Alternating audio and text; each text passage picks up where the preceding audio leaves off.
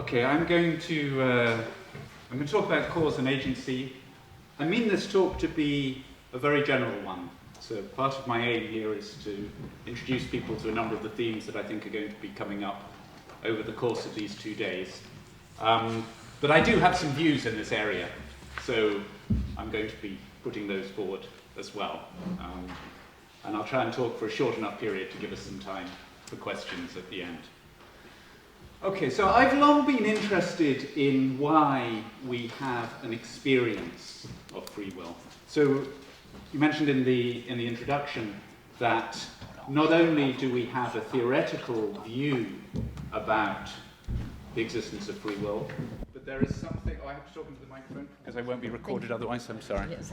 Do I have to start again? Or well, I assume that we got enough of that. It wasn't really important for anyone tuning in from the web. Not only do we have theoretical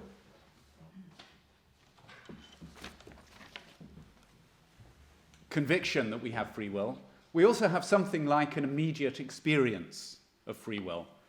And it's always struck me as slightly mysterious on a lot of the philosophical accounts how we could have that. So if you think of free will as a very recondite philosophical position to do with the idea that what you're causing is in some way uncaused further down, it seems rather surprising that you could have an experience of that. So for a while I've been interested in what it is that people do experience when they are experiencing free will and how that then should be turned into a philosophical account, or what kind of constraints that puts on a philosophical account. And I've done a little bit of work with some psychologists on this. One of these nice cases where you're thinking something and you talk to some psychologists and it turns out they're thinking the same sorts of things, and then they actually go and do some experiments on the things you were thinking might be right. And this is a very pleasing time when this happens.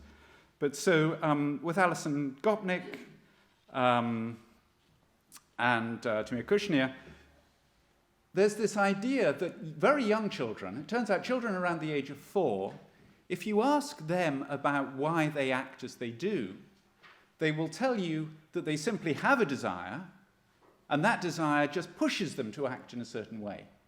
That is, they think of themselves as being slaves of their own passions in a very straightforward way. Right? They have a desire, the desire pushes them to do something. If you ask children around the age of 6, you get a rather different response, though. So by the age of 6, most children, and there's some recent studies that Kushner and Gopnik have been doing, suggest that there's some cultural variation on this, but around the age of 6, children start saying that they have a desire, but that desire isn't going to push them to act. That is, they can deliberate, they can decide, they can use their will, as we might say in a rather more theoretically loaded fashion, to control the desires that they have. And my suspicion is that that experience, that is the experience of having desires to do things, of being moved to do them, but of then inhibiting those desires, is crucial to our understanding of our own self-control, of course, but also, I suspect, is important in understanding the experience of freedom that we have. Because we think of ourselves as being, in effect, free from determination by those psychological states. That is, you can have the psychological states, that is, the desires, beliefs, perhaps some prior intentions, but you don't think of those as sufficient to ordain a certain course of action. You think that you can intervene between having those psychological states and the action in order to either make the action in conformity with the desire or maybe make it go against the desire. And when you ask children around the age of 6 and then thereon, you find that as a very marked experience, and it particularly comes up in cases of temptation, of course, but also in moral cases. Some of those moral cases maybe we would describe as temptation, where you want to do something but you realize that's not the thing you ought to be doing. So you inhibit the desire you have in order to act in a way which conforms to how you think you ought to be acting, rather than how you would independently want to be acting. Okay, thinking about it that way then, we have a very simple and straightforward way of cashing out the experience of the ability to do otherwise. That is, you can think of the ability to do otherwise relative to the psychological states that the agent was in. So you can think, relative to those psychological states, you're not determined in what you're doing. That's the experience which people have. Now, interestingly, there's a further question, which is whether you are determined to do what you do relative not to your gross psychological states, but relative to the minute neurophysiological condition that you find yourself in. Right. Now, if we buy determinism at the neurophysiological level, of course, this is actually an open question because it raises all kinds of questions as to how that interacts with potentially non-deterministic causation at the micro level, at the quantum mechanical level. But putting that aside, let's assume that the neurophysiological is broadly deterministic issue. Then the question comes up, could you be determined at the micro level, that is, your brain is determined to act in certain ways, but not determined, be free at the psychological level? Okay, this issue is an issue which I think will come up in many of the papers over the next couple of days. That is the potential autonomy or independence of the higher psychological level from the lower micro level. And it particularly comes up if you think that the higher level in some way supervenes or is dependent upon the lower level. That is, if you think that fixing the lower level will fix the higher level. If you think that, then there's a very natural way of thinking, which is that if the bottom layer is determined and it fixes the higher level, then the higher level must be determined too.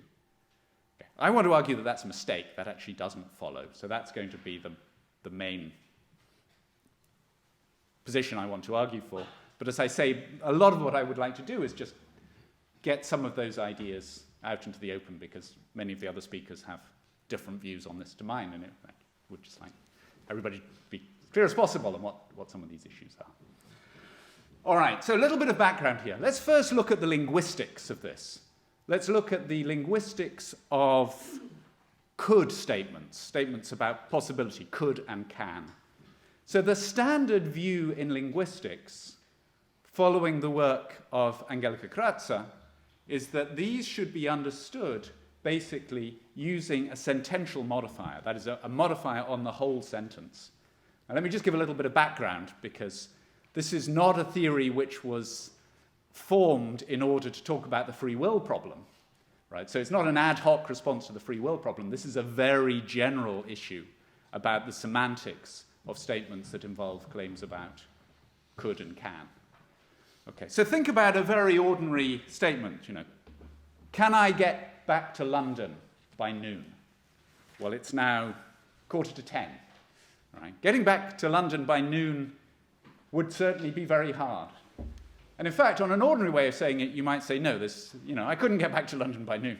Eurostar takes over 2 hours. By the time I'd got to the Gare du Nord and got on the train, there's no way I would get back to London. Okay, but of course, that could statement, if we got the Air Force to come and help, and I don't know, if you've got a cell phone, maybe you could get onto someone, if you were prepared to pay enough money, who could get us a helicopter somewhere in central Paris. We could probably get me back to London by noon if it was really important. So relative to other sets of considerations, the could statement looks to be true. And certainly if this was a physics class and we were talking about limits on absolute velocity, well, the limit on my absolute velocity back to London is the speed of light, and there's no problem getting back to London if I'm going anywhere near the speed of light, right, within 2.25 hours. So it looks as though the answer to the question, could I get back to London by noon, is going to be different relative to the sets of considerations which you think are relevant. Right. Well, so how do you cope with that? There's a relativity in the sense of could. Kratzer's suggestion is that you shouldn't think of could as multiply ambiguous, because otherwise you're just going to have so many different senses of could, right? It's how would children learn it? It seems very implausible. What's much more plausible is that could is an indexical. That is, like other indexical statements, like here, now, whatever, It's something which changes its semantics, or at least it changes its interpretation, relative to some other parameter. And for her, the other parameter is a set of considerations relative to which you interpret the could. So very roughly, you think, hold these things fixed. Relative to these things, is this thing possible? That's her way of thinking about it. Okay, and that's just there in the context. So it's not explicitly articulated. You don't have to say what the considerations are, but the context tends to enforce a set of considerations as being the relevant ones. Right? So if we were in a physics class and someone said, could we move a body of my mass back to London within 2.25 hours? The answer is yes, very easily. If you were seriously asking me, couldn't you get back to London because you need to see someone at noon? The answer is no. Context has determined what the relevant considerations are. Okay, well, if that's clear, and that's the standard view in semantics. You ask any linguist for the semantics for could statements, the majority of them will certainly give you a story along those lines. But if that's right, then it's fairly straightforward to see why you might think that the could statement relative to psychological states is true, whereas the could statement relative to the neurophysiological basis of that is going to be false. Well, that's neat, right?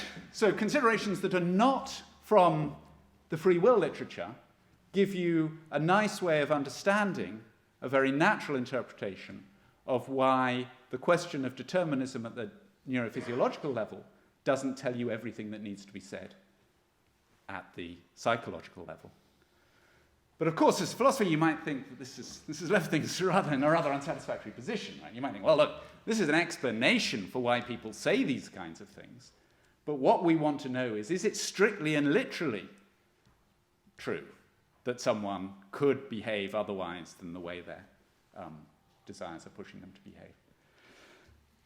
Two things to say about this. Firstly, it doesn't work, I think, just to sort of bang the table and say, look, you can give me this relativistic notion of could. I want to know whether someone really and truly could. Right? It doesn't work because the semantics of could just don't give you that absolute sense. They give you a sense relative to different considerations, and if you think the absolute considerations are the neurophysiological ones, then to that extent, relative to those, it's absolute. But that doesn't undermine the fact that this other sense is still available. Right? It's like someone banging their fist on the table and saying, look, I want to know what the time on the moon is. Right? Is it 5 o'clock or not on the moon or on the sun or wherever? Well, that sentence just doesn't make sense. Likewise, if someone says, look, I want to know what the time is on the world, on the earth. Well, there's no answer to what the time is on the earth because it depends on the time zone that you're in. So to that extent, I think you should just resist the demand for, well, what's the absolute truth about this? But of course, there's a deeper question, which is how you fit this semantics into a metaphysical picture, which can make sense of it. So what I want to do in the remainder is to say something a little bit about that. And the big problem here is a problem which I think many people will be addressing, which is a problem which Jaegwon Kim articulated very nicely some years ago, which typically goes under the label of the exclusion problem. And the basic idea there is that if you have causation at the micro level, I would draw this on the board, but I've only got a tiny bit of board, and probably you wouldn't see it, so I'll have to do it using hand movements, and you'll have to interpret those as though I were leaving a line. Sorry about that. This is all this new technology. Yes. Like I say, 30 years ago it would have been easy to write on the board. So Kim's argument is, if you have determinism at the micro level, and if the psychological level is supervenient on that, then there's no place for independent causation at the psychological level, because in effect, the causation at the micro level has crowded that out. There's no space for it. That's the exclusion problem. So if you think about the psychological level, you can't say, well, look, these psychological states, together with a certain act of will by the agent, are what caused them to do the thing that they did, if you think that that has also been caused at the neurophysiological level. In effect, the micro level crowds out the possibility of causation at the psychological level. If you think that argument is good, then there's a problem for the picture I was painting, right? Because you can accept that the statement at the higher level is true, namely I could have done otherwise relative to these considerations, these psychological considerations. But the price of thinking that is that you have to think that the psychological considerations, the beliefs and desires, and the act of will, where you now decide which way you're going to go, are not themselves causally efficacious. And that seems like a very high price to pay, right? This then just becomes some kind of interpretive thing we say, but it's not something that actually hits the causal reality of what's going on. Okay, so let me start to say something about that. And of course, this is now going to depend very much upon the account of causation that one has. Countercausation, literature on causation is enormous, and it grows, maybe not quite exponentially, but it grows very large, by a very large degree every year. If people want to see something like the state of the art, I recommend the Paul and Hall book Causation, which gives a very nice summary of what's been happening over the last 20 years or so. I'm not going to get into all the details of that because the details are way too complex, would take a very, very long time. But let me instead take a very crude characterization of causation, which is common, I think, to an awful lot of cases, an awful lot of the cases. It's not going to be the final word. I actually doubt that there's any final word on causation that can be given, because I doubt very much that causation is a topic which is amenable to reductive analysis. I mean, I think one thing that philosophy has found over the last 50 years or so is that all our attempts to do a reductive analysis on concepts have been a dismal failure. I mean, you know, when you apply for research grants in philosophy, it's really embarrassing. If you look at the success of philosophy in analyzing concepts over the last 50 years or so, that there really isn't a single case that you can point to as a successful analysis of a substantial concept. So I doubt that we could ever do that for causation. But to think that you can't give a completely adequate reductive analysis doesn't mean to say there aren't useful things that you can say about it. So let's take a very obvious way of thinking about it based on David Lewis's initial account of causation. And let's just think in terms of a pair of counterfactuals, which I've put on the bottom of the handout here. So the first one, if the cause were to happen, the effect would happen. And the second, if the cause were to fail to happen, the effect would not happen.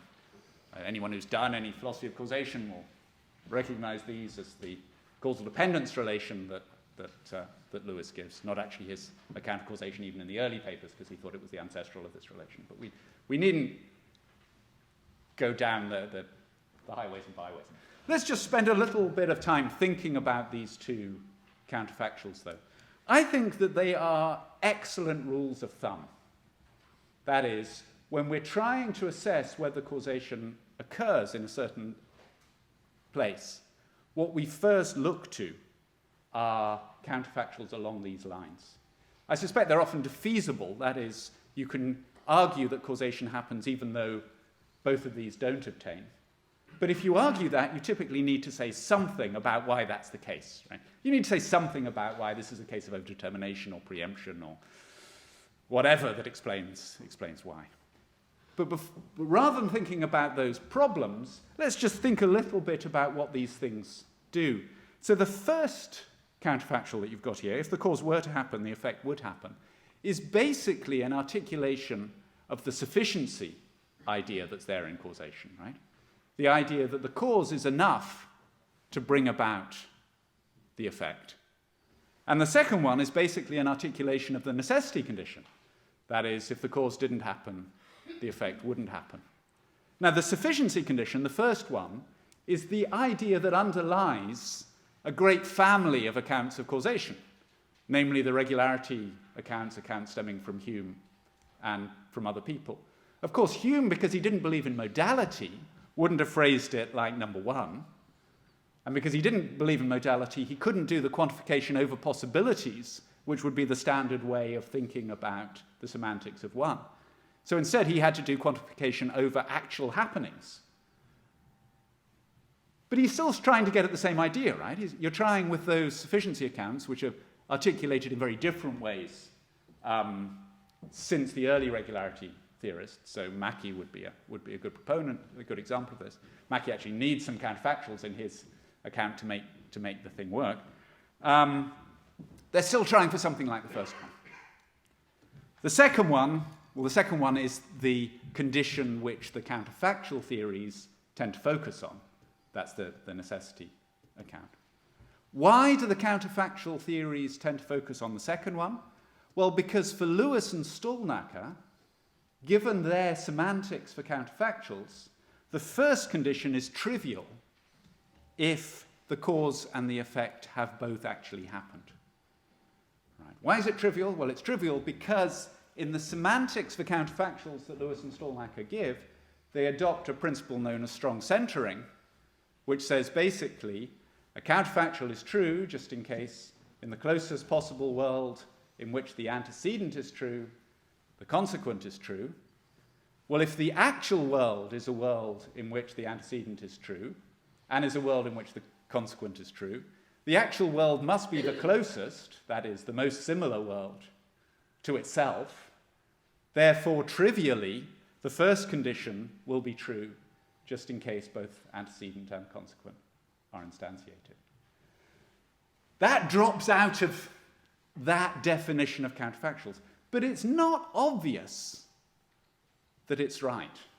It's not obvious that it's right for the semantics of counterfactuals, and it's certainly not obvious that it's right for the kind of condition that you want for the first clause of any kind of sufficiency account. First, let's just think about the counterfactuals, right? Suppose we don't know whether or not the antecedent has happened, right? And I say, look, if the antecedent were to happen, the consequent would happen. Well, if you wanted to buy that, it's not obvious that you'd be happy with the thought that it's just in the actual world that the antecedent happens and the consequent happens.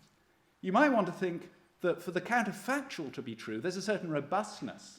That is, it's not just that the world actually instantiates that, but the worlds that are very similar to the actual world, still instantiating the antecedent, would also be instantiating the consequent. That is, it looks like you might, it's contentious, but you might want to move out from thinking that strong centering is true, that is, the actuality of it is enough to make counterfactual 1 true, to thinking that it requires a certain robustness, that is, in similar sorts of worlds, the antecedent, where the antecedent is true, the consequent is still going to be true. Okay. Well, now let's think a little bit about applying that to the case of causation. And I want to think about this by thinking about an example which Steve Yablo gives when he is talking about the exclusion problem. And I want to generalize a little bit some of the things that Yablo says there.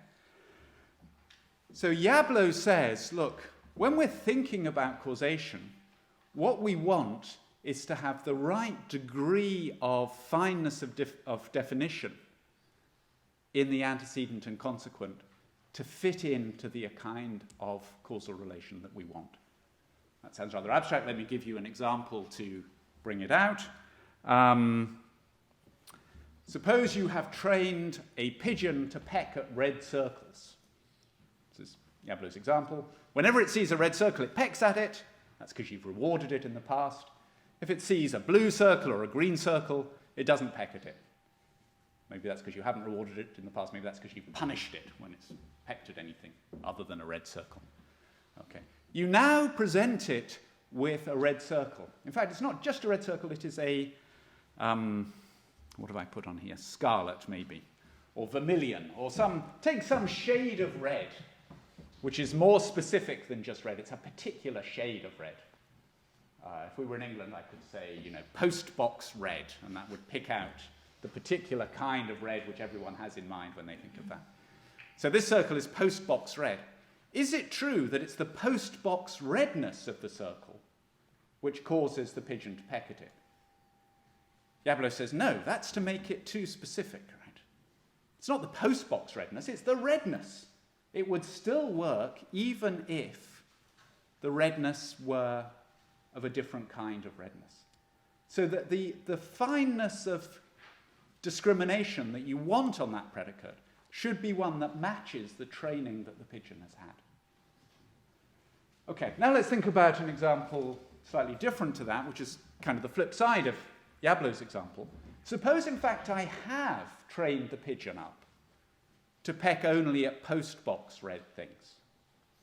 Right? So you give it a vermilion thing, and you give it a shock if it pecks at it. Right? Pigeons are very good at, well, pretty good at color discrimination, surprisingly good at color discrimination. So it learns only to pick at post-box red circles. I present it with a post-box red circle, it pecks at it. Do I now want to say it was the cause of it pecking was that the circle was red? Well, that doesn't seem right, because it's not the redness, it's the post-box redness that caused it to do it. But if you look back at the two counterfactuals, if you interpret the first one in the Lewis-Stallnacher way, are going to come out as true. Right? You don't want the first one to come out as true. You want it to come out as false when you instantiate with just red. How do you get that? Well, you get it coming out as false by saying that the worlds which are close to this one, where it's still red but it's not post-box red, are not worlds where the pigeon pecks at it. Okay. So I think that once you're thinking about causation, whatever you say about counterfactuals, once you're thinking about causation, you certainly want, if you've got these necessary and sufficient conditions spelt out in the way they're spelt out by 1 and 2, you want 1 to be understood without strong centering. Once you do that, of course, you've got a substantial condition there in 1. It's not trivially met once antecedent and consequent are realized in the actual world. Okay, so, and then, of course, we've got something which makes the Humeans a bit happier, because there's a genuine sufficiency requirement that's come in, but it's a genuine sufficiency requirement which is now phrased in counterfactual style terms. That is, in the kind of way that people like Lewis and Stallnacher and the other counterfactual people have taught. As I say, if you were trying to make this into a reductive account, you would certainly have to qualify these, have a look at Paul and Hall if you want to think about ways to qualify them. It gets extremely complicated. Probably within a counterfactualist framework, what you've got to do is to hold certain parameters fixed, and the ways of doing that become very complicated very quickly. Jablo has some very nice suggestions here, which may or may not work. But let's get back to our main theme, to the main theme of whether we can get independent causal claims at different levels. The advantage of thinking of it this way is that those independent causal claims can now be true. Right? So, going back to our pigeon, right? Our pigeon pecks at the circle because of certain neurological features in its brain. Okay.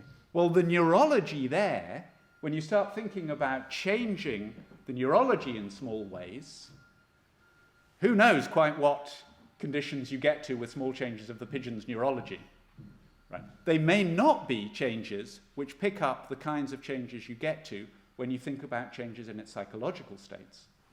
Why is that? Well, because there isn't a 1-1 correlation unless you buy a very strong reductionist, something like an identity theory, claim between neurological and psychological states. Right? That is, it could be that very small changes in the neurology give rise to very large changes in the psychology. So what you need to be thinking of changing at the neurological level when you're thinking about small changes is very different to what you need to be thinking about the psychological level when you're thinking about small changes there.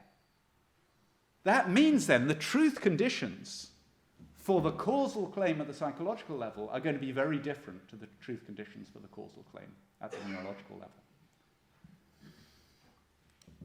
One little thing, let me just add a little caveat here, because it's easy when you're thinking about these changes and thinking about those in terms of possible worlds, to think that what this is giving is a sort of non-localist account of causation.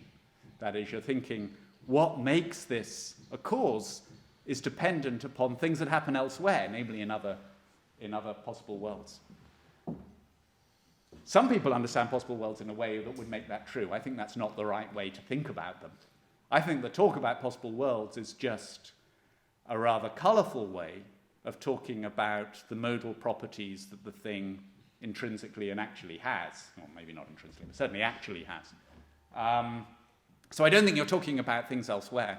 So you can think of this causation as a very localist notion, but it's a localist notion that is dependent upon the modal properties that the thing has, rather than just the actual properties that the thing has.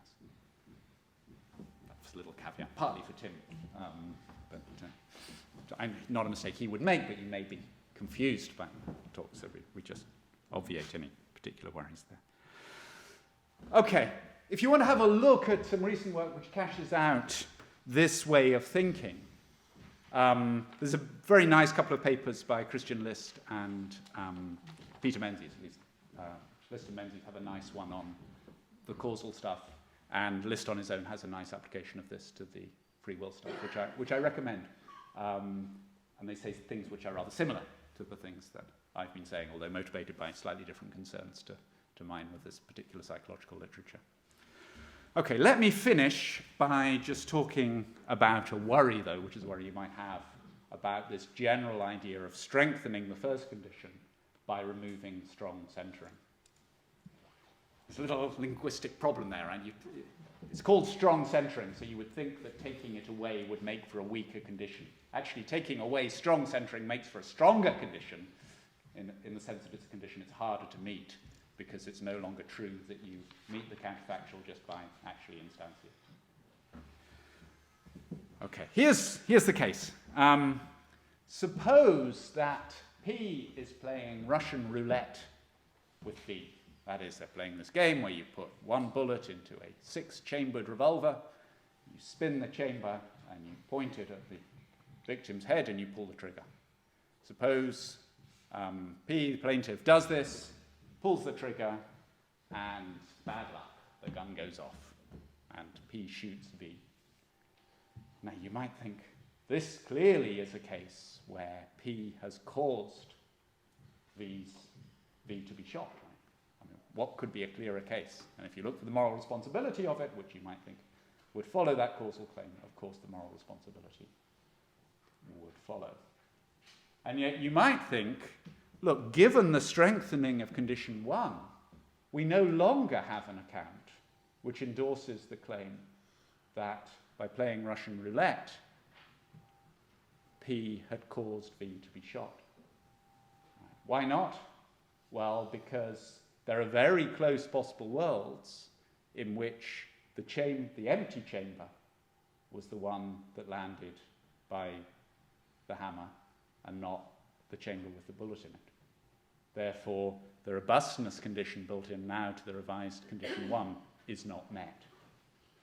That doesn't seem like a good outcome, right? I mean, intuitively it feels like P certainly caused V to be shot. And if you took it to any court of law, I'd love to see someone trying to run a defense which involved bringing Christian List in to explain his views on counterfactuals, and then saying, therefore, the person didn't cause the death, therefore they should be exonerated from the murder charge or whatever it was. It wouldn't wash. But do we need to say that? Actually, we don't need to say that, because it would be fine if you said that there was one causal description here, which is false, provided you get a causal claim which is true. Right? So that is, you need a causal claim which does make it the case that P has caused V to be shot. But then if you are assuming a deterministic environment, you just need to add some more stuff into the antecedent. Right? You need to say that P spun the chamber with a certain amount of force, which is such that that was sufficient to guarantee in a way which brings one true that the bullet would have ended up in the firing chamber. And it doesn't matter that there's another way of describing it, namely a less fine-grained way, where it comes out as false. And in fact, intuitively, you might like that, right? You might think, yeah, it's not just the playing Russian roulette that caused it, because that could easily have been playing Russian roulette and it wouldn't have happened. It was playing Russian roulette in such a way that it ended up in the firing chamber. And of course, once you're thinking about moral responsibility, that's strong enough. Okay. The cases this doesn't cope with are cases of genuine indeterminacy. Right? That is, if it's not Russian roulette you're playing, what you're playing is killing Schrödinger's cat, and Schrödinger's cat is going to be killed by something which is genuinely indeterministic, then there's no greater specification of the antecedent that you can give that will fix that. But maybe that's right. Maybe that's the right thing to say. I mean, who knows quite what to say about indeterministic causation? No, the accounts of indeterministic causation are not as well articulated as those for deterministic causation. But intuitively, it's not clear what you should say under those circumstances. I mean, if you put the cat into Schrödinger's box, I assume everybody knows the Schrödinger cat idea. You put the cat into this box with this thing controlled by the breakdown of some cesium atom or whatever it's meant to be, and it gases the cat if the atom decays within the time period, and it doesn't gas the cat otherwise. Maybe what you've actually done is put the cat in a very risky position. That's what you've caused. It's not obvious that you've actually caused the cat to be gassed, because that's in the hands of the cesium atom and not in your hands. Anyway, I will leave you with that. Think about and stop there for questions.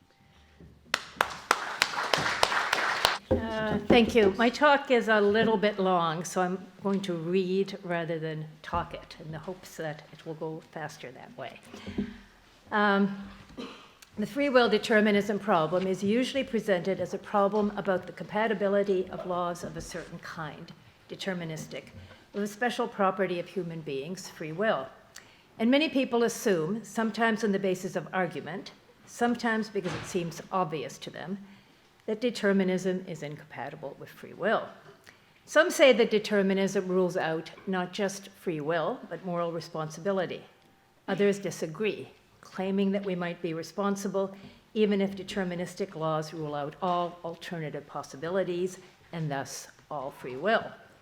And so the debate goes, always for very high stakes, because free will and moral responsibility matter a great deal to us.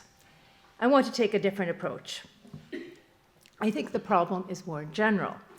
I think that the free will determinism problem is, most fundamentally, a problem about the apparent conflict between the way things are at a deterministic universe and our common sense beliefs about causation, our causal powers, and the causal powers of ordinary objects like hammers and baseballs.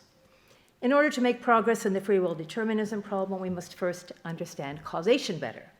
To understand causation better, we need to understand the relation between causation, counterfactuals, and laws.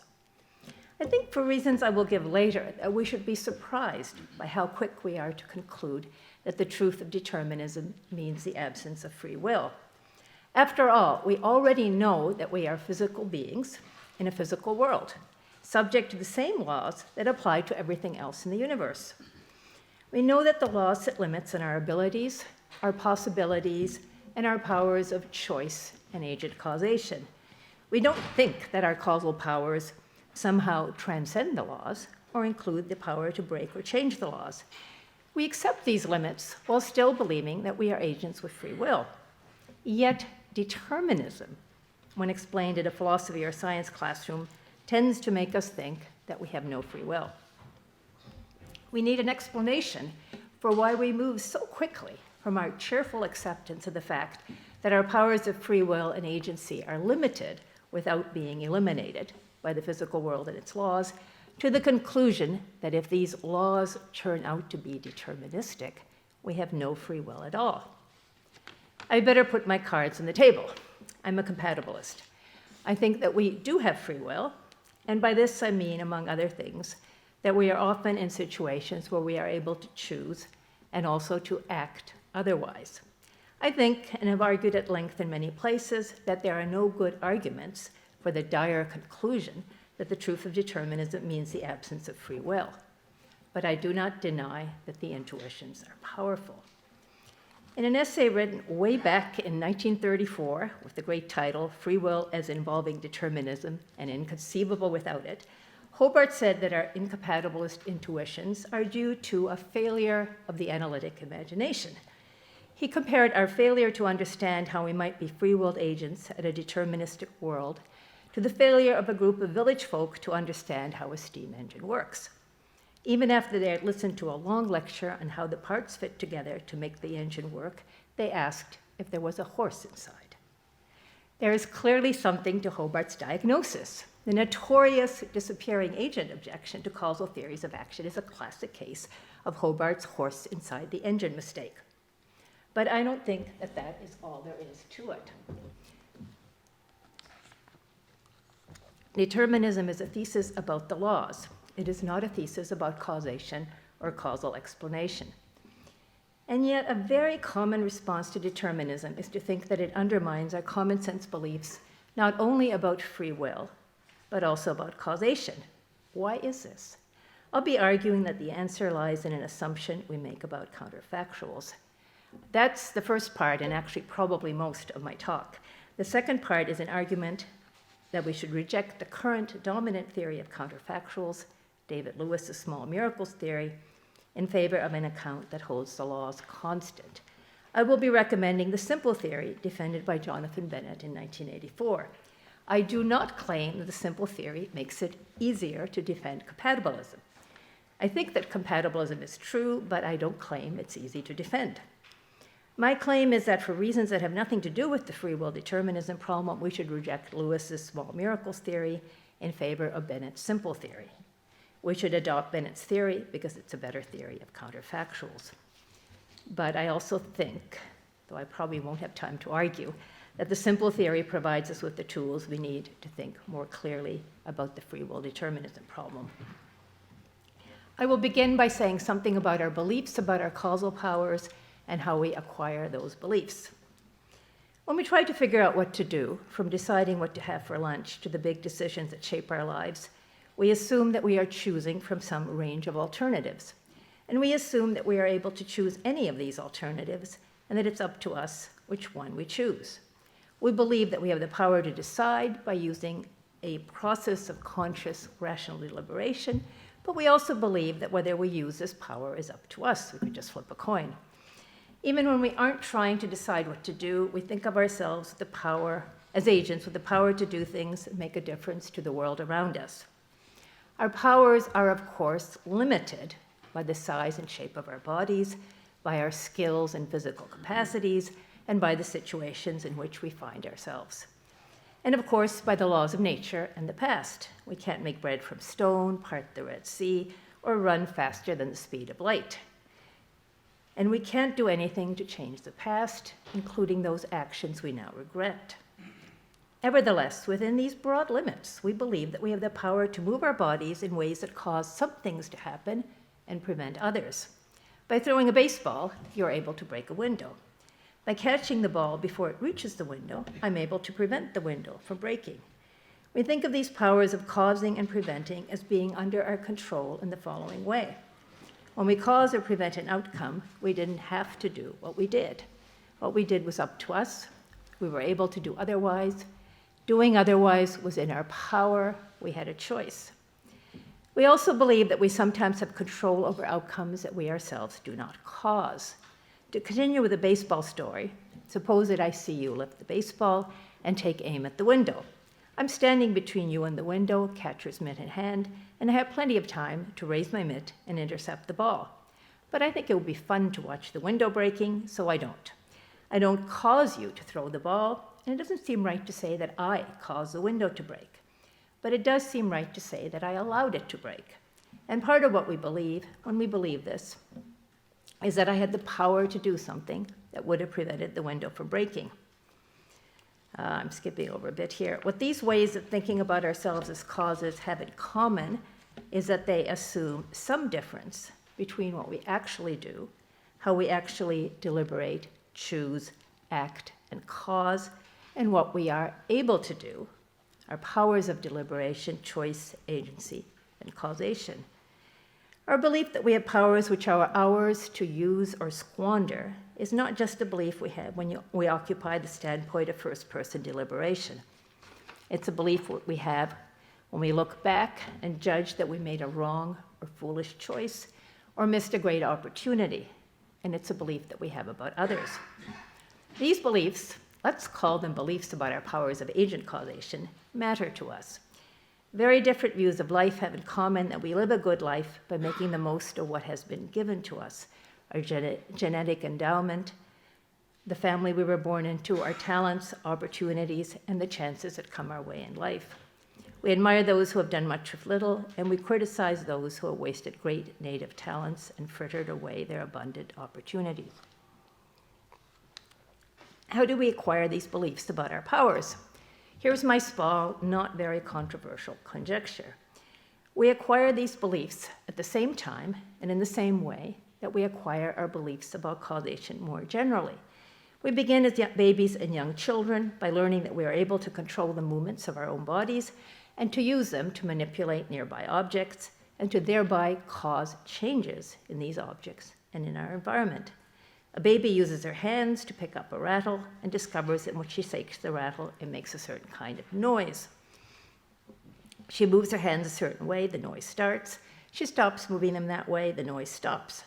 She shakes her teddy bear, no noise. She squeezes the teddy bear, a different kind of noise. And the baby thereby learns both that the teddy bear and the rattle make these kinds of sounds when manipulated a certain way, and that she's able to produce those sounds by manipulating them in these ways.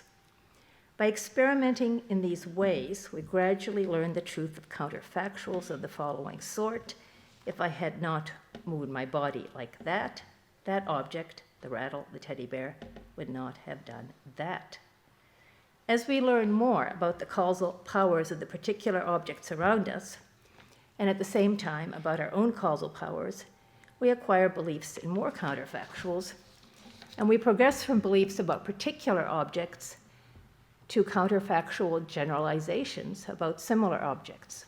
We acquire this counterfactual knowledge not only by noticing which manipulations produce changes in which kinds of objects, but also by noticing how objects of certain kinds persist unchanged or change on their own in the absence of our interventions.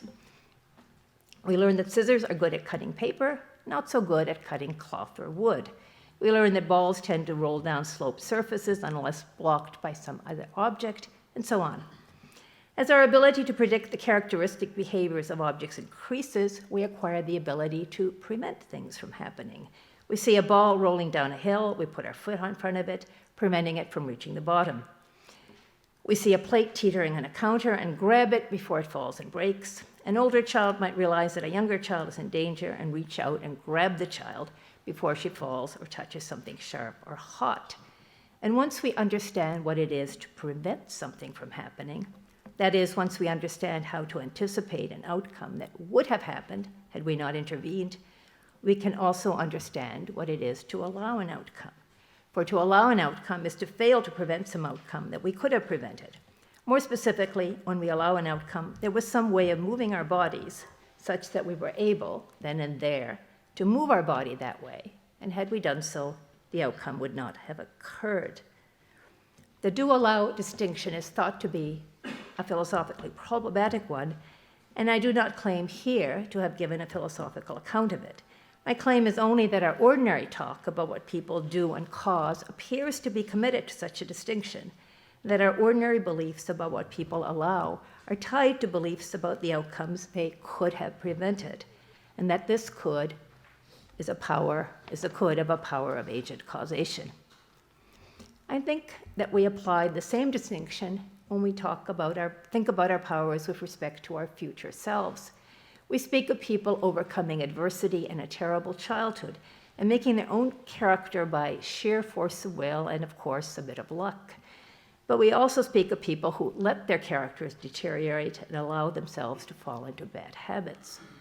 To sum up, I have described our common sense beliefs about the ways in which we are actual and potential causes of a wide variety of events and states of affairs. The most interesting metaphysical commitment of these beliefs is that we have somehow or other causal powers that persist during times that we are not exercising them. This belief is, I've argued, a highly robust one, and one that is embedded in our ordinary talk of allowing various kinds of things to happen, undesirable consequences, our own actions, our future selves. But, and this is key, it's also vague in crucial respects, in the way that common sense beliefs tend to be. Nothing that I have said supports the claim that common sense has a metaphysical view about the nature of these powers. So far as common sense is concerned, it might be that our agential powers require determinism or indeterminism or are compatible with both. And yet, when we learn what the thesis of determinism says, and are asked to take seriously the thought that science might tell us that determinism is true, we respond with horror and what I call the 3 stages of denial. Here I refer you to the handout for some of the standard ways of formulating determinism. The first one, the no exception claim, is only an approximation, and the other 3 formulations differ in various ways. The modal formulation is the strongest of the 3. The entailment formulation is the one that is standardly used. But it doesn't really matter which definition is used, so long as they are clearly explained. The first stage of denial is the incredulous stare. Determinism can't be true. It literally makes no sense. The second stage is misinterpretation. Determinism is almost determinism. All events are governed by deterministic laws except for our choices. The third stage, after we finally understand that determinism really means determinism, is an extreme form of hard determinism. Everything that happens is necessary. Everything that doesn't happen is impossible. We have no free will and no causal power. It isn't really us, or for that matter, horses or steam engines or baseballs, that does the causing. It's just the laws making everything happen. I'm not making this up. I've been teaching the free will determinism problem in an introductory semester-long class to undergraduates for almost 20 years. It took me a while to recognize it, but I am now confident that I'm correctly reporting a common reaction. The horror and shock come in the move from the first vague, no exception statement of the thesis of determinism to the standard Laplacian and entailment definitions. After explaining determinism very carefully to make sure there is no misinterpretation, when I first started doing this, it took me as much as a month, during which time the students all became very depressed and grouchy. I spent a lot of time explaining the difference between predictability, truth, and necessity. I devoted an entire class, sometimes 2 classes, to fatalist fallacies. I also spend a lot of time talking about causation and why determinism doesn't mean there is no causation. None of this helps. Well, at least initially. More recent years, I've had a little bit more success in explaining compatibilism and in motivating students to consider the possibility that we might have free will, even if determinism turns out to be true, and motivating them to try to exercise their analytic imaginations. And being the mostly very nice kids this generation seems to be, they really do try, but I could tell it isn't easy. So, my question is, why this response? Now, I know that some of you might not be persuaded that there is anything problematic, because you already think that some version of the third stage, hard determinism, is correct. So let me say a bit why I think this conclusion is not warranted.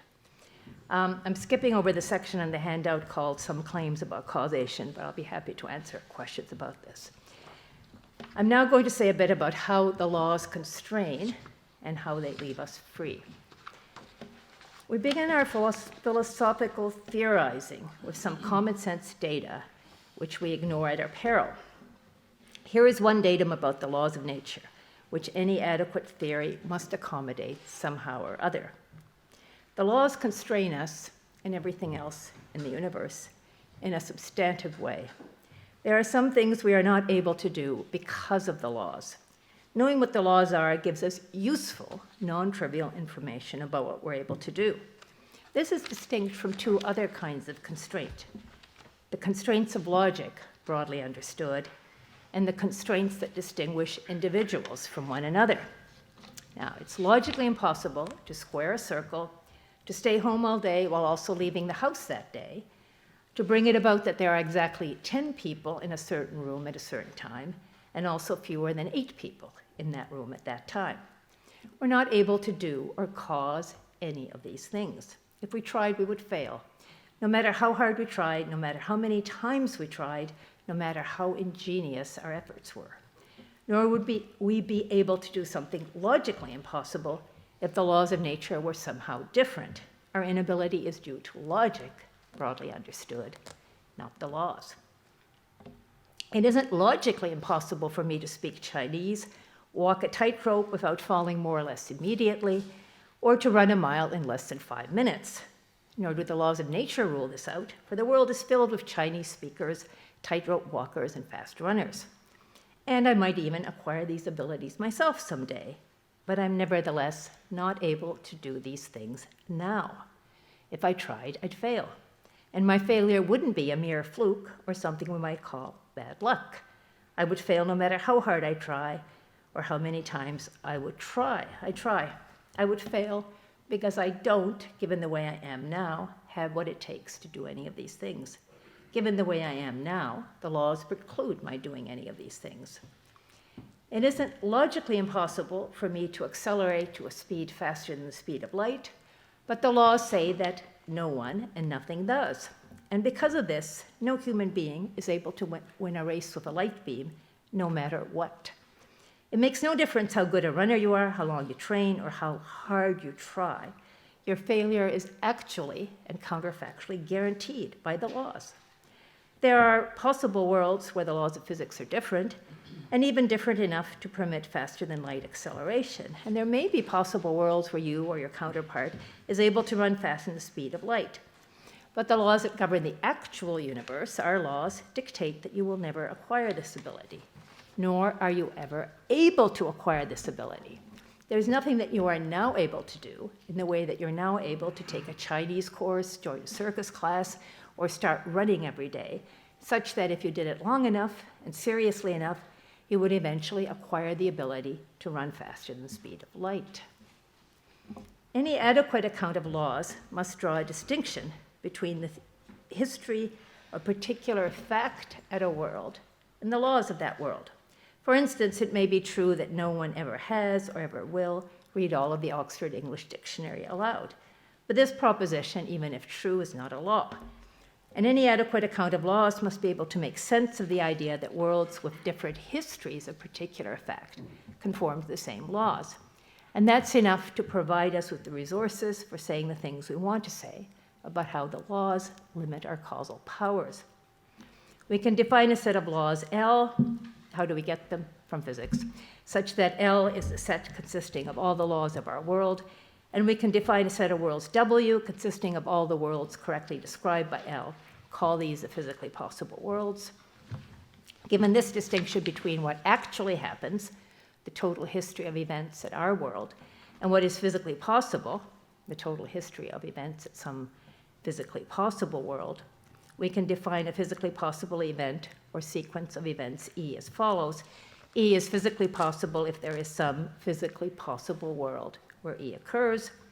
And we can define a physically impossible event or sequence of events as follows. E is physically impossible just in case there is no physically possible world where E occurs. With this in place, we can now understand how the laws constrain.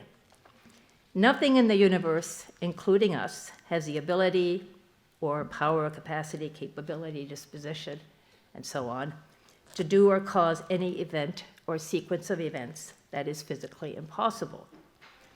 So, for instance, suppose it's true that no one ever has or ever will read all of the Oxford English Dictionary aloud, but since it's not a law, there are physically possible worlds where someone succeeds in accomplishing this apparently pointless task. It doesn't follow, of course, that any actual human being has the ability to read the OED out loud. But if we lack this ability, it's not because of the laws.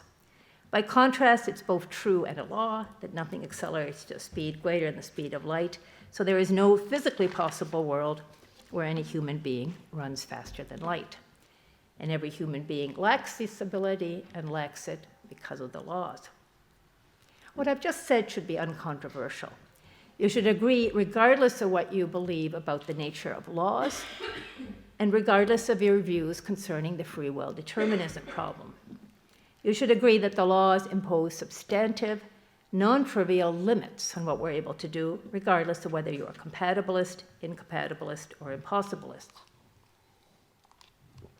But there are limits to how the laws constrain. The laws do not dictate all the details of the initial conditions of the universe, nor do they dictate all the details of how the world must be at any given time.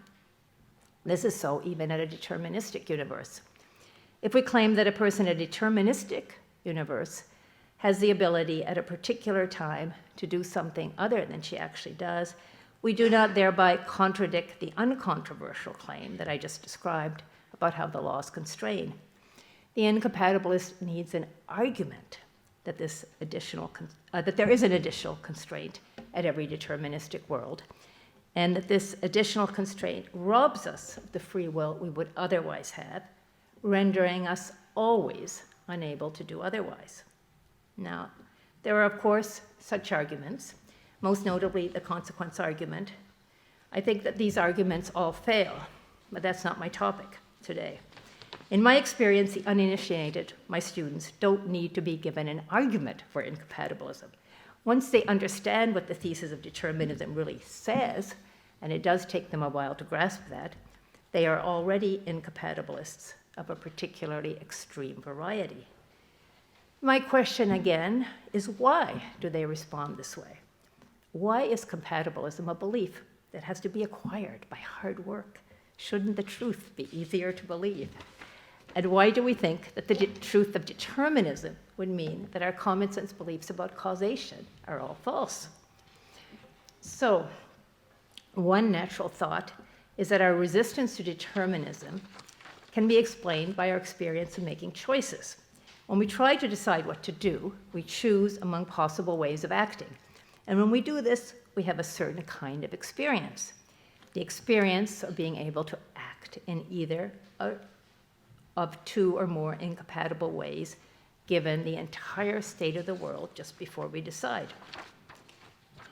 But this is not something that experience can tell us. At best, experience can tell us that we can sometimes choose either of two incompatible courses of action given our current beliefs, desires, and intentions, and perhaps some other psychological facts about us.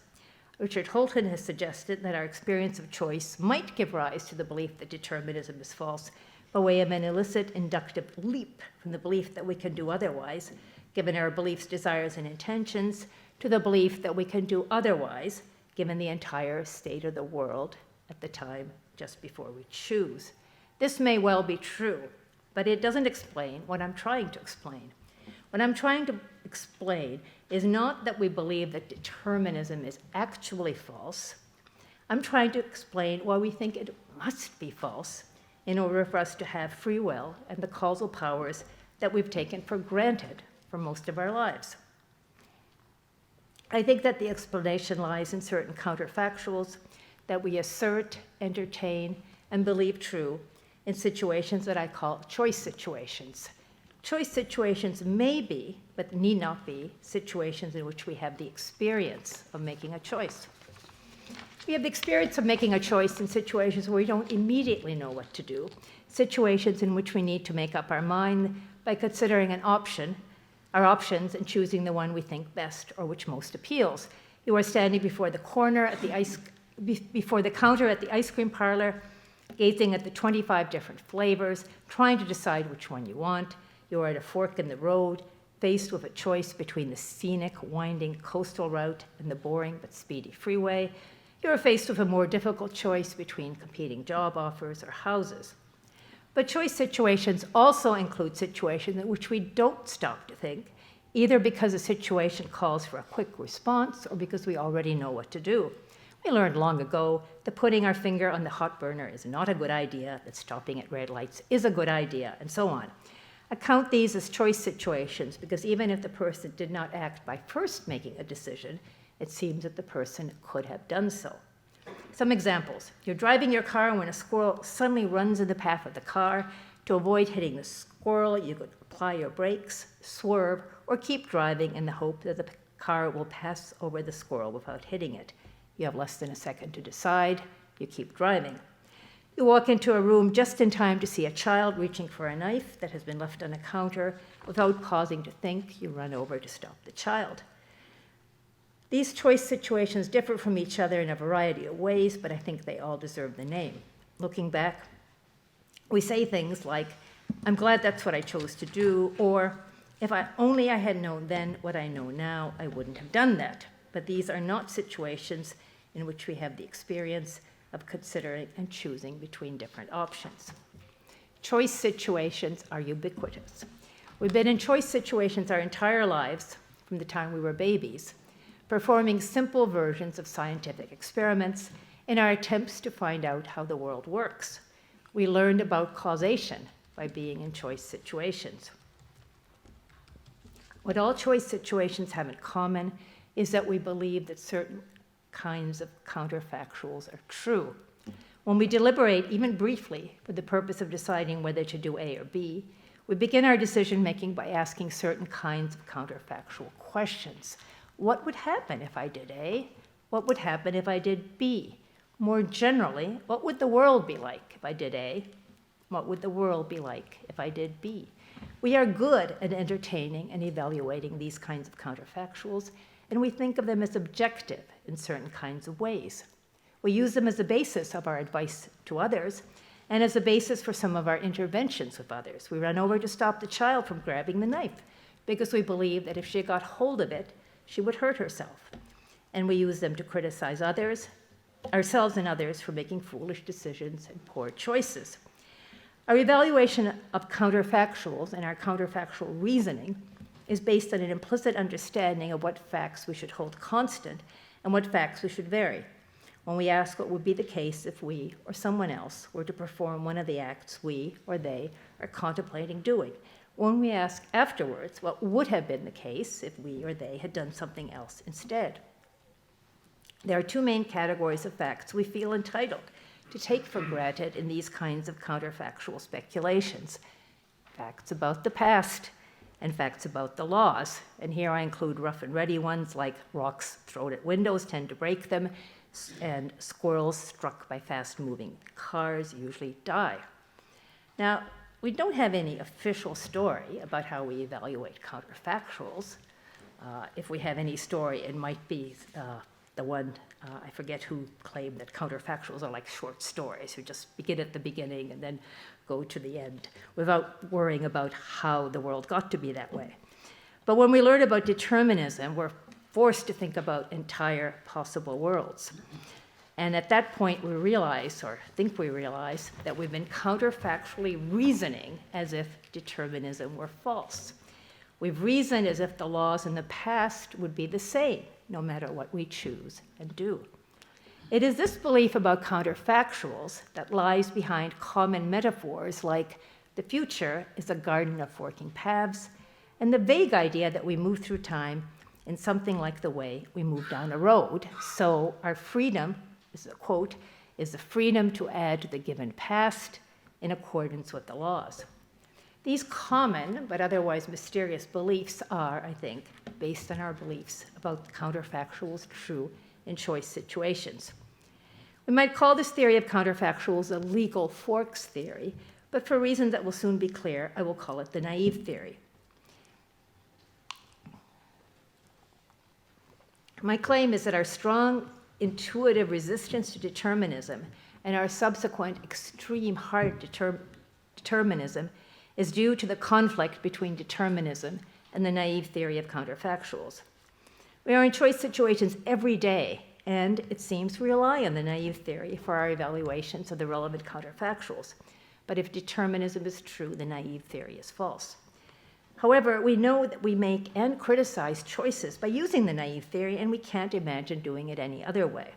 So our first response to determinism is to deny that it could possibly be true.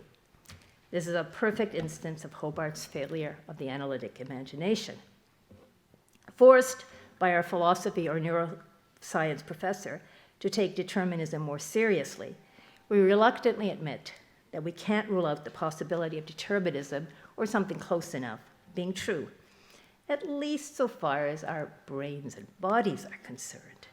But we make an exception for our choices, because after all, experience tells us that we choose, and to choose, surely, is to be able to choose in more than one way. So the next step is to understand determinism as almost determinism, that is, determinism except for our choices. But that doesn't help. We now reason as follows. Okay, so determinism doesn't mean I have no free will. But determinism means that my choices never make any difference to the physical world, for if I chose otherwise, the laws in the past, including the entire state of my brain and body, would still be the same.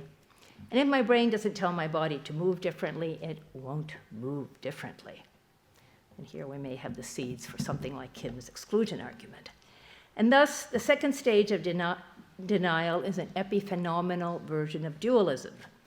Our choices have no sufficient physical causes, but they also have no physical effects. If we are in a philosophy classroom, we eventually move to the third stage of denial. We come to understand that determinism is a thesis without any exceptions, that every instance of human action, including choice-making, is governed by strict deterministic laws. Our professor will try to explain that this doesn't preclude our choices from being causes as well as effects, and we'll try to explain some version of compatibilism, but we will remain dismayed, for it will now seem clear that there are no non-vacuous counterfactuals, or perhaps we will conclude that counterfactual reasoning no longer makes sense. Baumeister on the handout is a perfect example of this. There are no counterfactuals, he asserts. Either way, it will seem that we cannot deliberate in the way that we are accustomed to doing. And while we might nod and agree that, of course, we still make choices and our choices still cause our bodies to move in the ways appropriate to action, this won't mean what it used to mean. We don't have the causal powers we always thought we had. The causal power in the universe is located in the laws and the remote past, not us. We will reluctantly conclude that determinism is true and free will is an illusion. Okay, this is the end of the free will part of my paper. I will now, as briefly as I can, turn to counterfactuals. Okay, suppose we live in a deterministic world. This, it is generally agreed, does not mean there are no non-vacuously true counterfactuals. But it does mean that the naive theory is false and that legal forks is false. We need a better theory. We need a theory that can work at indeterministic worlds as well as deterministic ones. Let's begin by looking for a theory that will deliver the correct counterfactual verdicts at a deterministic world. We must choose between fixed past, miraculous forks. If I were to choose otherwise, if something happened differently, much of past history would be exactly the same, but the laws would be at least somewhat different. Or fixed laws, no forks. If I were to choose otherwise, or if anything happened differently, the laws would still be exactly the same, but the past would be different all the way back to the remote past. Of course, these both seem unintuitive, but we have to pick one. David Lewis has convinced many, and especially philosophers who work in the literature on causation and counterfactuals, that the first counterfactual is the correct one. For a long time, I was convinced by Lewis's theory, and I defended Lewis against various charges, and even argued in the last chapter of my book that if Lewis is right about counterfactuals, then the counterfactual reasoning endorsed by the naive theory is not so far from the truth, at least so far as our choice counterfactuals are concerned. After all, Lewis tells us that if a deterministic agent had made a choice other than the one she actually made, the past would have been exactly the same until the occurrence of a very small miracle, probably the firing of a different neuron in her brain just before the time of her choice. And he tells us that everything that happens after this small miracle happens according to our laws. This theory seems to combine the predictive power of the naive theory with our common sense assumption that the past is counterfactually independent of the present. And the only price is one small miracle. But now I think, again for reasons independent of free will, that Lewis's theory is wrong and that there is a better theory.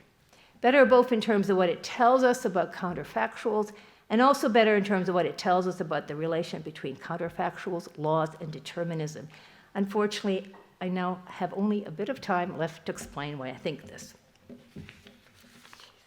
The starting point for thinking about counterfactuals is the possible world semantics and logic developed independently by Lewis and Stahlecker in the early 1970s. The basic idea is simple and maps onto our ordinary way of thinking about counterfactuals. When we try to decide what would happen if, for instance, I dropped this pen, or if a bird suddenly flew into the room, or the fire alarm went off, we do so by imagining a situation very like the actual situation, but which is just different enough so that the antecedent is true. In possible worlds language, this comes out as if A, it would be that C is true, just in case C is true at the A worlds, most similar to the actual world. Different theories of counterfactuals can be understood as offering different accounts of the relevant notion of similarity. The naive theory says that the most similar A worlds are ones that are exactly like ours with respect to the past and laws. But as we saw, this won't work. Even if we live at the kind of world libertarians think is ours, there will be true counterfactuals, like the one about the bird flying into the room, and we have no reason to suppose that the antecedent of each of these counterfactuals is an event that lacks a deterministic antecedent.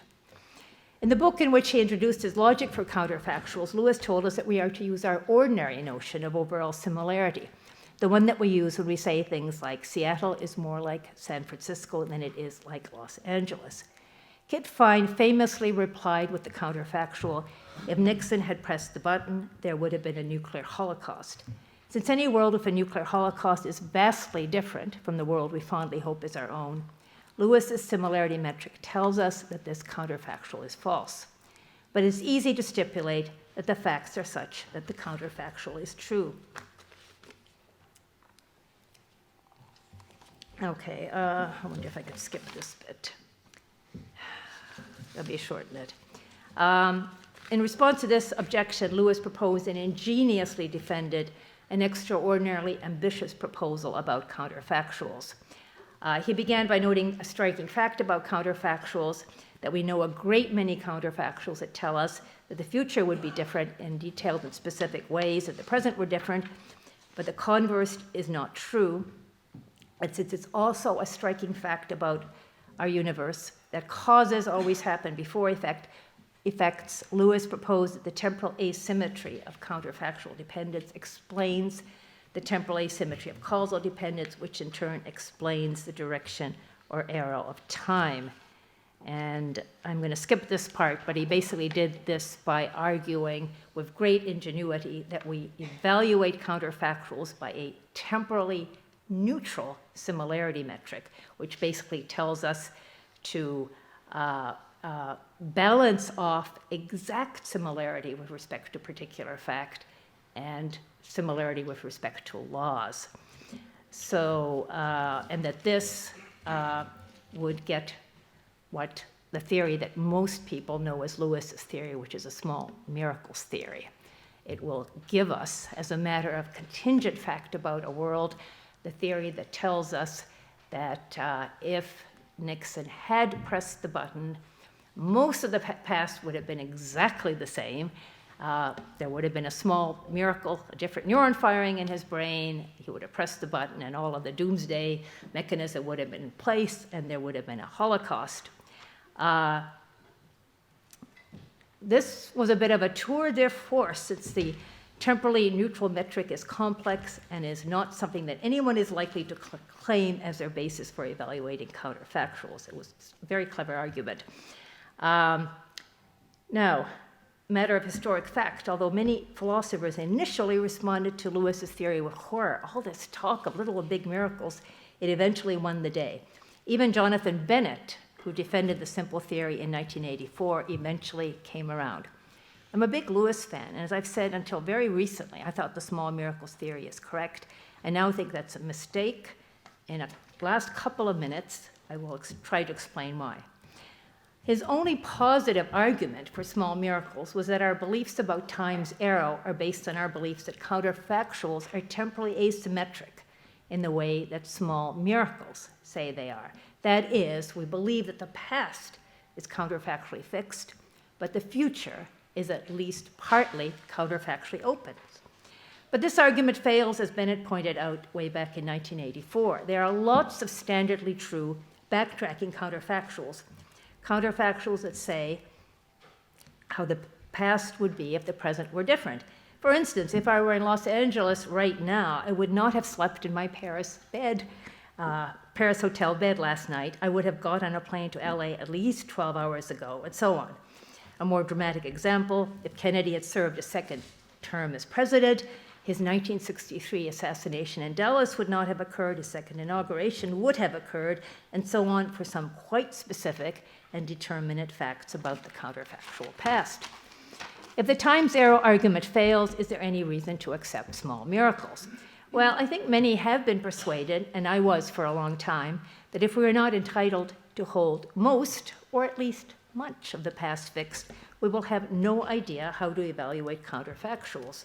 For instance, consider the standard, since Nelson Goodman, example of the counterfactual truth we seem to know. I suppose I'm holding a well-made dry match in a room, say this room, with oxygen, no wind, and otherwise favorable conditions. I don't strike the match, but it seems true that if I had struck it, it would have lit. But if we evaluate this counterfactuals by holding the laws rather than the past fixed, how can we say it would light? After all, if determinism is true, then if anything happened differently, all of past history would have been different. If that's the case, who's to say what counterfactuals are true? But if we think this argument works, it's because we are comparing small miracles to a bad alternative theory, one that tells us that the most similar worlds are those with the same laws and which are otherwise most similar overall. And of course, we have no idea what these worlds are like. But the lesson of Kit Fine's Nixon counterfactual is that it's a mistake to try to compare entire worlds in the way we compare cities to one another. Rather, we should construct a similarity metric according to our verdicts about uncontroversially true counterfactual. Lewis claimed that if we do this, we get small miracles. But there is an alternative. It's Bennett's simple theory. Now, in a nutshell, Bennett's simple theory says that the most similar worlds are worlds with the same laws, exactly the same laws as our world, which are otherwise most like our world with respect to exact match a particular fact at the time of the antecedent. By saying this, I think he gets all the benefits of Lewis's theory without the cost.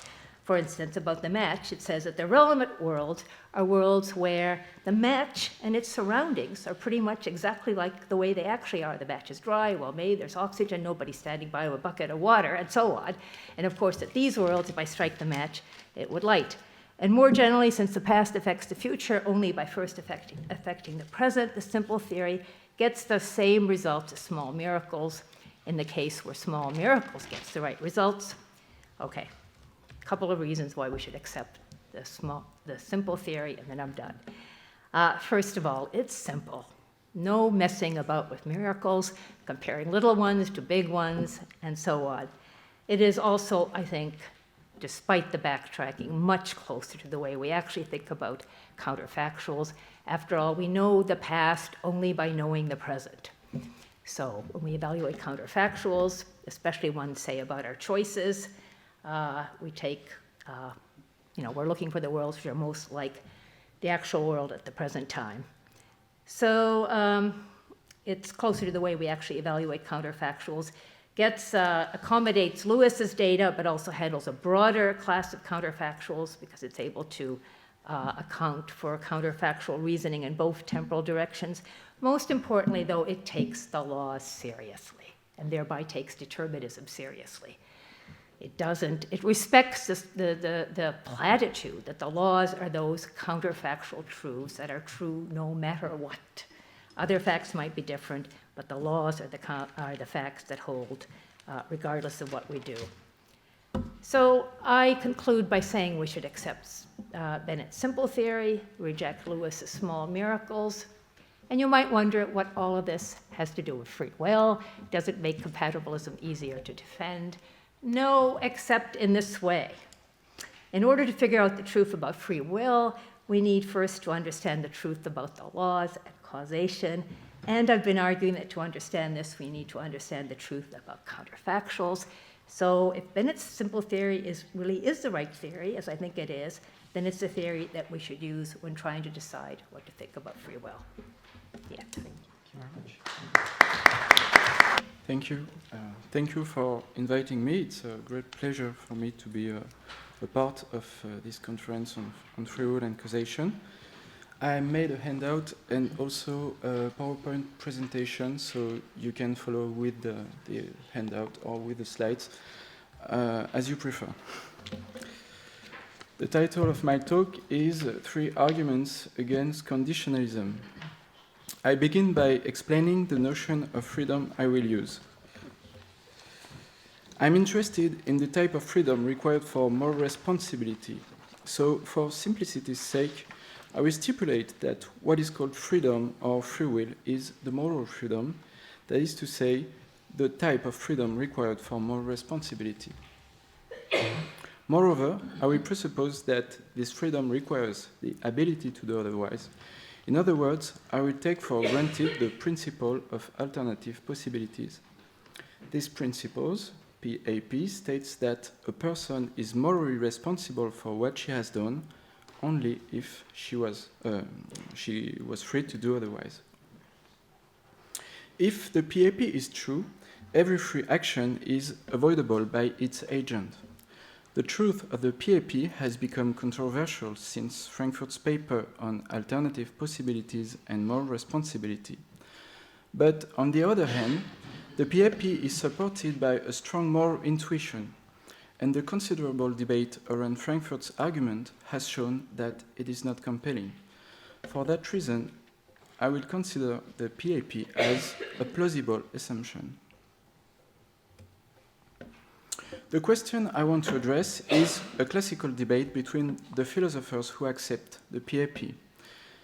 This question is whether the freedom to do otherwise is compatible with causal determinism. Let me recall what causal determinism is. Causal determinism is the claim that the conjunction of the past and the laws of nature entails a unique future. If causal determinism is true, then given the actual past and the actual laws of nature, there is one and only one future. As we know, the question of the compatibility between determinism and the freedom to do otherwise divides the philosophers in 2 camps. The leeway incompatibilists claim that determinism and the freedom to do otherwise are mutually exclusive, whereas the leeway compatibilists claim that a free action can be causally determined. For example, suppose that I intentionally perform the action of putting my right hand in my pocket, and suppose that this action was causally determined. Does it imply that I was not free to act otherwise? For instance, to raise my hand instead of putting it in my pocket? The leeway compatibilist claim is puzzling. What does it mean to say that my action was causally determined? It simply means that it was causally impossible that I raised my hand. The conjunction of the past and the laws made it impossible. But if something is causally impossible, then it cannot happen, and then I am not free to do it. To see this more clearly, we can make a comparison with another example. It seems reasonable to say that I cannot raise my hand faster than light. But why exactly is it impossible? Because for all we know, the laws of nature prescribe that such things cannot happen. So the laws of nature being what they are, they prevent that I raise my hand faster than light in such circumstances. Now, saying that it was possible that I raised my hand instead of putting it in my pocket looks like saying that I could have raised my hand faster than light. Is there any relevant difference between the 2 cases? The leeway compatibilist reply to this argument is to draw a clear-cut distinction between the can of causal possibility and the can of freedom. For the compatibilist, it is possible that an event which cannot happen in the causal sense could happen in the freedom sense. Now, the leeway compatibilist challenge is to define the sense of can he uses when he claims that he can be free to act otherwise in a deterministic world, and to show its relevance for our moral responsibility. How can the compatibilist answer this challenge? A classical compatibilist strategy is to argue that ascriptions of the ability to act otherwise should be analyzed as conditional statements. I will call this doctrine conditionalism. I borrow the term conditionalism to Peter van Inwagen in his essay on free will. There are many versions of conditionalism. According to what I will call classical conditionalism, I was free to raise my hand because if I had preferred to, I would have raised it instead of putting it in my pocket. Now, suppose that, in fact, my hands were tied up. In this case, I would not have raised it if I had chosen to raise it. So, on this view, the freedom to do otherwise should be analyzed like this. It's the analysis CC on the handout. S could have done otherwise means if S had chosen to do otherwise, S would have done otherwise. But it will be easier to work with a more general version of this analysis. After all, what the conditionalist tries to do is to explain what it means to say that an agent is able to perform an action, but not necessarily an alternative action. So from the classical conditionalist perspective, the ability to do something should be analyzed like this. This is the analysis CC star. I changed the sentence into present tense for more clarity. So CC star, S can, so S has the freedom to do A, means if S chooses to do A, S will do A. This analysis is a definition of the freedom to act. The truth of the definiance is supposed to be a necessary and sufficient condition for the truth of the definiendum. It is often said, with good reason, that the conditionalist characterizes the ability to act otherwise negatively, as an absence of impediments. For him, I have the ability to raise my hand if and only if nothing will prevent me from doing it if I want to do it. To sum up, the core of the conditionalist compatibilism is the claim that a causal impossibility to do A removes my freedom to do A only if it is not contingent upon my will. I am free to do something if I can do it at will. That is to say, if what I do is contingent upon what I want to do. So, from that perspective, the good question is this one. According to common sense, what could remove my ability to do otherwise? In everyday life, when we say that someone couldn't have done otherwise, we mean that there was a material obstacle, something or someone, which went against his will, or would have gone against his will if he had chosen to act otherwise. Now, in a deterministic world, a difference can be made between a person who is chained and a person who is not chained. This is the distinction which is relevant to our freedom and our moral responsibility. So for the conditionalist, the mistake of the incompatibilist is to put on the same level deterministic laws of nature and material obstacles. Only material obstacles can prevent me from doing what I want to do. Classical conditionalism used to be a very popular theory among compatibilists, but now it is generally considered as a dead end. However, Kadri Vihvelin has recently proposed a new type of conditionalism, more sophisticated than the classical one. I will call it neo-conditionalism.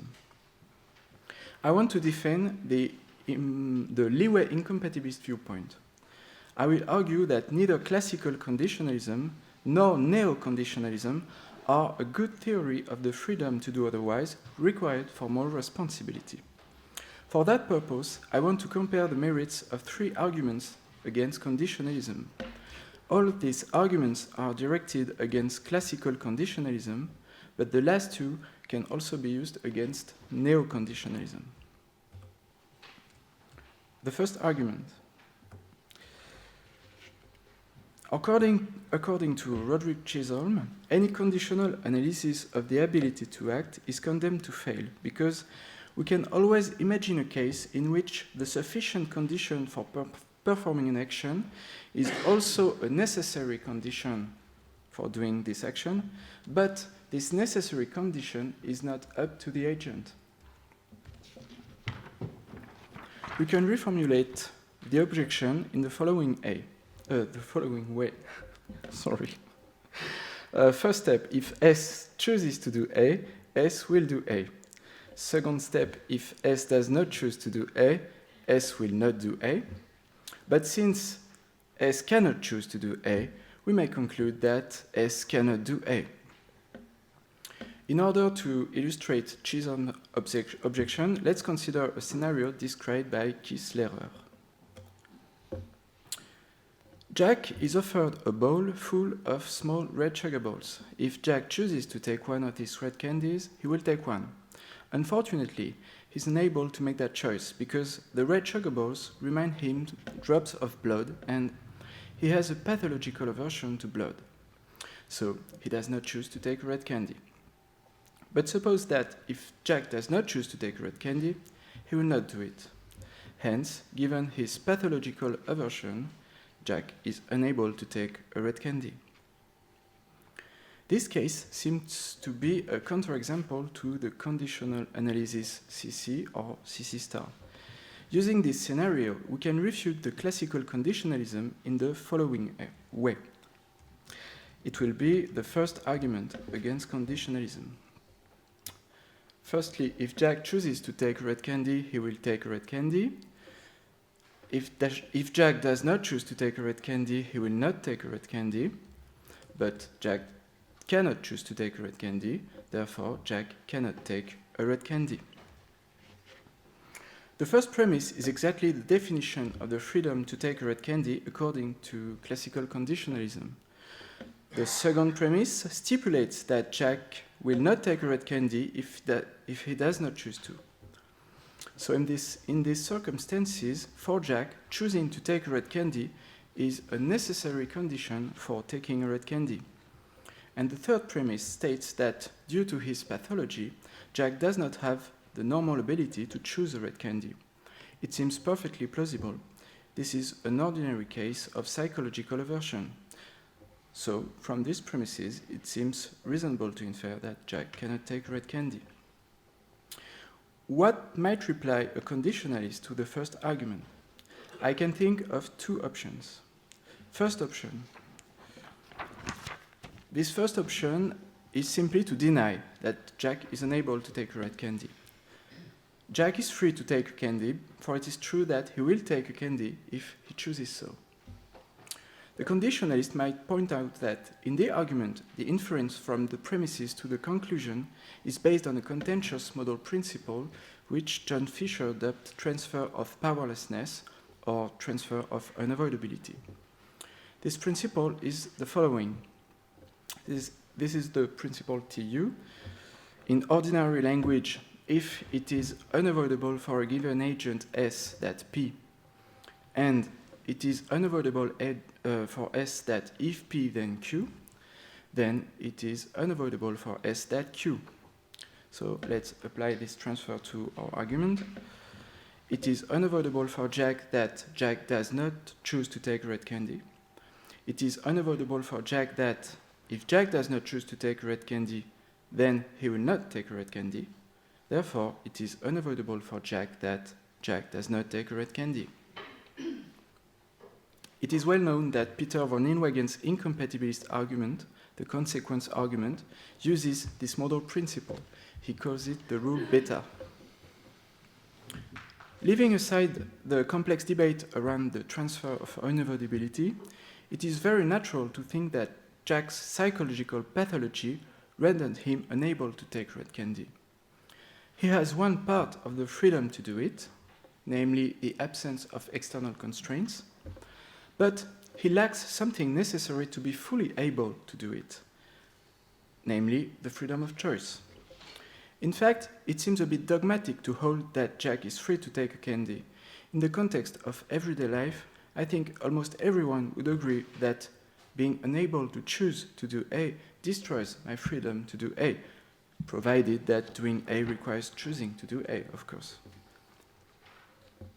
Maybe we can get some insight if we consider our example from the perspective of Jack's moral responsibility.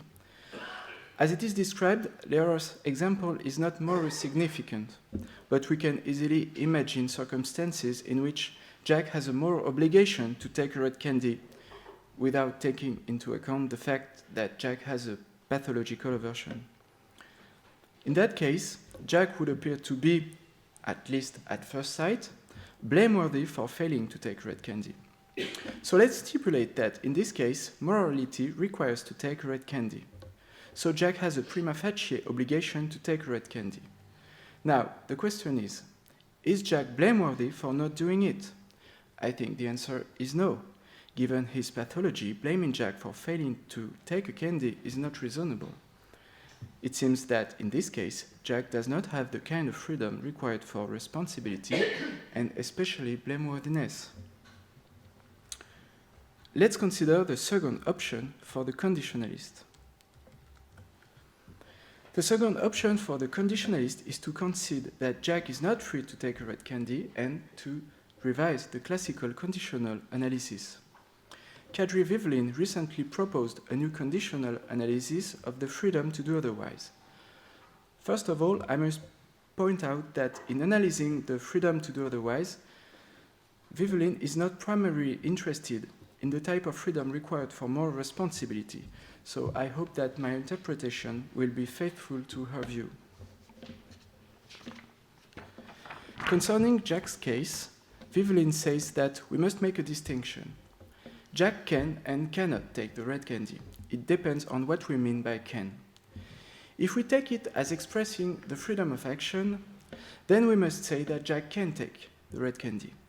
But if we take it as expressing the freedom required for responsibility, then we must say that Jack cannot take the red candy because his will is paralyzed, so he doesn't have the ability to choose to take a candy on the basis of reasons. He's not responsive to reasons, as John Fisher would say. Even if he had the best reasons to choose a red candy, he wouldn't be able to do it. As a consequence, the conditionalist must abandon the classical analysis of the ability to act and develop a new type of conditionalism.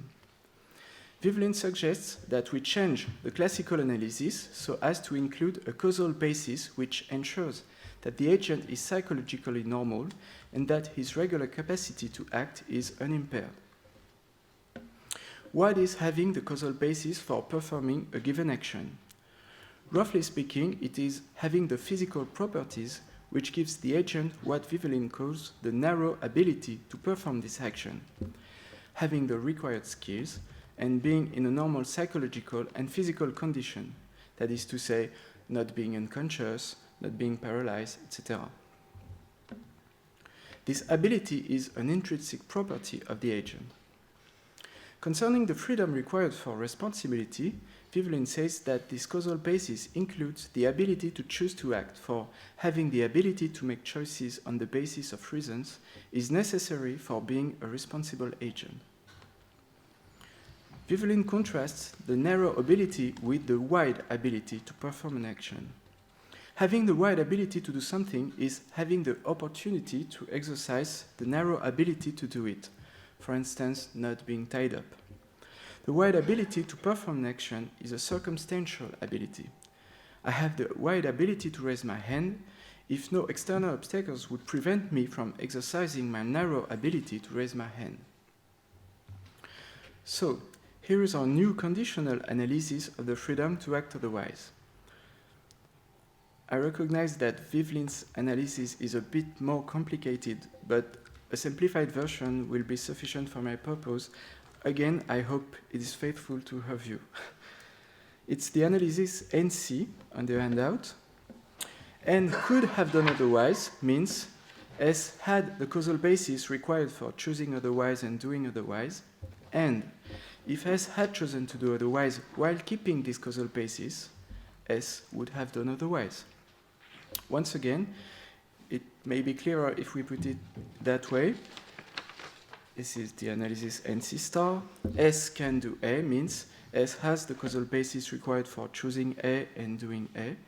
And if S chooses to do A while keeping this causal basis, S will do A. Clearly, Lerard's example is not a counterexample to this new conditional analysis because Jack does not have the causal basis required for choosing to take a red candy. This new conditionalism is conformed to the spirit of conditionalism. In Leroy's example, there is an internal obstacle, Jack's phobia, which affects the normal work of Jack's will. But we have seen that, according to the conditionalist, being free to do A means not being prevented by obstacles to do A. So changing the analysis to exclude the possibility of psychological obstacles does not violate the spirit of conditionalism. Moreover, we must note that including in the analysis the causal basis required for choosing and doing otherwise is not an arbitrary move just to avoid the objection against conditionalism. On the contrary, it seems to be a very sensible requirement. Now, let's consider another argument against conditionalism. Frankfurt-style examples are supposed to be counterexamples to the principle of alternative possibilities, but many people have noticed that they might also be counterexamples to the conditional analysis of the ability to do otherwise. Consider the following Frankfurt-style scenario. The neurosurgeon Black knows that his patient Jones is considering murdering Smith. As he wants Jones to kill Smith, he has, unbeknownst to him, implanted in Jones's brain an electronic device in order to control his decisions. Black can predict whether Jones will or will not choose to kill Smith. If he sees that Jones is going to choose to kill Smith, he will not interrupt the process of his action. But if he sees that Jones is not going to choose to kill Smith, for example, that Jones is going to choose to spare Smith, he will force Jones to choose to kill Smith. In addition, suppose that causal determinism is true, that Jones needs to choose to spare Smith for sparing Smith, and that if Jones chose to spare Smith, Black would not intervene to force him to kill Smith, but he takes no risks, since he is sure that Jones will not choose to spare Smith. It turns out that Jones chooses to kill Smith and kills Smith on his own, without Black's intervention. Now we have a second argument against classical conditionalism. First step, if Jones chooses to spare Smith, he will spare Smith, because if Jones chooses to spare Smith, if Jones chose to spare Smith, Black would let him do. The second premise is that if Jones does not choose to spare Smith, he will not spare Smith. In other words, we stipulate that Jones will spare Smith only if he chooses to. Now the third premise is that Jones cannot choose to spare Smith, because if Jones showed the sign that he is about to choose to spare Smith, Black would intervene to prevent him from making this choice by forcing him to choose to kill Smith. From these three premises, it seems reasonable to infer that Jones cannot spare Smith, or, if you prefer, that Jones cannot avoid killing Smith.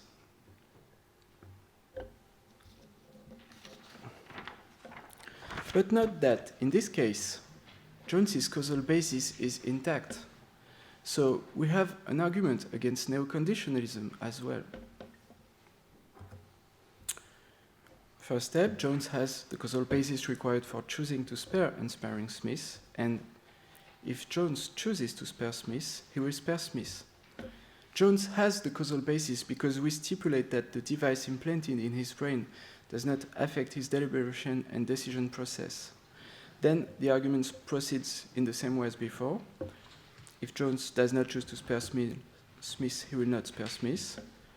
Jones cannot choose to spare Smith, therefore Jones cannot spare Smith. Now, what are the conditionalist options? First option, to reject the premise 3. Kadri Vihvelin rejects the premise 3. On her view, Jones can choose to spare Smith. If I understand her well, her idea is that Jones has everything it takes to make this choice. He has the causal basis required, and no obstacles prevent him from doing it because Black counterfactual intervention is not an obstacle to his choice. It is precisely a counterfactual obstacle. According to Vihvelin, Black does not prevent Jones from choosing to spare Smith. The truth is, Black would prevent Jones from doing it if he showed the sign that he's going to do it.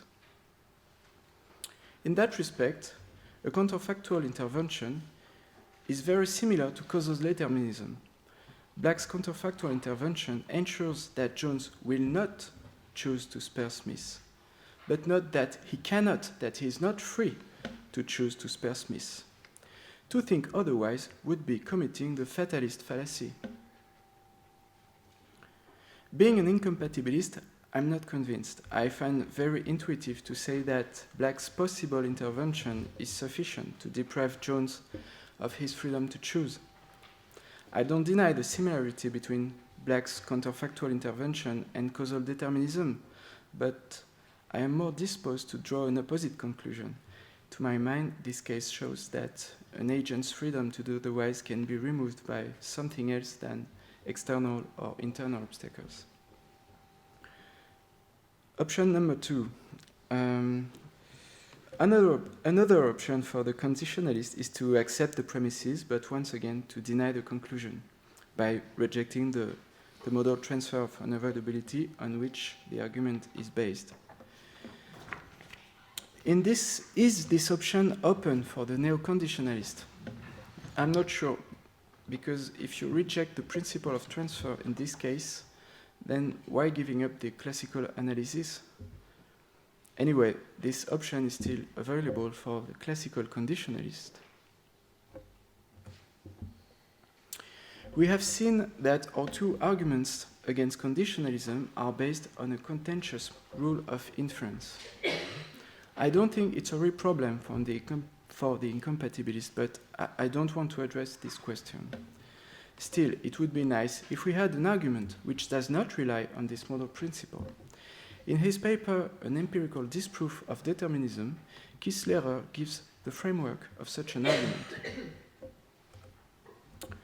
Lehrer's idea is the following. It is logically possible that the choice sufficient for performing a given action is also a necessary condition for being able to perform this action.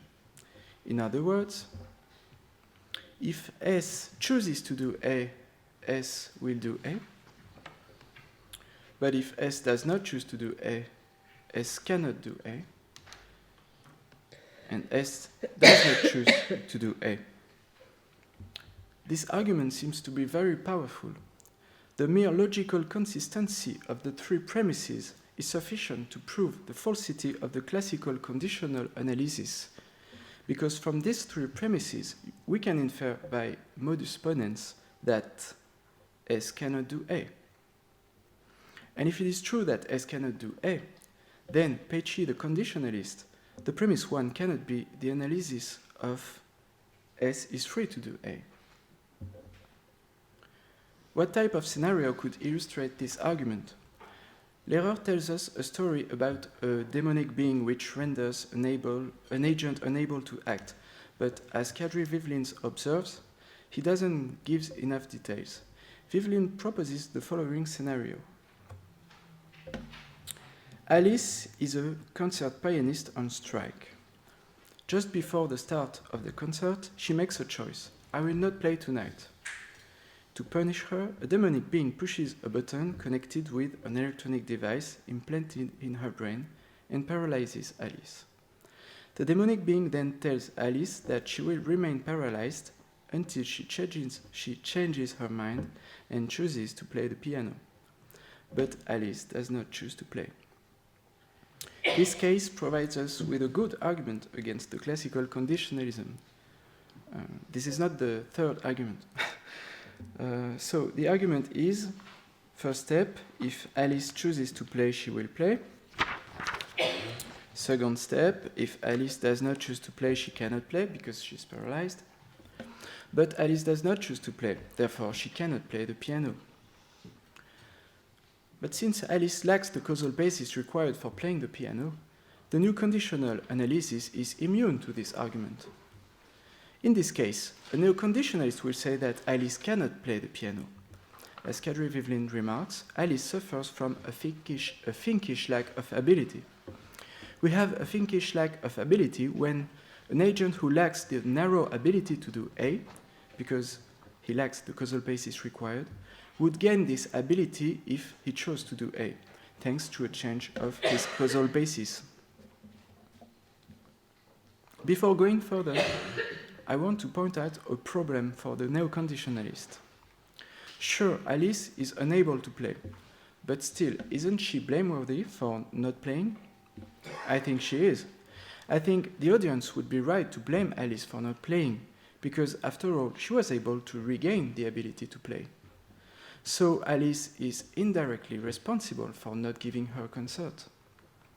When I say indirectly responsible, I mean that she's blameworthy for not giving her consent because she's blameworthy for being unable to give her consent.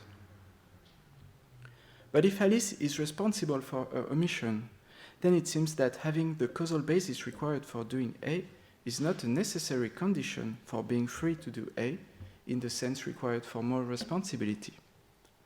This objection was raised by Neil Levi in 2008. But now I want to focus on a last argument inspired by Leroy's objection. In her paper Soft Determinism, Elizabeth Anscombe improved Leroy's criticism of conditionalism by giving a new type of scenario which is also effective against neo-conditionalism. At least this is what I think. I may be wrong, but I think that Anscombe's paper has received less attention than it deserves. So this is an attempt to convince you that anyone interested in conditionalism should read it carefully. Here is an Anscombe-style scenario. Mary is a lawyer. She's having a talk with her client who is in prison. She is locked in a cell with him, and of course, neither Mary nor her client have the keys to unlock the door. So Mary cannot go out, but she knows that if she wants to, she just has to speak over the intercom to the warder and ask him to go out. The warder will be there within 5 minutes, and he will unlock the door. But Mary does not choose to go out. This case gives us an effective argument against classical conditionalism. This is the third argument.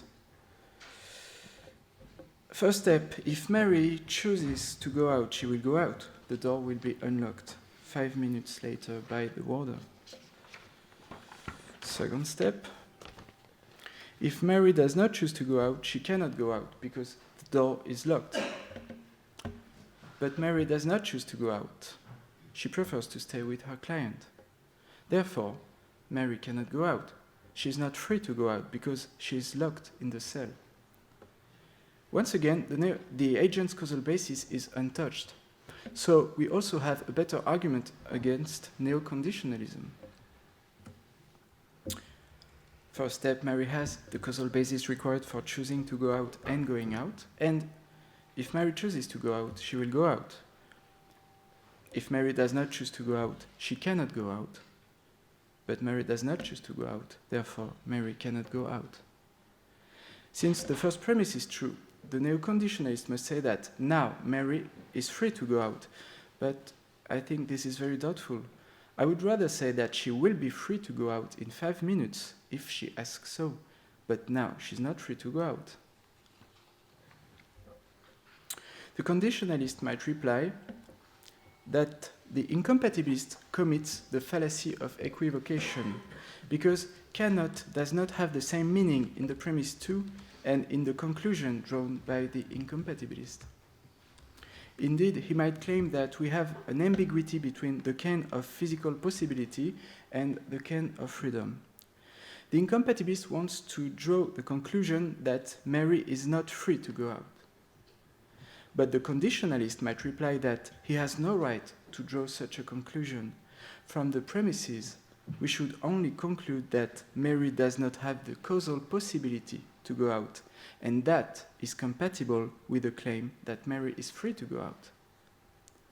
The neo-conditionalist, for example, might accept that now Mary cannot go out in the causal or physical sense of can, but not in the freedom sense of can, because if Mary were not free to go out, it would mean that either Mary does not have the causal basis required for going out, or that Mary will not go out if she chooses so.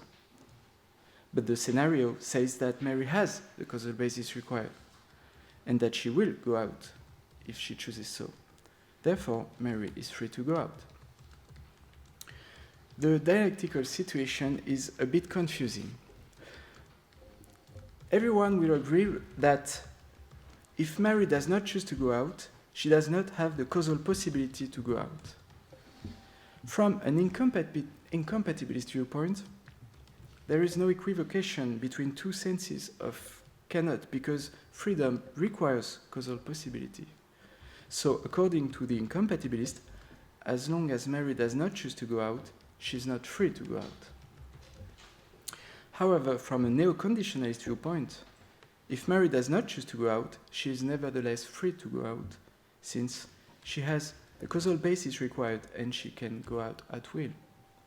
For the conditionalist, the locked door does not prevent Mary from going out, since it will be unlocked if she wants to. He will say that the locked door is a physical obstacle, but this type of obstacle does not remove Mary's freedom to go out. Now, I believe that the conditionalist claim goes against common sense, for it seems obvious to me that Mary is not free to go out now because there is an obstacle in her way. As Anscombe points out, an obstacle is something which can go against the will, something which can resist to the will. But in this case, Mary couldn't go out simply by opening the door. She has to ask and then to wait for the opening of the door 5 minutes later. So there is something which resists to her will. During these 5 minutes, Mary is not free to go out, and as far as I can see, the neo-conditionalist cannot explain why. You might think that in the end, Anscombe's argument just raises a minor technical difficulty for the new conditional analysis of the ability to act. Maybe. But just think about it. We can always describe a situation where an obstacle prevents an agent from performing an action, and even if the obstacle is removed to give him back the ability to do it, there will always be a period of time during which the agent will remain unable to act according to common sense. So, if the neo-conditionalist claims that the agent can perform the action during this period of time, he will have to explain his meaning of can. And if he claims that the agent cannot perform the action during this period of time, he will have to change his analysis of the ability to act. Finally, I propose that we examine the Anscombe-style scenario from the perspective of Mary's moral responsibility. Consider the following variation of our story. I skip the first paragraph because it's the same story as before. So this time, suppose that there is another lawyer, Mark, who is waiting outside the cell. Suddenly, Mark has an anxiety attack and he calls for help. Mary has in her purse a medicine for anxiety, so she has a moral obligation to go out and give Mark this medicine. Mary knows that, but she does not choose to go out because she hates Mark. Is Mary blameworthy for not helping Mark? Yes, she clearly is. But it is interesting to see that the incompatibilist and the conditionalist won't agree on a significant point concerning Mary's responsibility. Is she directly or indirectly responsible for omitting to help Mark?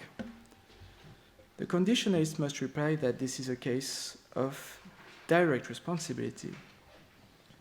But I think it is obvious that this is a case of indirect responsibility, because in these circumstances, Mary was unable to help Mark directly simply by opening the door and give him the medicine he needed. I think that this moral intuition supports the metaphysical intuition that leeway incompatibilism is true, but Maybe it's the other way around. Maybe my moral intuition is derived from my metaphysical intuition. Thank you. Thank you so much. So I reverse the order because I think causation is more important than free will. Okay. Given the topic of the conference, I thought I'd start by saying a few words about the roles that I think causation plays in the problem of determinism and free will. So first, you might think that there's a role that causation plays in the formulation of the problem itself.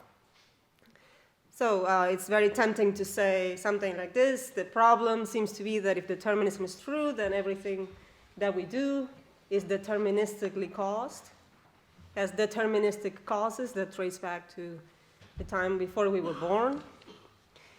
Now, people like Van Inwagen resist this because they think that causation is too obscure a topic to be talking about. He thinks that we can generate the problem quite easily without the concept of cause by simply doing it in terms of entailment. Given the full statement of the conditions of the world many, many years ago and full statement of the laws, it follows that I will do a certain thing now. Notice that we haven't mentioned the word cause at all in that formulation of the problem. I still think that even if that is true, causation has a role to play in the formulation of the problem, and I talk about this in more detail in other places, but let me just say briefly why I think this. Basically, because I think that the problem only arises, at least in the way that people have thought about the problem, assuming that what we do is the deterministic result or is entailed by conditions that are beyond our causal reach. That's why the problem arises. If, say, we were able to travel back in time, which we're not, at least not right now,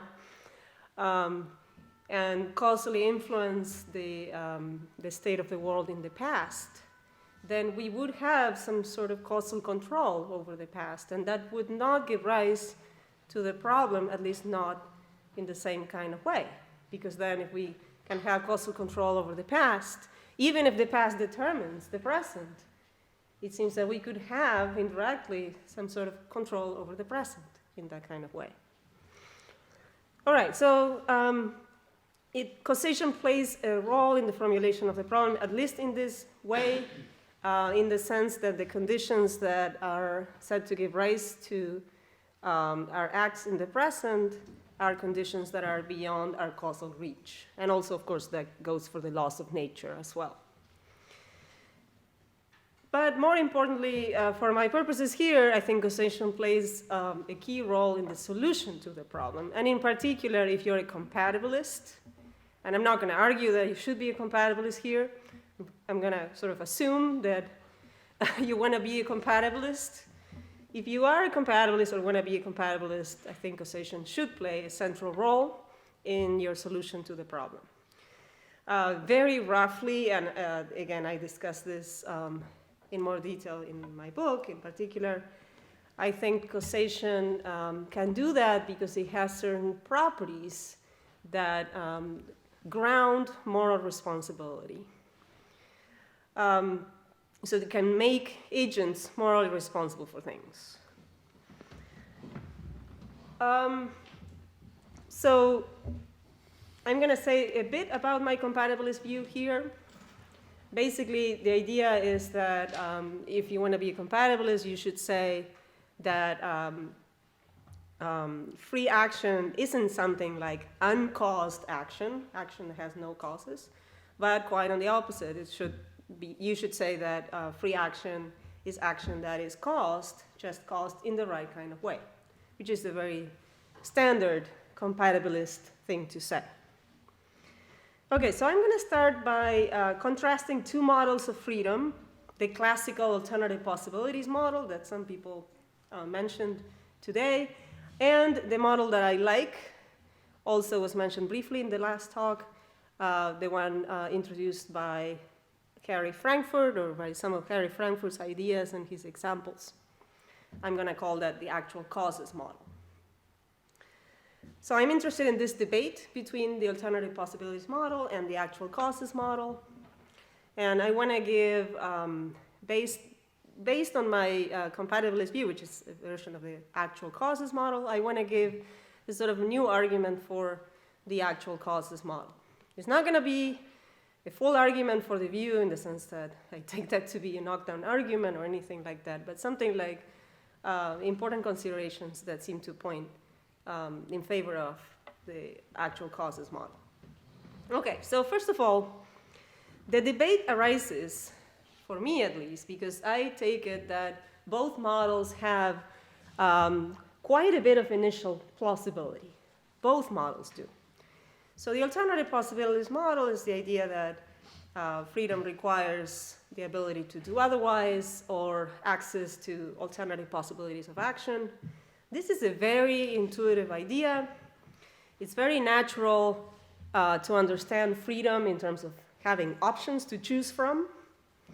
And also, especially when you think about blameworthiness, right, or blaming people for things that they do, it seems very natural to believe that if there's nothing that an agent could have done, so if the agent couldn't have done otherwise on a certain occasion, we can't generally blame him for what he does. How could we be blameworthy if we couldn't have done anything else? So especially in the case of blameworthiness, this seems to be a very intuitive idea. On the other hand, and this is something that I think people tend to not emphasize enough, the actual causes model is also intuitively very plausible, and it seems to be in conflict with the alternative possibilities model. These are ideas by Frankfurt again. So he pointed out that if you do something on a certain occasion and then you find out that there were other factors about your circumstances that played absolutely no role in explaining why you acted in the way you acted, and you try to point to the existence of those factors to say, excuse your behavior, there's something inappropriate about that. Factors that don't play any role whatsoever in why you made the choice that you made are intuitively irrelevant to your responsibility. So that leaves, of course, as the only relevant factors, the factors that actually explain why you acted. And assuming we understand this in terms of causation or causal explanation, those would be the actual causes of your behavior. That seems to leave no room for the relevance of alternative possibilities unless you can somehow build the alternative possibilities into the actual causes.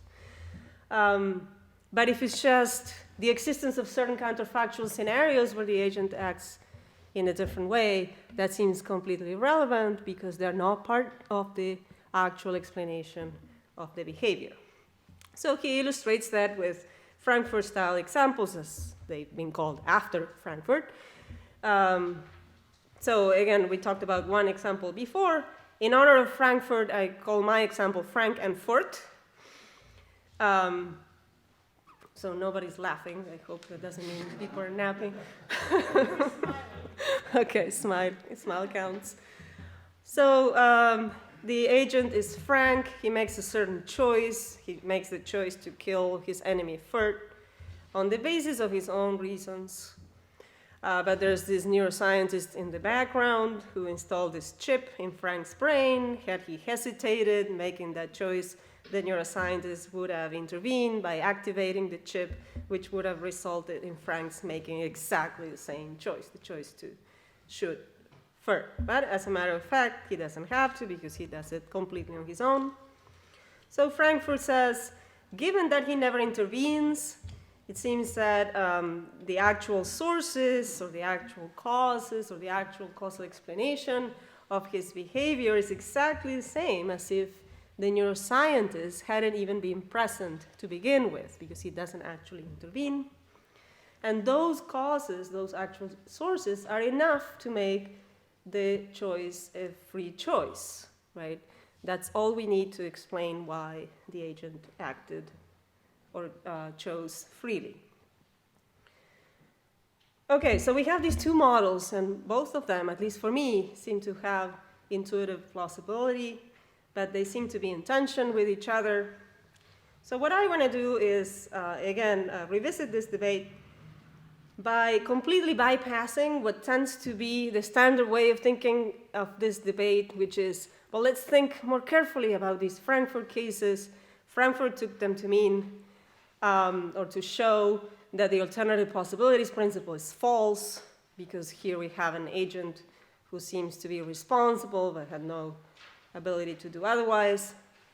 And people have responded in different ways to this attack. I want to completely bypass that debate.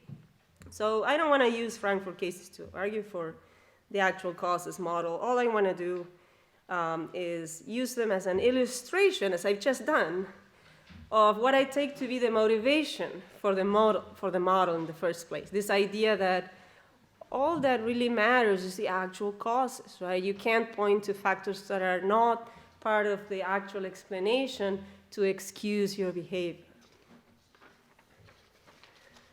Okay, could you let me know when I've spoken for like 35 minutes so that I have a sense? Thank you. Okay, so here's a difference between the models. It's a structural difference that, again, isn't sufficiently emphasized, but I think it's pretty standard to think about the models in this way.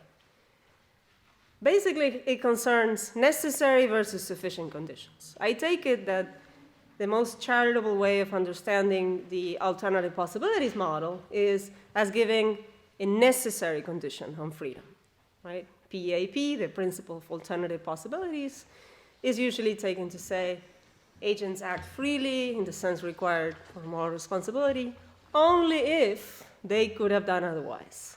That leaves open that there could be other conditions that have to be met in order for the agent to act freely. But a necessary condition is the ability to do otherwise.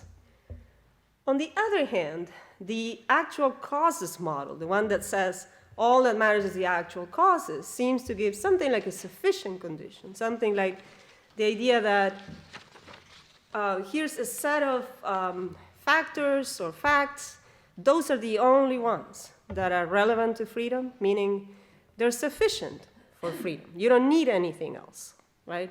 If what you have is a full causal explanation of the behavior, that's all you need in order to determine whether the agent acts freely or not. So there's this important structural difference. And in particular, given that the AP alternative possibilities model only gives a necessary condition, that means that it's completely consistent with their proponents saying that actual causes do matter for freedom. And that's a good thing, because of course actual causes are relevant to freedom. Nobody should deny that, right? It matters to whether you acted freely, whether your choice was the actual result of a normal process of deliberation, or whether it was the result of manipulation or coercion or something like that. Of course it matters, right? So again, the most charitable way of understanding the model, I think, is as allowing for all of these things, but also saying that you need alternative possibilities. This is going to be important in what comes later. Okay, just a few more words about the models. This is crucial because this is what distinguishes my view from other actual causes views. My view is quite different from other actual causes models or views that are within what people generally call the AC model or the actual sequence model or something like that. So I take it that there's these two central claims that define the actual causes model. There's a claim about grounding, and there's a claim that follows from the grounding claim, and it's a supervenience claim. So the grounding claim says that facts about freedom are exclusively grounded in facts about actual causes. Exclusively grounded in those facts, right? And then you probably have to add, well, if facts about actual causes are grounded in other things, then presumably, unless we have some reason to reject the transitivity of grounding in this particular case, presumably those facts that ground the facts about actual causes also ground the facts about freedom, right? So it's freedom facts are grounded in facts about actual causes, and whichever other facts may ground those facts about actual causes. This, I think, entails a supervenience claim. Freedom supervenes on actual causes, or facts about freedom supervene on facts about actual causes, meaning that there is no difference in freedom without a difference in actual causes, or if you have exactly the same or relevantly the same causal chain, the agent is equally free or unfree in both cases. Frankfurt-style examples illustrate that again, because as I said before, the idea is that given that the neuroscientist never intervenes, his presence is irrelevant. So if we think about two cases, one where the neuroscientist is present, the Frankfurt case, and another one where he isn't even present to begin with, the actual causes of the behavior are the same in both cases. And if that's all that matters, right, and freedom supervenes on facts about actual causes, the agents must be equally free or unfree. In this case, free.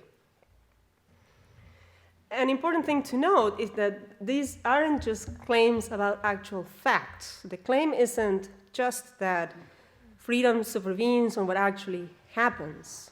The claim is, and I think what's motivated by these Frankfurt cases or by Frankfurt reasoning, is the idea that what actually explains why the agent acted, the actual causes of the behavior, that's all that matters. So it's stronger than just the claim that it's all about actual facts.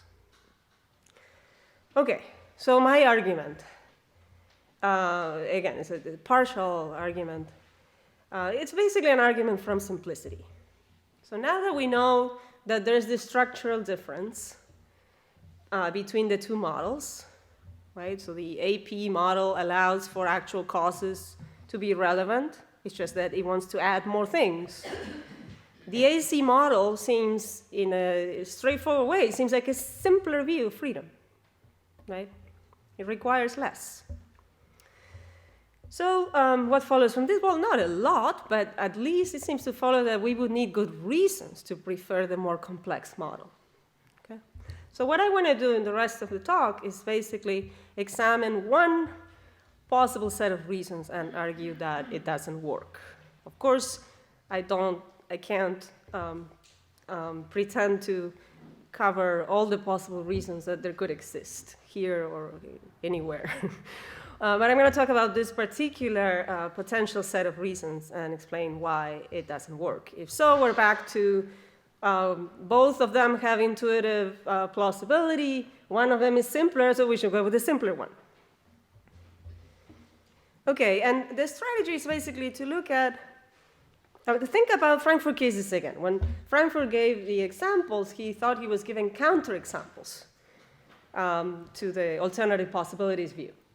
So could the advocate of the alternative possibilities view try to give counterexamples to the actual causes model? So it's like I'm turning the debate about Frankfurt cases around and asking about potential cases that could show the opposite, right? Instead of showing that the alternative possibilities model is false, they would show that the actual causes model is false, which would mean that it's not true that facts about actual causes are sufficient, right? But we need something else in addition to that. What could that be? Alternative possibilities, okay? So again, I talk about this more detail in other places, but the idea is to look for possible examples that they could try to give and argue that they're not good reasons to prefer the AP model because the AC model has a very good response, has a very good explanation of what's going on in those cases. So here I'm just going to focus on one type of case. It's very common to use examples like addicts or extreme addicts, people who intuitively couldn't have done otherwise to motivate the alternative possibilities view. So I'm focusing on that type of case here for that reason. So compare the case of an extreme addict, somebody who, again, we would intuitively say doesn't act freely when He is moved by the desire to take the drug because he couldn't have done otherwise, according to the AP model. Compare that to the case of a non-addict who could have done otherwise, still moved by the desire to take the drug on that particular occasion, but intuitively he acts freely because he could have done otherwise. So this is according to the AP model again. What could the AC model say about that? Could we use that pair of cases as counterexamples to the AC model? That's the question. And it turns out to be quite challenging, I argue, to find a relevant difference according to the AC model. Remember that I'm understanding the AC model in terms of the grounding and supervenience claims, where I take that very seriously. The idea is, if there's a difference in freedom, there must be a difference in the actual causes of the behavior. And it's hard to find that difference. So, strategies that fail. Well, first, the most naive response would be to say something like, well, there's a difference in the strength of the desire. Right? In the case of the addict, the desire must be stronger, otherwise he would be able to resist it, than in the case of the non-addict. But that's just not going to work, because of course they could be equally strong, but for some reason or other, one agent is more able to resist that desire than the other, right? And again, what we want is that resistibility or irresistibility being captured in the actual sequence of events, right? So the strength of the desire isn't doing the work in that kind of case. You could say, and this is closer to what people have actually said, people who have defended the AC model, well, let's look at the behavior in other possible worlds, what the agent does in other possible worlds. Imagine, for example, that the addict and the non-addict have a very close friend, and that on that occasion, where they have the desire to take the drug, a friend knocks on their door asking for their immediate help. The addict would not help him, say, if he's an extreme addict, but the non-addict would. In that case, he would not take the drug, he would help his friend instead, because he would understand that that's good reason to not take the drug and help his friend. Fisher and Ravizza take a similar approach in that they take the actual mechanism, but then they ask about the reason's responsiveness of that mechanism, and that goes back to what happens in other possible worlds. Right? So it's a view of that kind, ultimately. So what I want to say is that, again, this doesn't help unless this is somehow reflected in the actual sequence of events leading to the behavior. Who cares what the agent does in other possible worlds if that is not reflected in the actual causes of the behavior? The motivation for the actual causes model, again, is that the only facts that are relevant are the facts that actually explain what the agent does. So if we really buy that, we can't take this sort of approach. A similar but slightly different response would be to appeal to the agent's actual dispositions. The addict and the non-addict have different dispositions. Okay, for whatever reason, they ended up with these different dispositions, and they're actual, right? They have them or no, don't have them. But the problem is that they're unmanifested, right? In the case where the friend doesn't knock on the door asking for the help, who cares if the non-addict has the disposition to help his friend if that's not happening in the actual world? Therefore, it can't be part of the actual explanation of the behavior. So none of these strategies are going to work. So my argument is that there is a difference in the actual causes of the behavior between the addict and the non-addict, and that this generalizes to other cases. My idea is that the difference in the actual causes concerns other factors that are in fact causally explanatory and that are different from the desire to take the drug itself. Because as we've seen, that's not going to work. We can't appeal to just the strength of the desire in each case. So there are other factors that also explain why the agent acted in those cases. And there's a difference, a relevant difference between the causal explanations in the case of the addict and the non-addict. And again, what I'm going to say is that not only is this a plausible explanation of the difference, but I think it's a better explanation than the explanation that the alternative possibilities model offers. Okay, so to motivate this, consider this other example first. Say that I have this cat who is, very independent, as cats usually are. So on a certain morning, my cat decides to go for a walk to get some fresh air. And imagine that I did too. I felt like going out for a walk, so to get some fresh air, so I went on my walk that same morning. So it seems, when you look at this case, at first sight, it seems like they have very similar explanations. There's the desire to get some fresh air, and maybe some beliefs, and those together result in my going out for a walk. However, what I want to suggest is that the explanations are not, in fact, the same, and in a way that's going to matter for my purposes here. So to use examples similar to the example of the friend from before, imagine that my phone had rung a second earlier, and that I usually pick up the phone when it rings, which is not actually true, but let's pretend that it is. Imagine that my neighbor had knocked on my door asking for my help, and then I would have postponed at least my morning walk.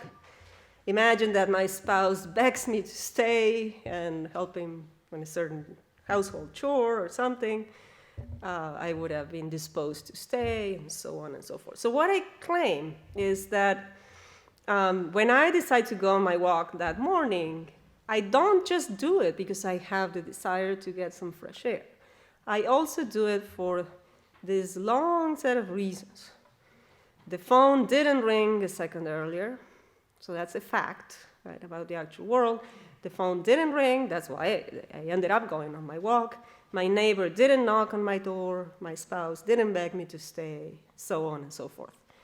Now, my cat couldn't care less about phones and neighbors asking for help and spouses and all that stuff. So obviously my cat isn't responsive to those kinds of facts. So the explanation of his behavior doesn't include reference to all these reasons or absences of reasons. So what I want to say is that when you look at the addict and the non-addict, there's a similar difference in the explanation of the behavior. It concerns how they respond, or if they are responding to absences of reasons. So the non-addict would be like me in the example of my cat and I. He took the drug because, in addition to being moved by the desire to take the drug, because no family member knocked on his door asking for help, because his best friend didn't call on his cell with an immediate request, because the fire alarm didn't go off, and so on and so forth. But the addict, assuming again it is a very extreme addict, isn't responsive, given his condition, to these kinds of reasons. So when he decided to take the drug on that occasion, those facts were not part of the explanation of his behavior. Brief note, I'm assuming I'm doing well on time, which is very surprising. Not yet 35 minutes. Okay. Brief note on dispositions, given that I talked about dispositions before. So again, you might have thought of explaining the difference in terms of dispositions, and I said that this is not going to work. In the case of the non-addict, he has different dispositions from the addict. He has the disposition to respond to this range of reasons, which the addict doesn't have. But as I said before, the disposition isn't actually manifested, so it isn't part of the actual explanation of his behavior. But there's a difference between the role of the disposition and the role of the absences of reasons on my account. The absences of reasons are actually explanatory, right? The non-addict did take the drug because, among other things, his friend didn't ask for his help. The disposition is not part of the explanation, but the absences of reasons are. However, and this might sound surprising at first, but I think what's going on is, remember, on the actual causes model, the freedom facts are grounded in the facts about actual causes, which can themselves be grounded in other things. And what the disposition is doing in this case, I think, is it's helping ground the relevant causal fact. It's because the non-addict has the disposition to respond to these reasons that he is, in fact, causally responding to the absence of these reasons. So the disposition does do some work. It's just that the work that it does is not by itself being part of the causal explanation, but by it grounding the relevant actual causal fact.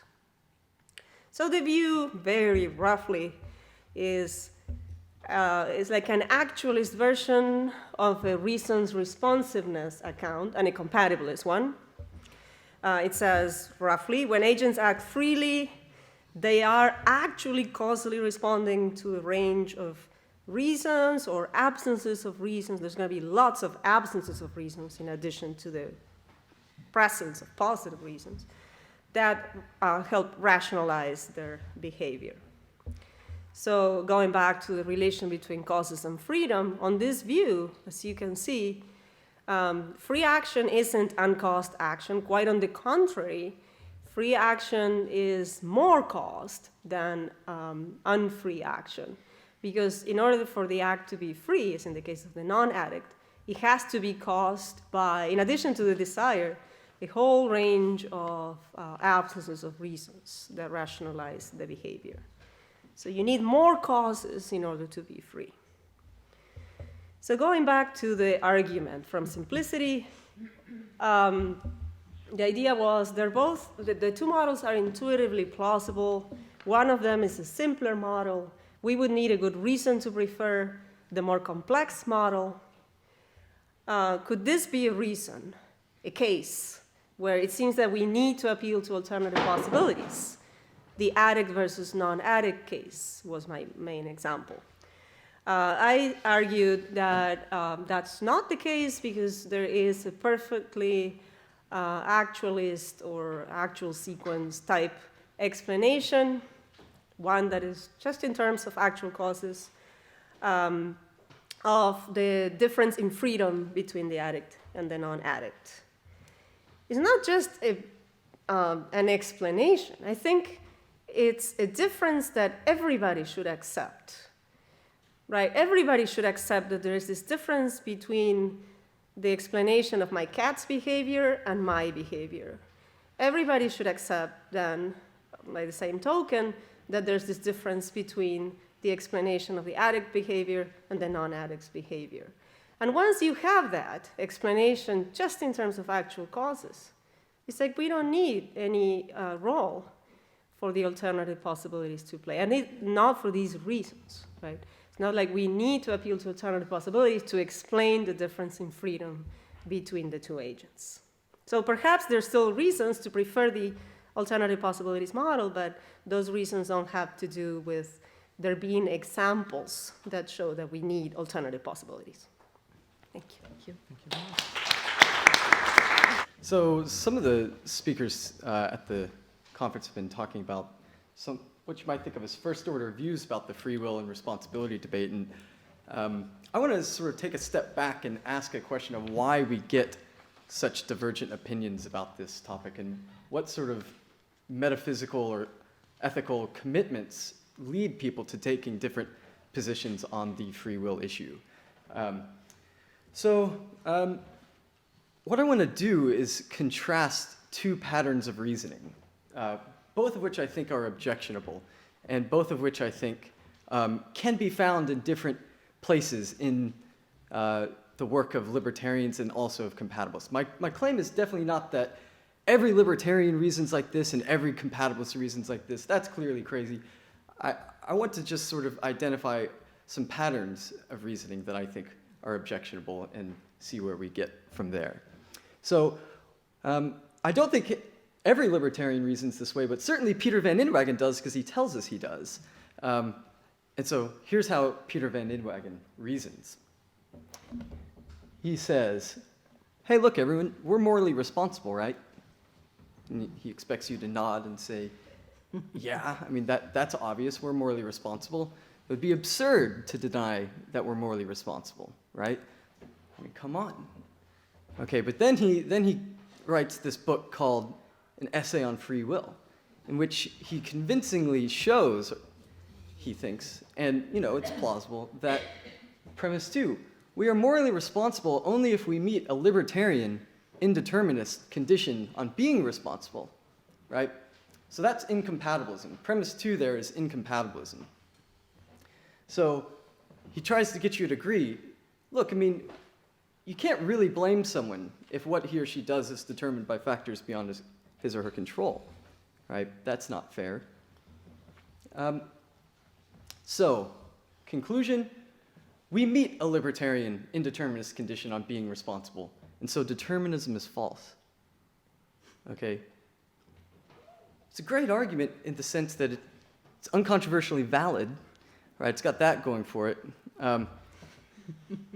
But lots of people have not liked this argument.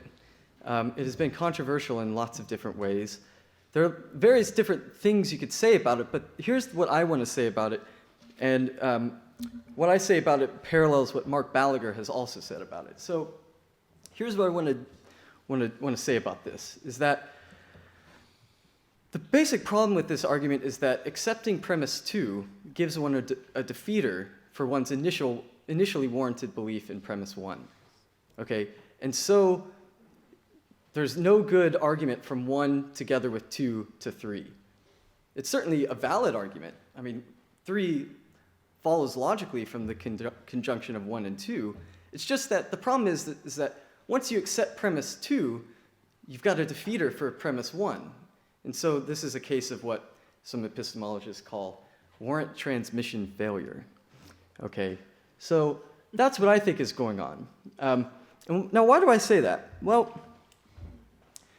the basic thought is this, is that, okay, I mean, when we're out with the philosophy room, say pre-theoretically, it does seem very plausible that we're morally responsible, right?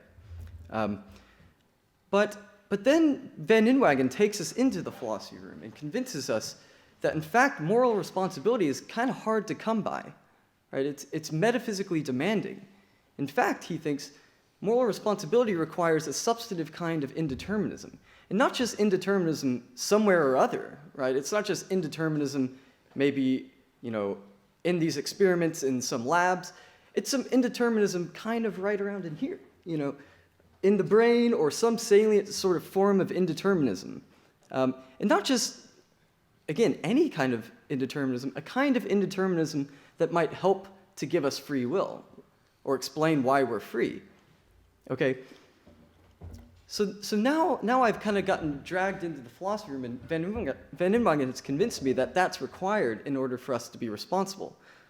Now, it seems to me just what I'm going to call overly optimistic for me just to say, oh, wow, I didn't know that kind of indeterminism was going on up in my brain. Right? That seems a bit puzzling. So I'm morally responsible. I'm responsible only if there's this kind of salient form of maybe quantum chaos going on up in my brain. So there's some quantum chaos going on up in my brain. That just seems to be a little bit weird, right? That seems to be overly optimistic. Why do you get to... It's like the thought that the world sort of looks at the conditions of responsibility and sort of, make sure that they're met, right? But given naturalism, this sort of move seems to be overly optimistic. It seems to indicate a sort of moral faith of some kind in the universe that it's going to give us responsibility. So my claim is that given naturalism, and that's crucial, given naturalism, once you accept premise 2, you get what's called a defeater for premise 1. Now, my claim, crucially, is not that once you accept premise 2, you should deny premise 1. I'm not saying that once you accept incompatibilism, you should just right then, and just in virtue of that, say, oh, so we're not responsible. All I'm saying is that once you accept incompatibilism, you should just no longer believe that we are. You should be agnostic. You should say, God, I have no idea whether that kind of indeterminism is really going on. I have no idea whether that's actually how the world is. I mean, I sure hope it's that way. But if you ask me now whether I believe that it's that way, I mean, I don't know. So you should withhold on your belief in responsibility. Okay, so again, so my suggestion is something like this, that when you reason to the truth of incompatibilism, you encounter a salient skeptical hypothesis, namely that the indeterminism required for moral responsibility in fact isn't really there. And I claim that your inability to speak against this hypothesis provides you with the defeater for your belief in responsibility. Now, my claim, crucially, is not that your inability to speak against just any skeptical hypothesis provides you with the defeater, but your inability to speak against a salient skeptical hypothesis. So it's not like I'm coming along and just saying, hey, well, you believe in free will, that you're free. Well, how do you know you're not, a brain in a vat? I mean, or something like this. I mean, so I'm not raising to salient some, or I'm not trying to bring up some intuitively irrelevant skeptical hypothesis. But my claim is that once you kind of get into this context in which, oh gosh, there's some indeterminism, some physical indeterminism required for free will and responsibility, then you encounter a salient skeptical hypothesis, namely that that's not there. And so at this stage, in order to be warranted in continuing on in your belief in free will, you've got to be able to speak against that salient, that skeptical hypothesis. Okay. So my claim is that this pattern of reasoning betrays a certain sort of over-optimism. It's sort of this idea that the world will provide, I mean, any condition that's required is a condition that the world will meet. And I just think, given naturalism, I don't see why that's warranted. Okay, so I'm guessing that a lot of people here might be willing to grant that. Maybe there won't be any defenders of Van Inwagen in this room. I think that there aren't a lot of defenders of this particular argument, although there are some. But what I want to focus on in this talk is not Van Inwagen and the libertarian, but to try to draw a parallel between this overly optimistic argument and a parallel argument that I think you find in some compatibilists, or at least implicit in their compatibilism. Okay, so before I put that argument up on I only have 2 slides, so it's good. Before I put that argument up, though, I want to just give my impression of the state of the debate about moral responsibility at the moment. So, I mean, the trick for my talk is going to be, convincing people that this is actually how some compatibilists are reasoning. I mean, it's easy to say that, but it's kind of harder to prove. But anyway, this is my suspicion. Okay, so rumors have kind of gotten around about what libertarians require for free will and responsibility. So rumors have gotten around that libertarians are the people who say that we have an agent causal prerogative some would only assign to God, right? And so, or that we are prime movers unmoved. And so, look, I mean, philosophy is an overwhelmingly naturalistic discipline at the moment. And so when philosophers hear that, oh, it's the libertarians who think that we're sort of prime movers unmoved or something like this, they're not inclined to think, yeah, that's right. That's how things are. Or they're inclined instead to say, well, God, if that's how things have to be in order for us to be responsible, we're probably not responsible, right? So in other words, if the picture required by the libertarian is what's required in order for us to be responsible, I mean, given naturalism, we're probably not responsible. But people like believing that we're responsible. It's kind of a nice thing. And it's just, I think, I mean, so there's the psychological part, but then I think also just a lot of compatibilists in the discipline just think, rightly or wrongly, that belief in responsibility is a perfectly justified entitlement. We're just sort of entitled to reason from the standpoint of belief in responsibility. Okay, I'm going to try to bring that out a little bit as we go on, but now it's time to kind of put up the second argument. So how do I do that? You just This button. no. Right.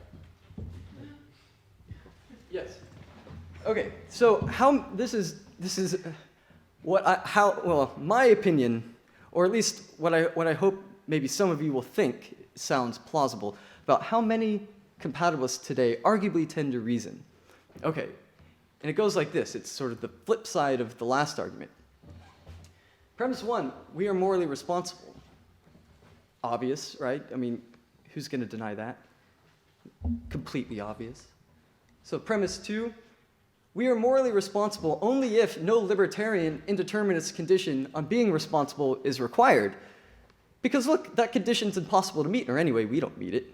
I mean, we're just these kind of naturalistic mere mortals. I mean, maybe gods meet that condition, but anyway, we don't. So that's supposed to be plausible given naturalism. So, conclusion, no such condition is required. That is, compatibilism is true. Okay? So, what's going on in the first argument is the libertarian, like Peter van Inwagen, he's reasoning from a libertarian conditions being required to such a conditions being met. Whereas the compatibilists I want to try to indicate are reasoning from that conditions not being met to that conditions not being required. And what I want to say is neither move is warranted. Right? Neither move is warranted, at least on naturalism. So, just to bring this out really quickly, I mean, to say that no indeterminist condition is required is to say that compatibilism is true, right? If you don't think that there's any indeterminism required, then you think that responsibility is compatible with determinism. So I hope that that argument, the structure of it is clear. So there are different ways of looking at the thrust of this argument, but here's one. According to this argument, pardon me, the implausibility of libertarianism gets transferred to the plausibility of compatibilism because we can hold fixed that we're morally responsible. That is simply our entirely natural, entirely justified starting point. Okay? So when we start seeing that, libertarianism is really implausible. Well, the implausibility of libertarianism is it's sort of just getting directly transferred into the plausibility of compatibilism, because we're just holding fixed that we're responsible. Okay? Okay, but now what I want to ask is this: why can we hold fixed that we are morally responsible? What sort of licenses our holding that fixed in our judgments or in our about various arguments in the free will responsibility debate? So, suppose we take this person, Jones, off the street. This is a clever person, incipient philosopher, perhaps, very good philosopher, we'll just say, but, someone who's not yet familiar with all the debates about free will and responsibility. So, suppose we give him this speech, right? We say to him, as you agree, naturalism is true. As such, human beings are not special in the order of nature. At bottom, what fundamentally exists is matter in motion, or perhaps something similar, something as described by our best current physics. It is into this world that human agency must be fit. And in this world, there's no room for irreducible agent causation, and as such, no room for any such quaint notion as libertarian free will. Or if there is room for such free will, there's no reason to suppose that any room has in fact been made for it. That is, no reason to suppose that just the right sort of indeterminism in just the right place in fact exists. After all, no God or God has created us or the stage on which we act with an eye towards our meeting any kind of conditions for free will. The world is simply coldly indifferent with respect to us and our interests. So even if it seemed to many that we have this kind of agency, this is not a seeming the world particularly cares to vindicate. So you agree then that we don't, or we very likely don't, meet any libertarian conditions for responsibility. And now Jones says, yeah, well, I guess that's right. Okay, so that's, and then we add, okay, but in fairness, we have to add that lots of philosophers have given arguments that such a condition on responsibility is in fact required. And now the thought I'm trying to bring out is, what's the rational stance at this moment for Jones? There's three different things he might be thinking. He might just immediately think, just by accepting that speech, that okay, no one's responsible. I think that's a bit premature. I mean, before he's considered the issue of whether libertarian free will, as it were, is required, he shouldn't just immediately give up responsibility just by learning that that we have none. I mean, he should at least wait around, he should at least kind of consult the moral facts, or try to consult the moral facts before he just says, oh yeah, no responsibility, okay? The second thing he might say is, okay, whoa, so there's no libertarian free will, probably not anyway. I hope libertarian free will isn't required for responsibility, right? I think that at this stage, at this dialectical moment, that's the response he ought to have. But the response that he shouldn't have is this: oh, those arguments are going to be bad arguments, right? So all he's learned at this moment, right? Again, he's just learned that there's probably no libertarian free will, and then we tell him, oh, but some people think that, there needs to be. What would entitle him, before sort of consulting the arguments, to just kind of be confident that those arguments are going to be bad, right? It seems like nothing would. But the point that I'm trying to get at is that that's the pattern of reasoning endorsed in this argument. That Jones, once he learns that probably there's no libertarian free will, he's just immediately justified in thinking, well, no such free will is required for responsibility. After all, we're responsible. But I think that's overly optimistic. So when Jones reasons that way, he seems to display a certain sort of optimism, namely optimism that moral responsibility will not require any condition that is not in fact met. But whence comes Jones's confidence that this is so? Okay, so now I want to just draw, hopefully, what I think is the parallel between these two arguments. And so the parallel is this, is that once we move from our judgments on the street into a naturalistic explanatory context in which very likely, no libertarian condition is in fact met, we also enter into an explanatory context in which we have no reason to suppose that what's obvious to us on the street is in fact likely to be true. More particularly, we enter into an explanatory context in which it's not especially likely, let alone guaranteed, that we would in fact turn out to be morally responsible. Indeed, at this stage, one encounters a salient skeptical hypothesis, namely that we evolved a set of moral practices that require for their justification something that just isn't there. Accordingly, once one enters into a context in which once we enter into an explanatory context in which 2 is plausible, the naturalistic philosophy room, one no longer has reason to be confident in 1. The move from 1 to 2 to 3 thus fails, just like in the previous argument, the move from 1 to 2 to 3 fails. So my claim is, once you kind of go into an explanatory context in which 2 is plausible, you no longer have reason to be confident in 1, and therefore the move from 1 to 2 to 3 fails.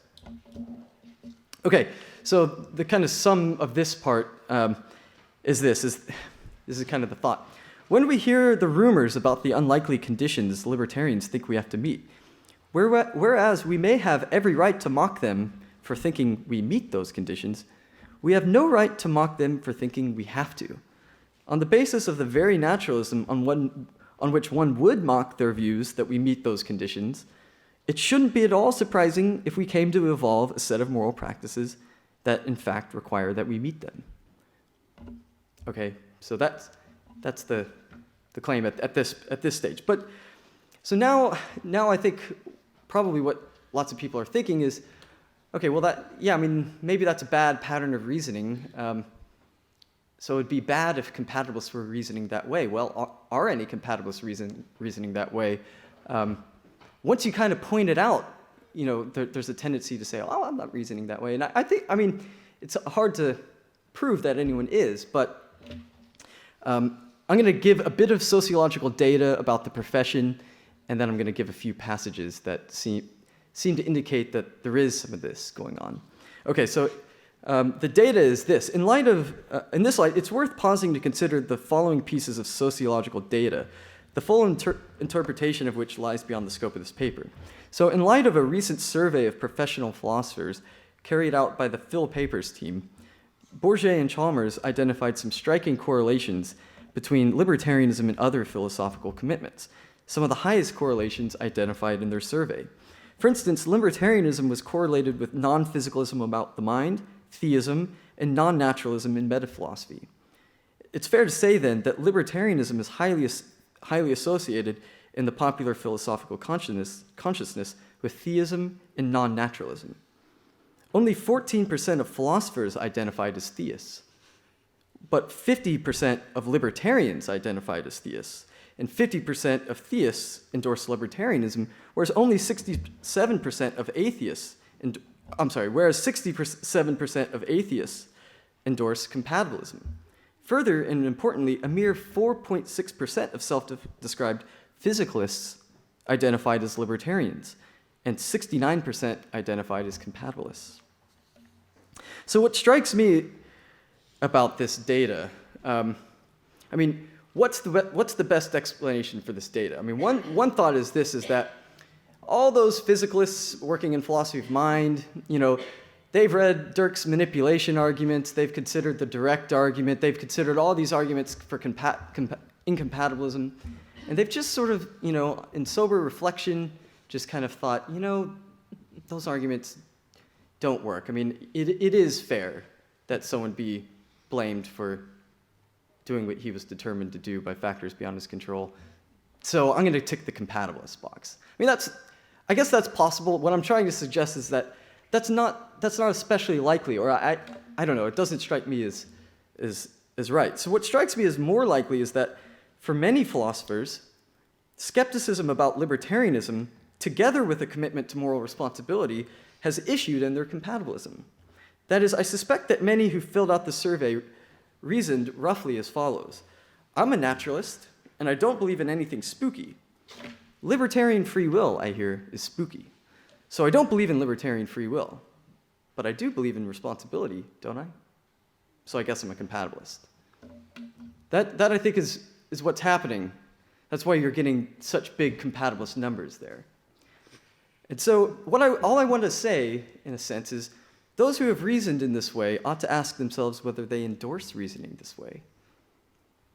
And I think that once you bring the pattern of reasoning to light, then you're going to see that there's something defective about that pattern of reasoning. It's overly optimistic. So, okay, now here are just a few passages, and then I'm done. So Levy and McKenna have this passage in a survey paper, and I think it's Phil Compass. So here's what they say. In this way, the force of the manipulation argument for incompatibilism, that's one of the main arguments for incompatibilism, the force of the manipulation argument is to be evaluated in terms of what further considerations either side can marshal for the attractiveness of their respective positions. For instance, can the incompatibilists get around the luck problem? In the absence of a satisfactory response to that, and with a willingness to believe more strongly that there are morally responsible agents than that there are not, the agnostic might have good reason to lead towards the compatibilist camp. But were the incompatibilist able to address the luck problem, then perhaps the incompatibilist could say what more there is to indeterministic initiation of action that makes it preferable to any compatibilist variety. Then the agnostic might have reasons to lean in the other direction. Okay, so what's going on here? I mean, in a sense, what they're saying is, okay, so you know, these people are considering this argument for incompatibilism. Well, you know, then they initially evaluate it, but then they note, oh, well, the incompatibilists. I mean, if incompatibilism is true and we're to have free will, well, it's going to have to be libertarian free will, and those people they need to answer the luck objection. So the luck objection is one of the main sort of objections to libertarianism, right? So, well, gosh, if those people can't answer the luck objection, well, then an argument for incompatibilism would just lead to skepticism. So I'm going to reevaluate the force of the manipulation argument and say, you know, I'm going to degrade its strength in sort of the economy of my philosophical views, just on account of the fact that if it were accepted, it would issue in skepticism. And I think, okay, well, what warrants you in just holding fixed your belief in responsibility and then just sort of holding that fixed and reevaluating the force of the incompatibilist arguments once you see that they may lead you to a place you don't like? So, okay, now here's a passage from Mealy. Am I okay on time? Do I have? Yeah. Okay. Just 35 minutes. Okay. So, few more passages. Okay. So, Mealy says this: people who are strongly inclined to believe that we are free and who take arguments for incompatibilism to have some force will want an incompatibilist theory of free choice or free action, or at least the sketch of such a theory. If the task of constructing an incompatibilist theory of freedom, a libertarian theory, seems doomed to failure, such people may be inclined to reassess the arguments for incompatibilism. Okay, so he's just kind of identifying some people who, you know, if it turns out that the incompatibilists can't tell a plausible story on which we actually have free will, well then we got to just reevaluate the arguments for incompatibilism, because that's obviously led us to the wrong result. So just reevaluate those arguments. Now, in fairness to Mealy, he does say people who are strongly, not necessarily me, people who are strongly inclined to believe that we are free in this way. So there's a wiggle room there. However, 45 pages later, he says this: the initially most gripping arguments for compatibilism are those encompassing a sub-argument that appears to show that libertarianism is incoherent. Okay, so what's a gripping argument for compatibilism? Well, it's an argument that shows that libertarianism is incoherent. Well, if libertarianism is incoherent, well, goodness, if there's going to be free will, you're going to have to be a compatibilist. So again, when he's reasoning in this way, he seems to me to be just holding fixed that we're responsible, and then he's saying, well, gosh, I mean, here's a gripping argument for compatibilism. I mean, since we're responsible and the libertarians can't give us responsibility, it must be that compatibilism is true. Okay, there's a passage from Dan and Elkin, which is perhaps not quite as good in service of my case, however good that case is. But here's a final two passages from John Fisher, which may be the smoking gun if I have a smoking gun. So he says this in interaction with Galen Strawson's arguments, skeptical arguments against moral responsibility. So Galen Strawson has argued that the whole idea of responsibility sort of makes no sense. It's impossible. So he says this: Strawson might say that our intuitions about agency imply an implausible notion of autonomy, and that this notion of autonomy renders moral responsibility indefensible. In my view, however, it's much more sensible simply to recognize and accept that our lives are thoroughly subject to factors outside of our control, and to scale back our demands for the sort of autonomy and sourcehood required for responsibility. So there it seems to me what's happening is John is saying something like this, that once we kind of appreciate that the kind of agency Strawson has identified is impossible, or anyway, definitely a kind of agency we don't have, well then we should just sort of, just because of that, scale back our demands. Right? We shouldn't take that to be any kind of threat to belief and responsibility. We should just say, okay, well, that must not be required. So, and he says this, in light of the implications of Strawson's picture of autonomy, one could go in either of two directions. One could say that such a picture is endorsed by common sense, but is impossible to fulfill. Or one can say that such a picture, being straightforwardly impossible to fulfill, can't be the picture endorsed by common sense. The latter possibility seems to be the path recommended by a certain sort of philosophical maturity and wisdom. So I think, in fact, philosophical wisdom goes the other way on this. So, I mean, John, I think is thinking like this. I mean, once we discover that this isn't a condition we could meet, we thereby straight away can conclude that we don't have to meet it. But I'm just thinking, whence comes your confidence that that's so? I mean, why is it that it couldn't be that moral responsibility requires of us something that we don't have? I mean, what is it entitles you to the rejection of that possibility? I know some strategies of trying to get that entitlement, but it's hard for me to see how anyone who endorses naturalism has that entitlement. So that's it. Thank you. Okay. Permettez-moi d'abord de remercier Claudine et Jean-Baptiste pour l'organisation de cette conférence et pour m'avoir invité à vous parler. All right. Et now, en anglais. I have been thinking about the nature of free will for the past 25 years. In very general terms, my position has remained the same, but my views on the details have slowly evolved in tandem with changes in the way I think about certain more basic metaphysical issues and about the nature of explanation. So I will begin today by sketching out an account of freely willed actions that represent my current way of thinking. I will then discuss 3 objections to my sort of view pressed recently by several authors. All of them center around what sorts of explanations are or are not possible for causally undetermined choices, and the implications for a person's control over and moral responsibility for such choices. I am a freedom determinism incompatibilist.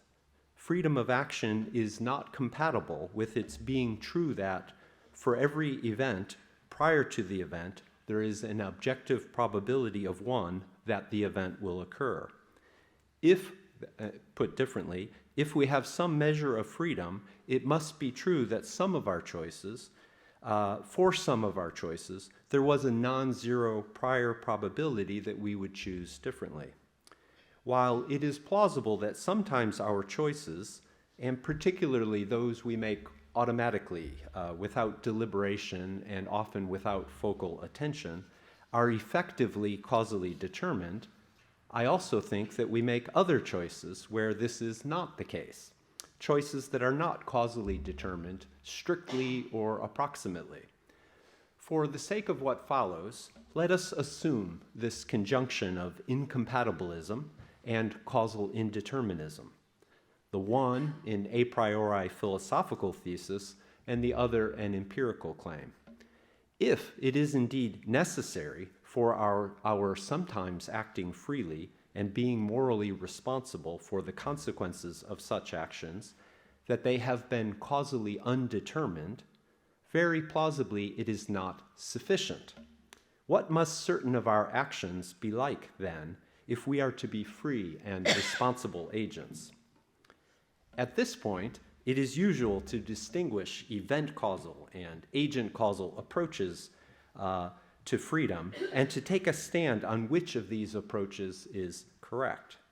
Indeed, that sort of problematic informs much of what I have written about free will, but I have come to think it is a mistake.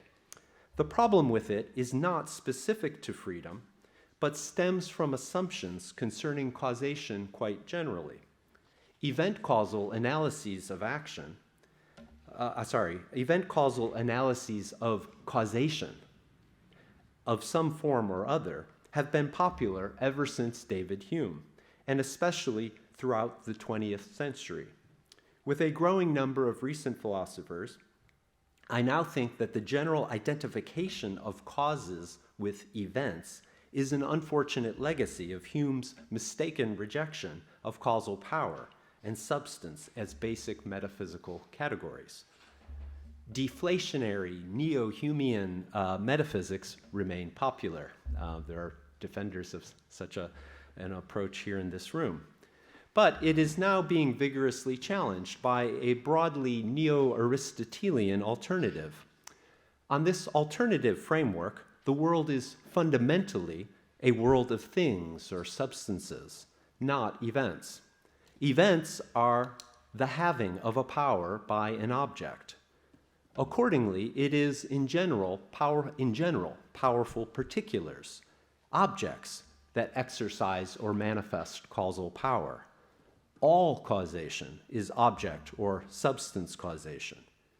To be sure, objects acting in the ways that they do have explanations.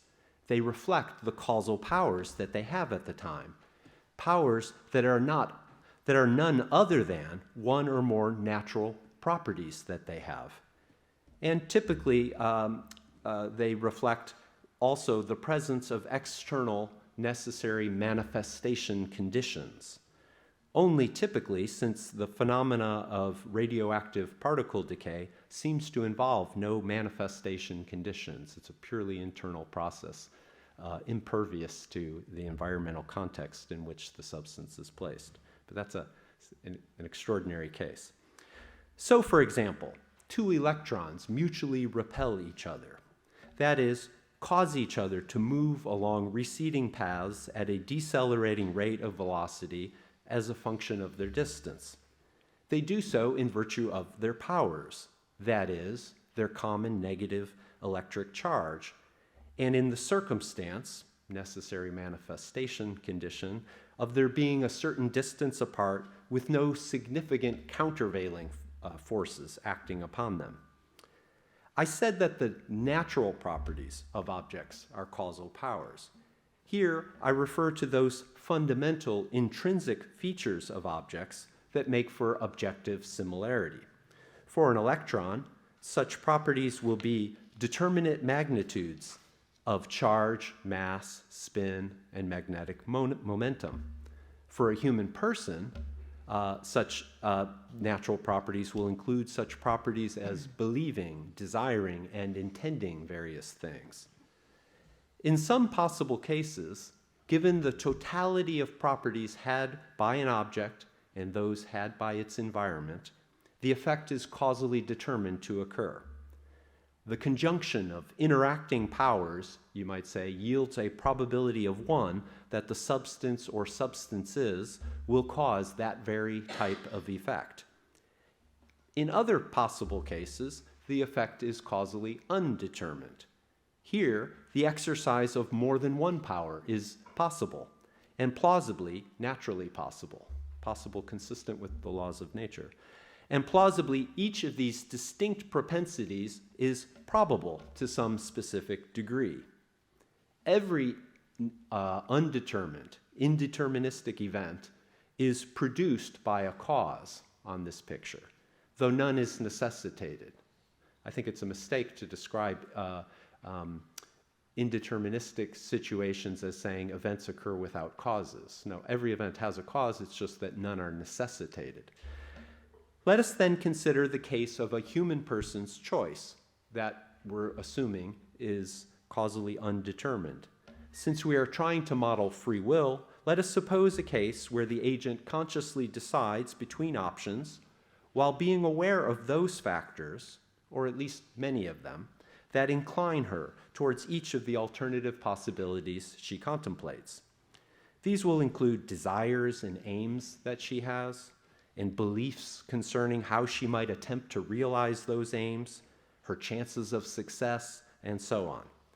In short, her relevant motivating reasons, or as I might put it in what follows, simply her reasons.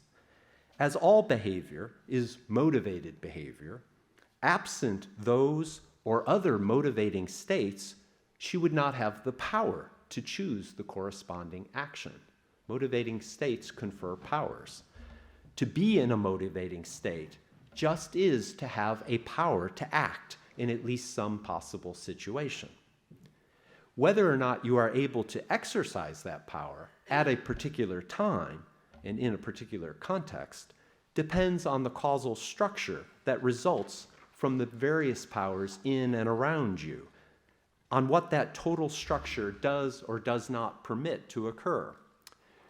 Where you are able, in the circumstances, to act in more than one way at some future time t, there will be evolving objective prior probabilities of your so choosing in each of those ways. Evolving in response to your own continued deliberation, or perhaps just to the lessened salience to you of some alternative, or to a relevant change in your environment that was itself not predetermined to occur. What is it then, on this picture of free action, what is it then to act on a particular reason, R? Here you can see the handout. Put otherwise, the question is, what is it for the fact of your having had a motivating reason R to explain your choosing and acting as you do? On the account I propose, your having reason R explains your actual choice simply if it was among the factors that contributed positively to the prior probability of your making that choice throughout an interval that terminates in the choice itself. But this is consistent with its influence being wholly unconscious. We might want to capture a stronger way that reasons can explain actions. One way is to say that you act for, this is just some stipulative terminology I'm introducing, and this also is on your handout. So we might say that you act for reason R if you act on reason R, and you were consciously aware of having that reason at the time of the choice. In summary, and again see your handout, on the account I now favor, an agent acts freely and is a locus of moral responsibility in the basic desert sense if, 1, he is a conscious and rational substance with the general power to choose actions in accordance with his own motivations. 2, he has at any given time more specific powers to choose particular courses of action that are grounded mostly in some of his motivational states that run the gamut from momentary desires to long-range life aims. 3, his choices are frequently causally undetermined just prior to the moment of choice. And finally, he exercises that power in conscious awareness of some or all of the motivational states that ground his power specifically to choose as he does. I likewise contend that where these conditions obtain, the agent's choosing as he does is rationally explained by the motivational states that ground his power so to choose. I spoke of that powers being mostly grounded in those states to simultaneously recognize that our conscious awareness of influences on us is not and need not be total, yet also to recognize that too much significant, wholly subpersonal causal influence is freedom diminishing, or perhaps in some cases even undermining. All right, with this basic account on the table, I now consider 3 different objections to it. First objection has to do with the idea of objective probabilities governing action and whether or not this undermines control. So in a recent book, our very own Derk Pereboom argues that supposing agent causal power is governed by objective probabilities undermines responsibility conferring control. To persuade us of this claim, he invites us to imagine that God creates beings who have two fundamental propensities, one for self-interest and one for morality. I think he was recently reading Anselm or something, maybe, when he thought of this idea. And we're to suppose that these propensities are equal and inalterable. Okay, they're both they incline you equally in one of two directions, and the propensities don't change over time. He notes that we should expect, if all of this is so, we should expect that over the course of a lifetime, roughly half of an agent's decisions involving a conflict of self-interest and morality would be self-interested, and the other half would be moral. He takes it to be evident that in such a scenario, agents do not have the right sort of control over their choices to be morally responsible in the basic desert sense. Anticipating correctly that some will object on the grounds that it's the inalterability of the probabilities that is control sapping in his scenario, and that this is an unnecessary feature of indeterministic choice, he then constructs a more complex case.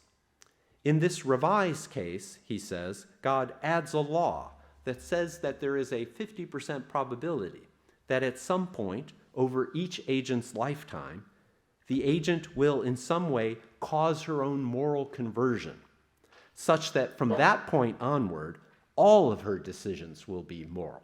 You got the scenario? There's a 50% chance that at some point you will do something that will cause your own moral conversion, so then you become resolutely moral, and then all future choices, when self-interest conflicts with moral considerations, you always go with the moral option.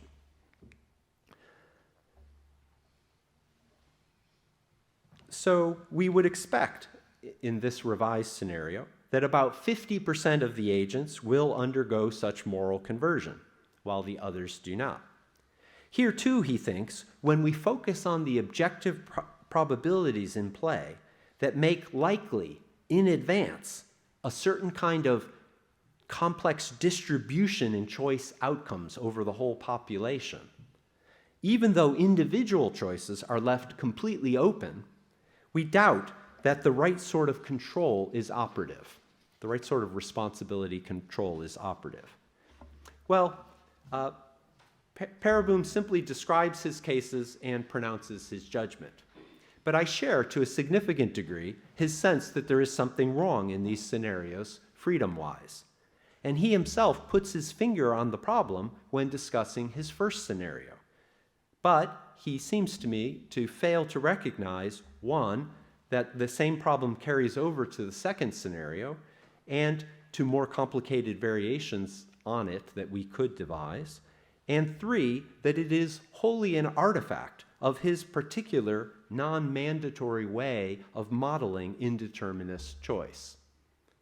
The problem that I'm referring to is that Pereboom's agents do not continuously change in small or big ways as a result of their individual choices.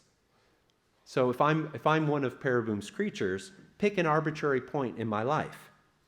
I have a choice, say, between helping my daughter with her schoolwork or drinking beer with my friends at a pub.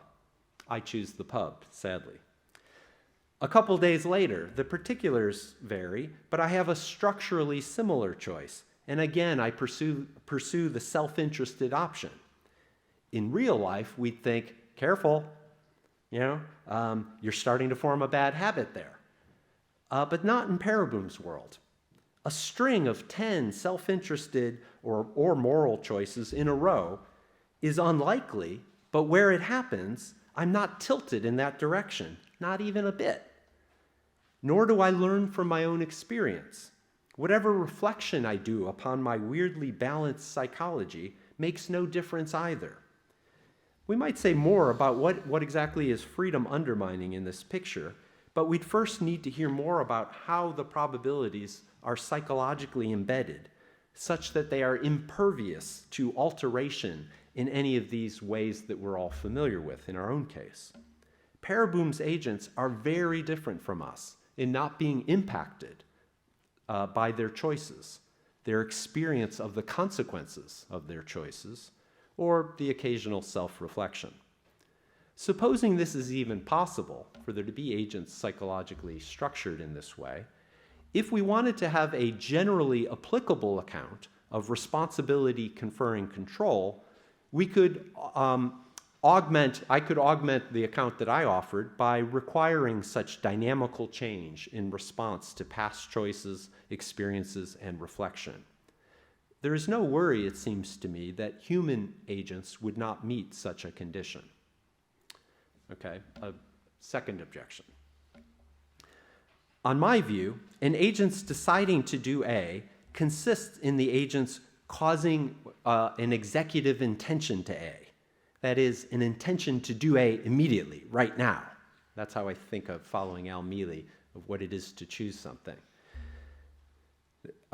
Where this is a free decision, there was a non-negligible prior probability that the agent would cause an intention to B instead. So on my picture, this is very abstract, but it's basically saying when I act freely, the beginning of my action is constituted by my causing a state of intention in myself that, in the normal case, ushers in the behavior immediately. But there was some prior probability of my having formed an incompatible such intention to do something else instead. Dana Nelkin and Neil Levy both argue that such a scenario precludes anything more than a weak or defective kind of rational explanation of the choice the agent makes. And perhaps, they suggest, it allows for no real explanation at all. So they think there's something peculiar here. It has to do with this significant indeterminism, such that we can't explain why the agent chose as she did.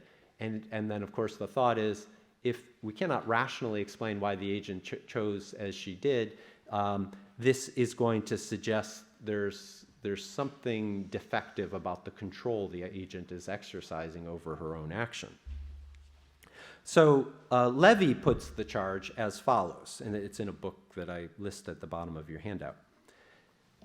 If the agent decides to do some action A where action B was really possible, then the pro-A set of motivations can explain only why A was being considered by the agent and why A was a causally open possibility. That exhausts their explanatory power in my scenario, he suggests. To explain the choice of A itself, we would need to cite a factor that contrastively explains why the agent chose A rather than B. But the problem is that where there is significant indeterminism, there cannot be contrastive explanation. A contrastive explanation would indicate why, given all the relevant factors, all the relevant influences that are at play, A was selected rather than B. But ex hypothesi, those factors tug in different directions, and no subset of factors dominate the others as would be needed for contrastive explanation. He concludes it was simply a matter, in the scenario I'm envisioning, it would simply be a matter of chance, of good or bad luck, that A was chosen on this occasion, rather than its being something firmly under the agent's control. I think that this objection is correct in thinking that sheer inexplicability is inconsistent with agential control. If it were true, that someone described a scenario where there's no possibility of explanation for what the agent does, then the agent could not thereby have control. But I think the objection is wrong to assume that contrastive explanation is some kind of gold standard, or even the only standard of explanation. We often desire and uncover different kinds of explanation. But when we ask for a contrastive explanation, again, where contrastive explanations have the form why A rather than B, we defeasibly presume, to ask that very question, why A rather than B, presumes something. It presumes that there is an explanatory relationship between what happened, A, and what failed to occur, all right? And so the fact that not B, right? It assumes there's some deep connection between A and not B in the scenario, explanatory connection. That is, we presume that the occurrence of A and the non-occurrence of B can be given a unifying explanation. But even in a deterministic world, this will not be the case for every pair of items, as not everything that happens is deeply explanatorily connected to everything else. Okay, so there won't be a good contrastive explanation for why is it the case that we are sitting here and there is not a meteorite now striking the Earth, causing the death of us all. Okay, that's a why A rather than B, but we can assume the world is deterministic. There is no satisfactory answer to that question. That contrastive question there's a presumption built into the question that is false. And there's nothing mysterious about the fact that there is no explanation of that contrastive fact. But non-contrastive explanations of particular phenomena are also possible. And but I'm wanting to say contrastive explanations are one kind of explanation, but there can also be non-contrastive explanations. We can give an answer why A that's not an answer to the question why A rather than B. Those are distinct questions, okay? And in indeterministic scenarios of any kind, for certain purposes, these are the sole proper sort of explanation to seek. In general, an outcome of an indeterministic scenario is adequately explained by identifying the object or coordinated system of objects that produced the outcome, identifying the features of the object that gave it the power to produce the outcome, and finally identifying the total circumstance in virtue of which there was a non-zero probability of its doing so. An explanation that cites such factors can be perfectly adequate, even though there is no explanation of why this result was produced rather than that one, whose probability of occurring was likewise non-zero. Indeed, in such a scenario, we have an explanation of why there cannot be a correct contrastive explanation of the outcome for every possible contrast. The very nature of an indeterministic causal agent precludes such explanations. Okay? And this has nothing to do with free will. It's just indeterministic activity in general. It perhaps helps to demystify indeterministic causal activity to think of deterministic causes as simply the limit case of analogous indeterministic causes arranged on a continuum, ordered by the strength of their antecedent probability to cause the actual outcome. Indeterministic causes, whether in basic physics or in human behavior, are not substandard causes, and there is nothing partial or otherwise defective about the non-contrastive explanations of them that accurate theoretical descriptions would provide. Nothing pertaining to the target phenomena will be left out of good non-contrastive explanations of them. Which events occur, how they are produced, and whether and why specific type of alternative events were possible, even though non-actual, given the prior circumstances. Now, Nelkin and others will say that even if what I've just said is accepted, it's hard to see how agents acting indeterministically provides, quote, provides a unique kind of control, not exercised by otherwise similar agents acting deterministically, right? The suggestion is, okay, so if there's not some special kind of power, why, what sort of enhanced control is being conferred upon an agent by supposing that her activity is non-deterministic? And if it does not confer some enhanced form of control, why think that indeterminism is a necessary condition on the kind of rational control that constitutes free will?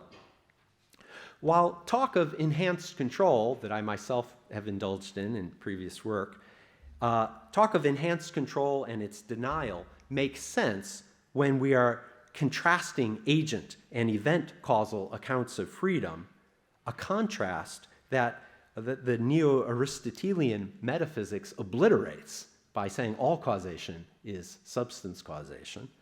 It seems cloudy to me in this framework, right? What we who believe that indeterminism is a necessary condition on freedom can clearly say is that indeterministic agents, but not their deterministic counterparts, are able to choose otherwise, taking into account all causal constraints under which they operate. They have, and their deterministic counterparts lack, the power to form different choices than the ones they do, for good or bad. Not just a general power to do so, but the power to do so in the very circumstances they are in.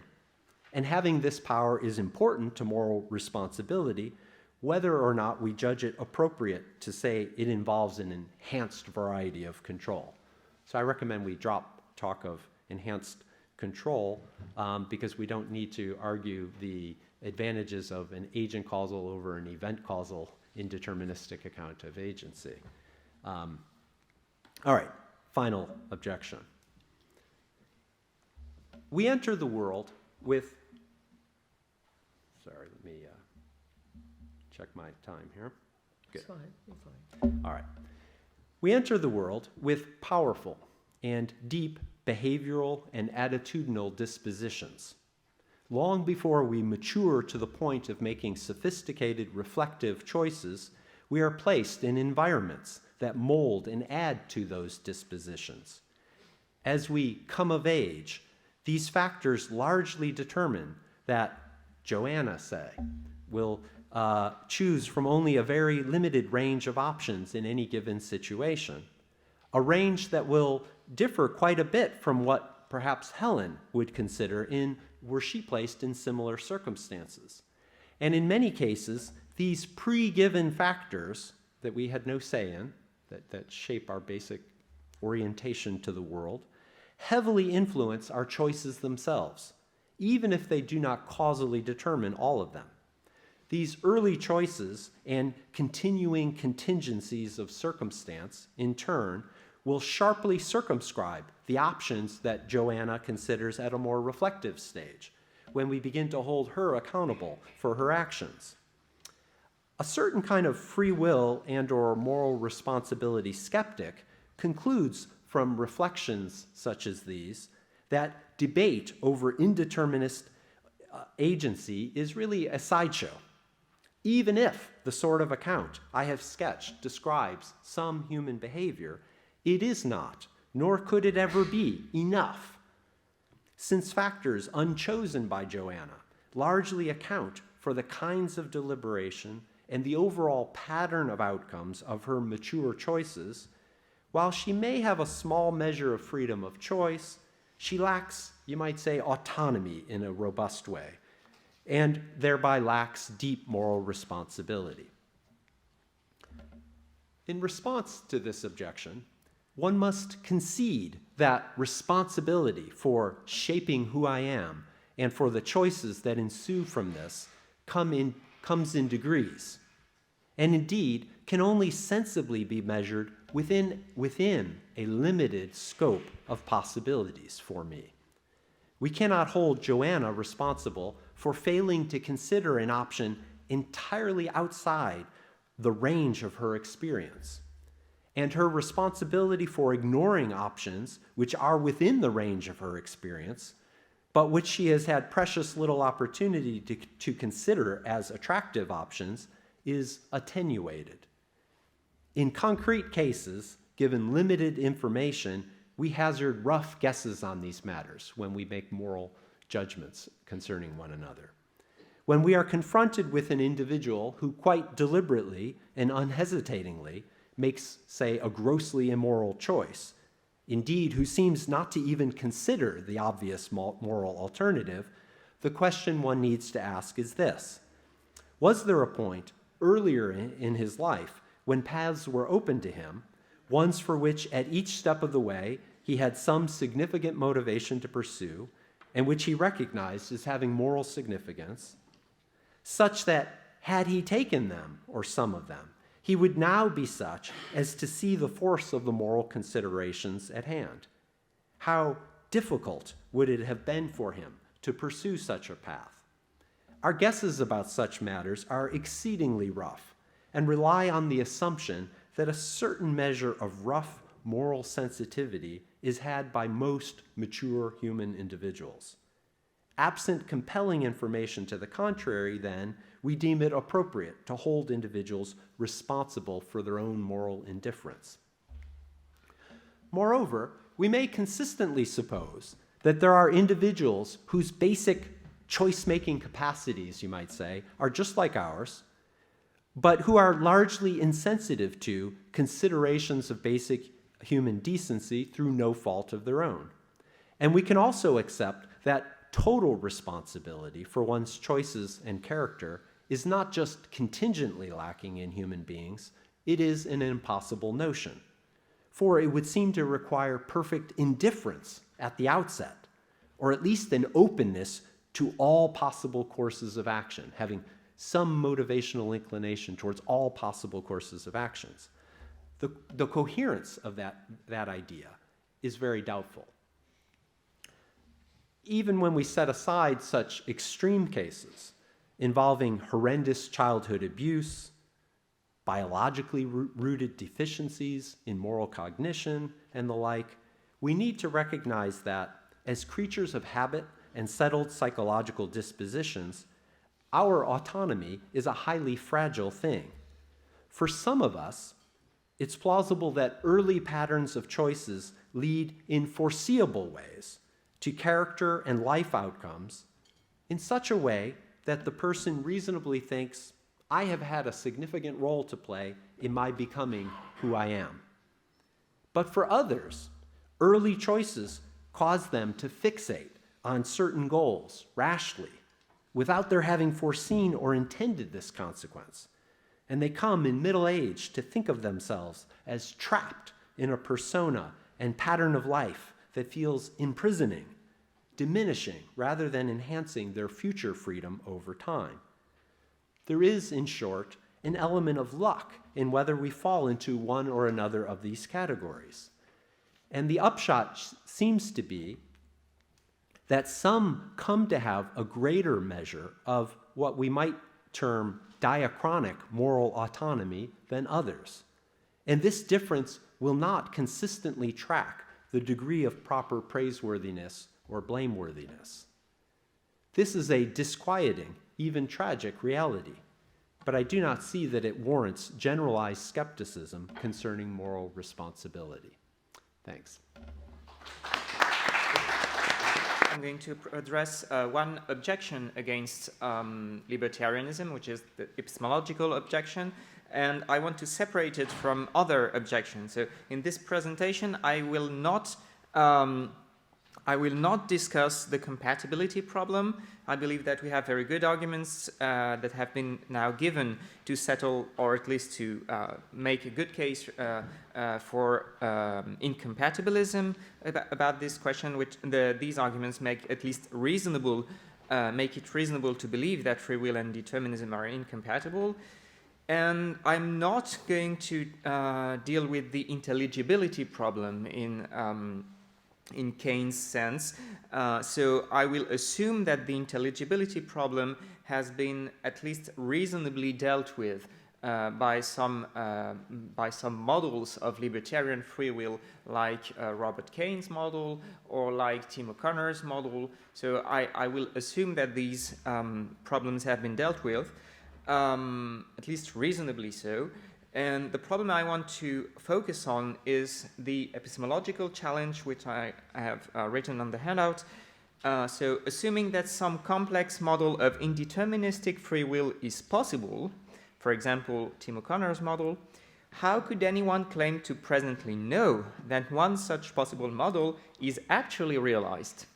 So how could our experience of free will provide us with that kind of information?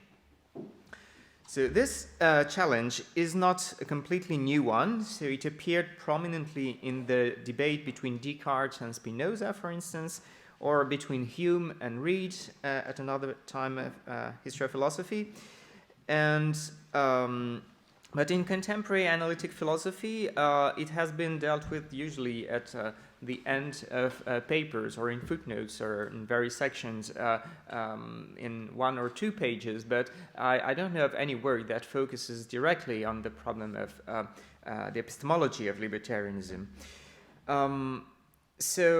And even though I think it hasn't been properly addressed, I think there is a few mentions of the challenge itself. For example, in John Fisher's formulation, his quote, "A libertarian, it seems, must claim that he knows from his armchair that causal determinism is false, but how could we know in advance such an empirical thesis?"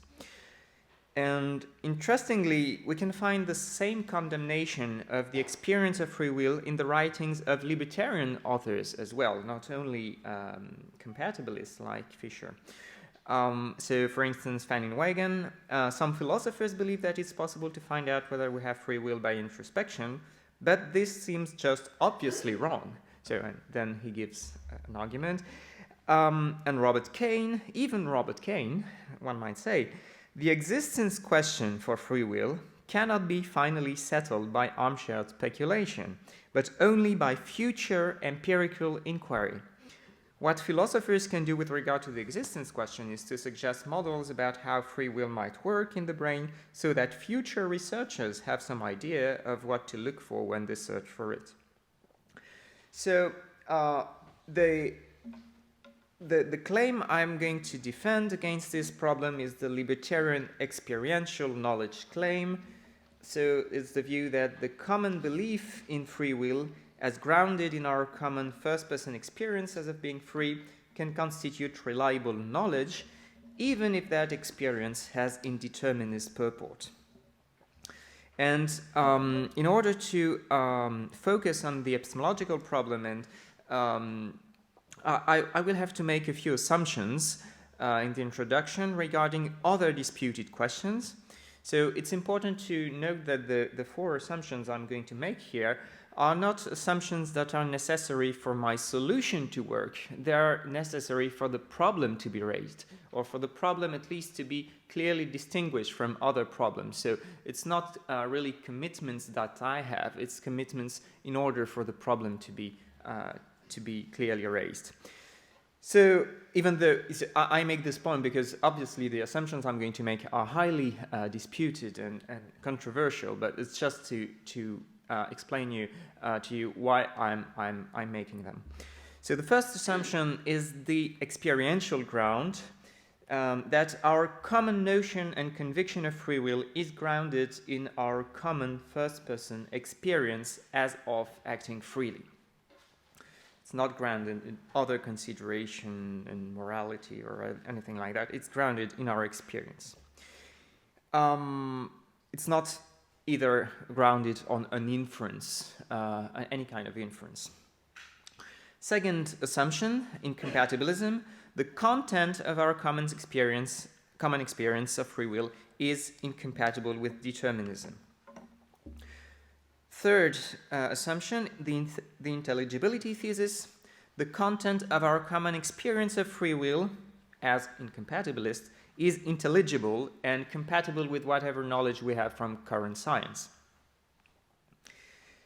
So here I mean that it is both logically possible in itself, this content, libertarian content, and that it is conceivable, given our best scientific knowledge of human beings. So models like Agent-Causation or Robert Kane's Event-Causationist model are supposed to establish this point of intelligibility.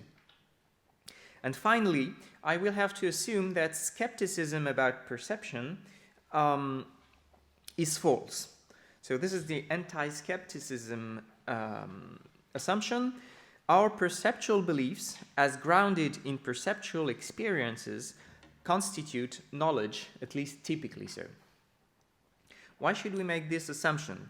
Well, because an epistemological objection to libertarianism would obviously be too strong and irrelevant if it leads to skepticism about perception as well. Typically, a skeptic about free will doesn't want to be committed to general skepticism. So we have to assume that skeptical arguments against perception fail and see what follows about skepticism about free will. So here is the program, a very long program, I'm afraid. In the first part, I'm going to present some epistemological consideration about the epistemological situation of the question, and in the second part, I will try to give an epistemological model for one kind of libertarianism, namely agent-causation. So let me start with the important epistemological thesis I'm relying on. The first important building block of my epistemology is the thesis JPF, that our common experience of free will gives prima facie justification for the thesis that we do have free will. And if we assume that our experience of free will is incompatibilist, we can move to JPF star, that our common experience of free will gives prima facie justification for libertarianism. What is the motivation for this claim? Well, the motivation is a comparison with perception. If we want to avoid a regress of justifications, we have to stop somewhere in the regress of justification of reasons. And many foundationalist epistemologists will say that the way to stop, for example, in perception, is to say that some beliefs are justified not by other beliefs, but justified by the perceptual experiences themselves. For example, my visual experience as of a blue chair in front of me gives me justification to believe that there is a blue chair in front of me. In the same way, my experience as of being free gives me prima facie justification that I am free. So the important point, it's very important to notice here that this claim is in fact a very modest claim once you've noticed that it's only prima facie justification that is claimed to be had and not ultima facie justification. Prima facie justification means that it's defeasible, and in particular it could be defeated in two different ways that epistemologists call rebutting defeaters and undermining defeaters. So it might be defeated by a definite proof that, for example, determinism is the case. If we had a scientific proof that neurological determinism is the case, for example, then we would have a rebutting defeater against our experience of libertarianism. Now, I think I have assumed in introduction that this is not the case, so I think the only issue we have to deal with is undermining defeaters. An undermining defeater is a defeater according to which the experience you have will not be a good, will not be a reliable indicator of the truth of the content. It's not an indication that the content is false. It's an indication about the reliability of the experience. So, do we have an indication that our experience of free will is unreliable? Well, one might think that there is a clear argument that our experience of free will is unreliable. That's the traditional argument from Leibniz and Spinoza, that our experience of free will is fallible. It's, for example, Spinoza says, a falling stone might have the experience of free will, therefore the experience of free will is fallible. Well, what should we think of that proof that the experience is unreliable? This proof presupposes that epistemic reliability equals infallibility.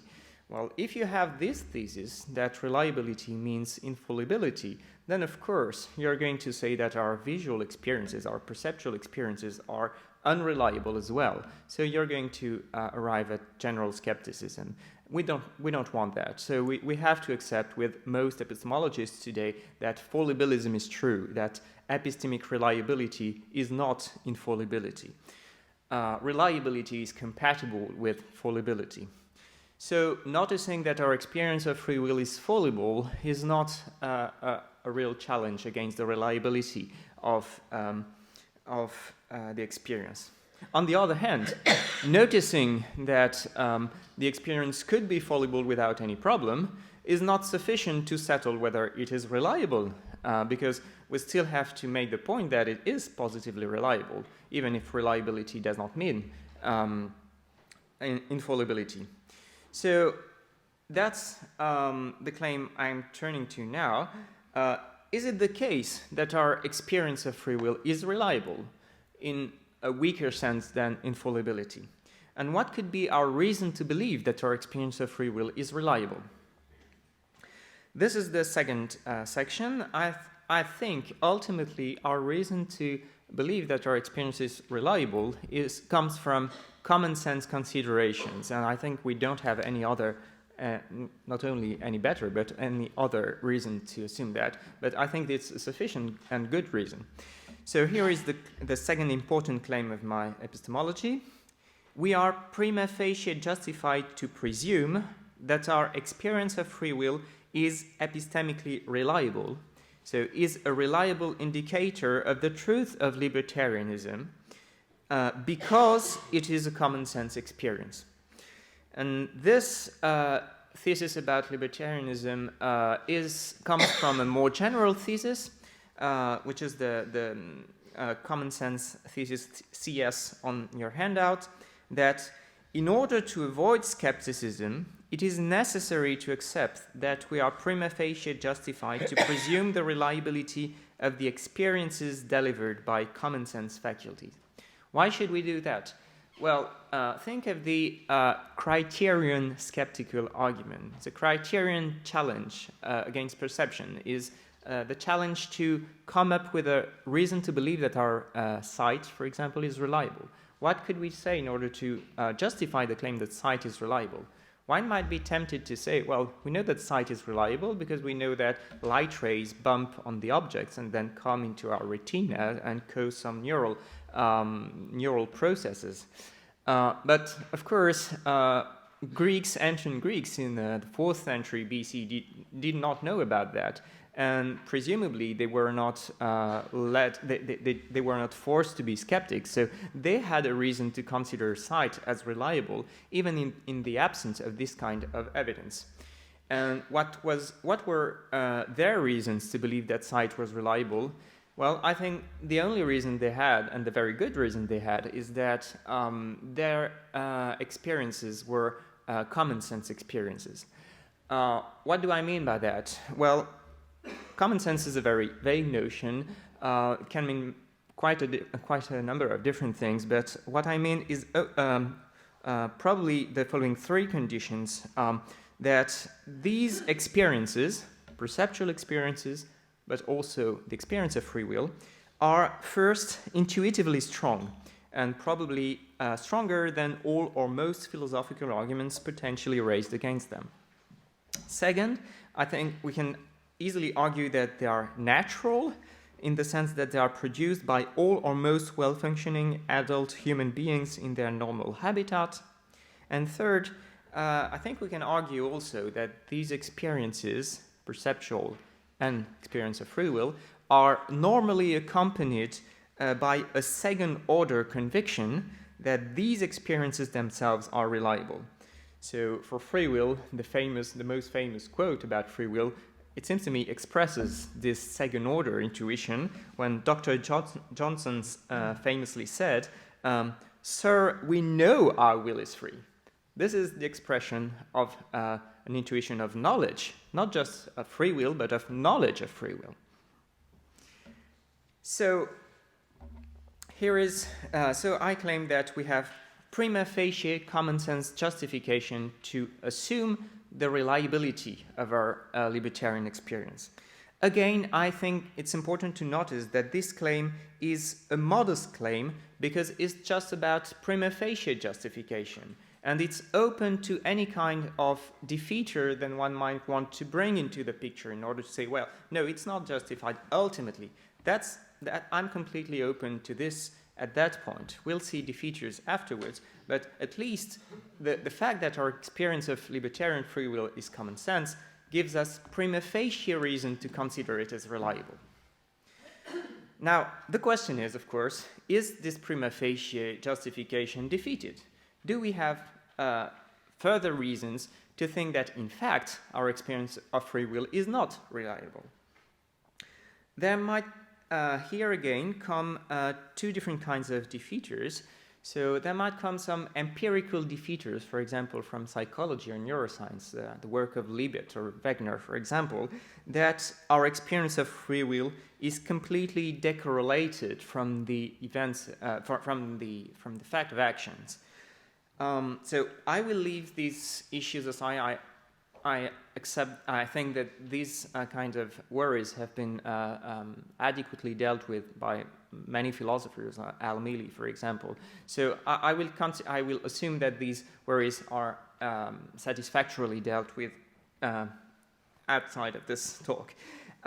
What I will focus on is the second kind of defeater, not an empirical defeater, but a philosophical defeater, according to which it's impossible for our experience of free will to be a reliable detector of the fact of libertarianism.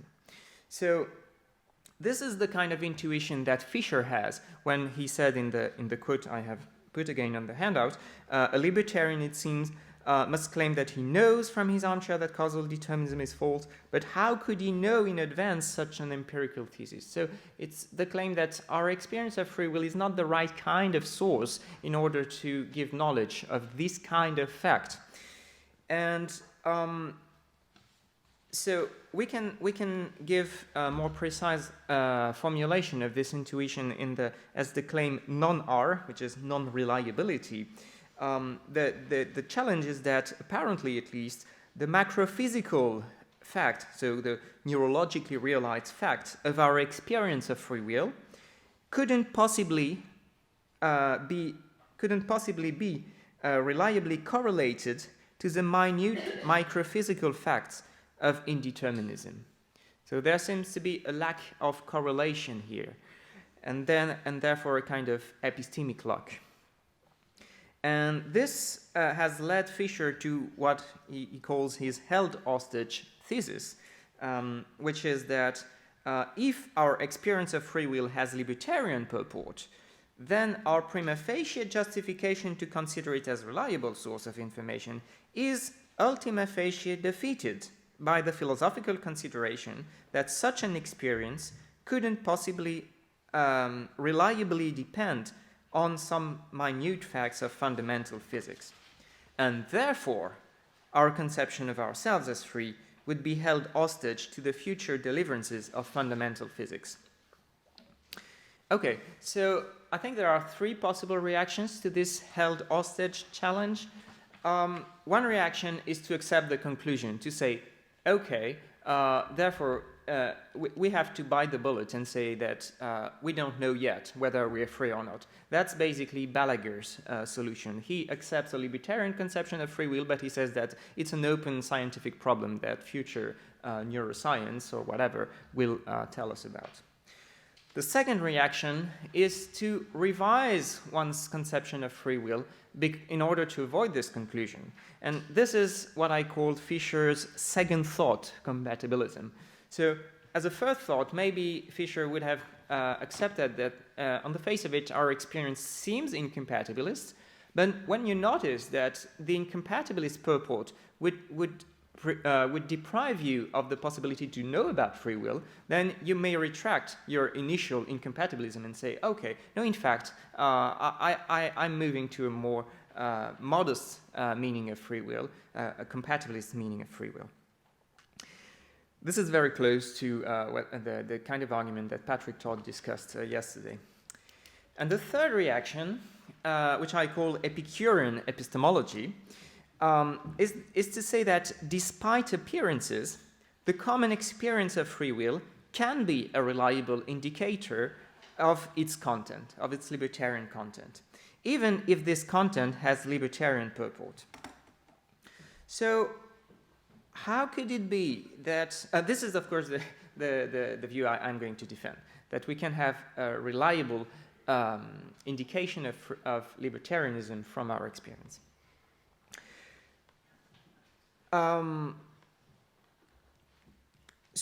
But in order to do that, I think we have to tackle the impossibility challenge.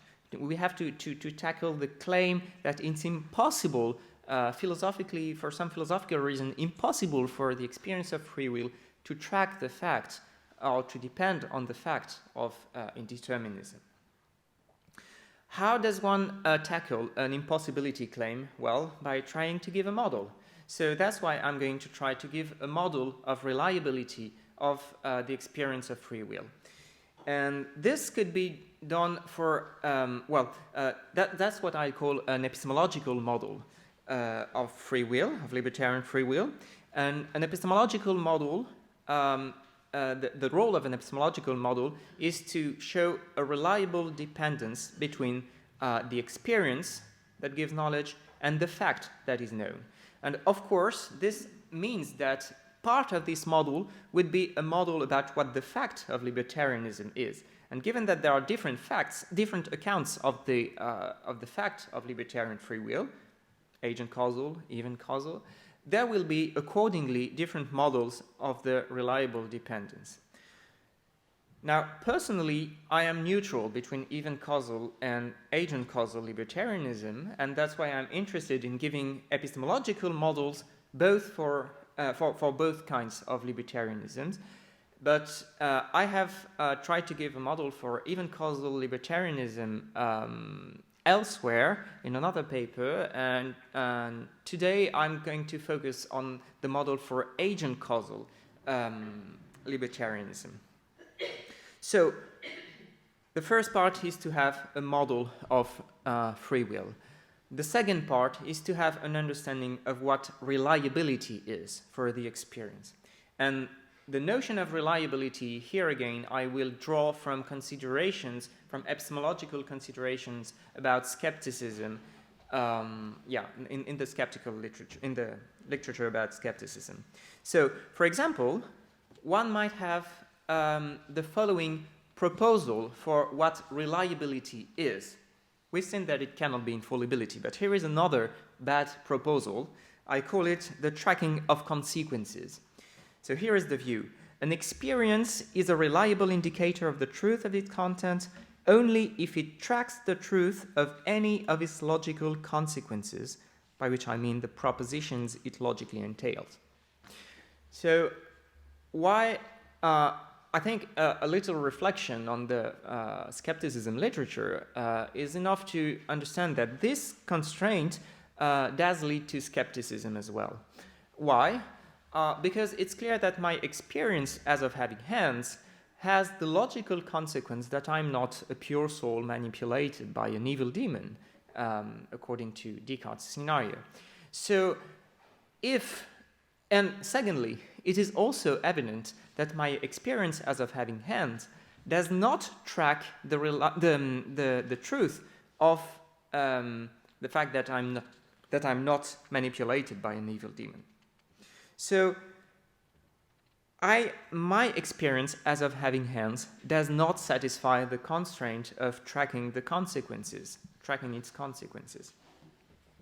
So it's clear that what is meant by tracking is a counterfactual dependence, and it's clear that there is no counterfactual dependence between my experience as of having hands and the fact that I'm not manipulated. So this is the claim star on the handout.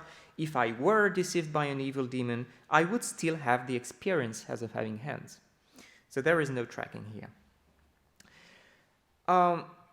Now, what is false about the logical implications or the logical consequences of my experience is not true about the proper content of my experience. The proper content of my experience is I have hands. And this proper content is tracked by the fact of my experience. So we have two counterfactual dependencies noted as 1 and 2. If I didn't have hands, I would not have the experience as of having hands. And if I had hands in close counterfactual situations, I would still have the experience as of having hands. So here we have a tracking that epistemologists are happy about, but it's important to notice that it's a tracking only for the proper content of the experience, not for its logical consequences. Does it mean that we don't need any kind of reliability for the logical consequences? Well, not necessarily so, because there is another account of reliability which is not tracking, but which is called safety. What is safety? Well, safety is the claim that a certain proposition or certain experience couldn't easily have been false. Or in other words, so the claim that I'm not manipulated by an evil demon is a claim that couldn't easily have been false. You have to go to very far off possibilities in order to make it true. So you have to, in terms of possible worlds, it's only in far off possible worlds that this claim is true. Given that this possibility is a very far off one, you can say that in the close or nearby possible worlds, your experience as of having hands is safe relative to the possibility of being manipulated. So this is the claim 3. In most nearby possible worlds, I am not a pure soul deceived by an evil demon. So we can have tracking for the proper content of the experiences, and we can have safety for the logical consequences. So these are the two and the only two constraints that I will put on my model of reliability for agent causation as well. I will try to show that our experience of free will, libertarian free will, can be tracking its proper content and can be safe relative to its logical consequences. So let's turn now to the let's try to show how it works and whether it's really possible to satisfy these constraints now that we know the program or the desiderata that we have to satisfy. So as I've said, an epistemological model has to start with the first part, which is a model of the fact itself that has to be reliably known. So here is a short description of what I take to be the metaphysical fact of free will according to the libertarian agent-causal model.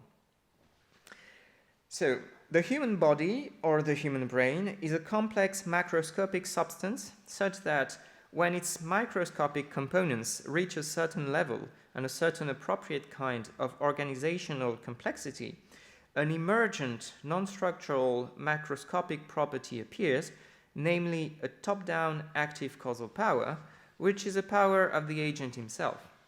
This power of the agent has a certain probability structure, which means that the reasons present to the agent's mind dispose him to cause action A1 with probability P1, action A2 with probability P2, etc. And these probabilities are, or can sometimes be, less than 1, so that the actual exercise of this active power is not predetermined. Okay, so now that we have a model of the fact that we want to reliably know, how could we have tracking of this content and safety for the consequences? So I'm going to skip, I think, the first section in which I was I could have made a small short comparison between the prospects, the kind of problems that are raised for the event causalist and for the agent causalist. I think that there is a problem that the event causalist has that the agent causalist doesn't have. And on the other hand, the problem that the agent causalist has is not really the one that the event causalist is worried about. But I will skip that and focus only on the problem on the problems that the agent causalist has in order to claim a kind of reliability between perception and experience. Between experience and fact, sorry. So I think there is one general problem, and then, which is section 2, the Humean problem, and then somehow a much narrower version of this problem, which is more worrisome. So this will be section 3. The first problem, the first challenge that an agent causalist has when he wants to claim that we have reliable knowledge of agent causation is that he's trying to claim that we somehow, in some sense of perception, that we perceive causation, that we perceive agent causation. But is it not directly in contradiction to Hume's famous veto that any perception of causation is impossible? So there is this huge tradition of Humeanism which deems this kind of perception totally impossible because it's perception of causation. Well, against this Humean veto, there is one response, which is inspired in part by what Tim O'Connor says in his paragraph, in his section on the epistemological problem. So the unimpressed response is to say, well, this Humean veto would undermine not only the knowledge of agent causation, but the knowledge of any kind of causation, event causation, and even the knowledge of regular, of common, scientifically respectable kinds of causation. So this is clearly a very strong form of skepticism against the possibility to know any kind of causation.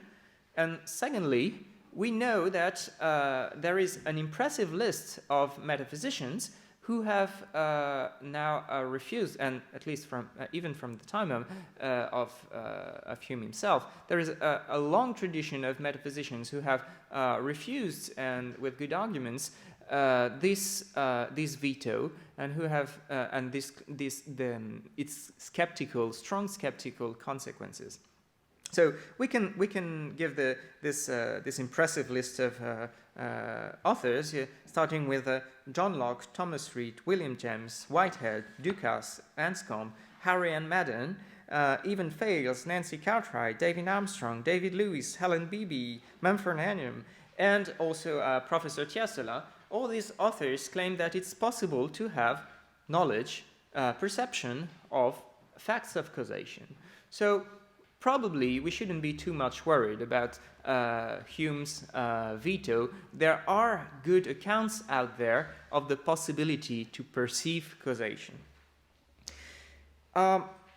And this is to the point that Helen Beebe has declared in an important paper, that chapter, that Hume's argument from a contemporary perspective is not at all persuasive. So we shouldn't be worried about the Humean veto.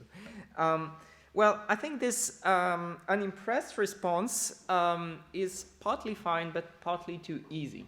One reason why it's partly too easy is that in this list of authors, the kind of causation that is claimed to be perceivable there are very different kinds of causations. For example, there are also some authors who claim that it's possible and argue that it's possible to have knowledge of perception of a regularist kind of causation, but not of a singularist kind of causation. So this is the case for David Lewis or Helen Beebe. And second, you have authors who claim that it's possible to have knowledge of a singularist kind of causation, but not of a neo-Aristotelian kind of causation. This is the case for Armstrong and Fales. So this again will not be satisfying for the agent causalist's purpose. Third, there are authors who grant the possibility of neo-Aristotelian perception for neo-Aristotelian causation, but not for agent causal causation. And fourth, there are some authors who accept the possibility to perceive agent causation, but not indeterministic agent causation. only compatibilist agent causation. So these authors, again, will not help for our purposes.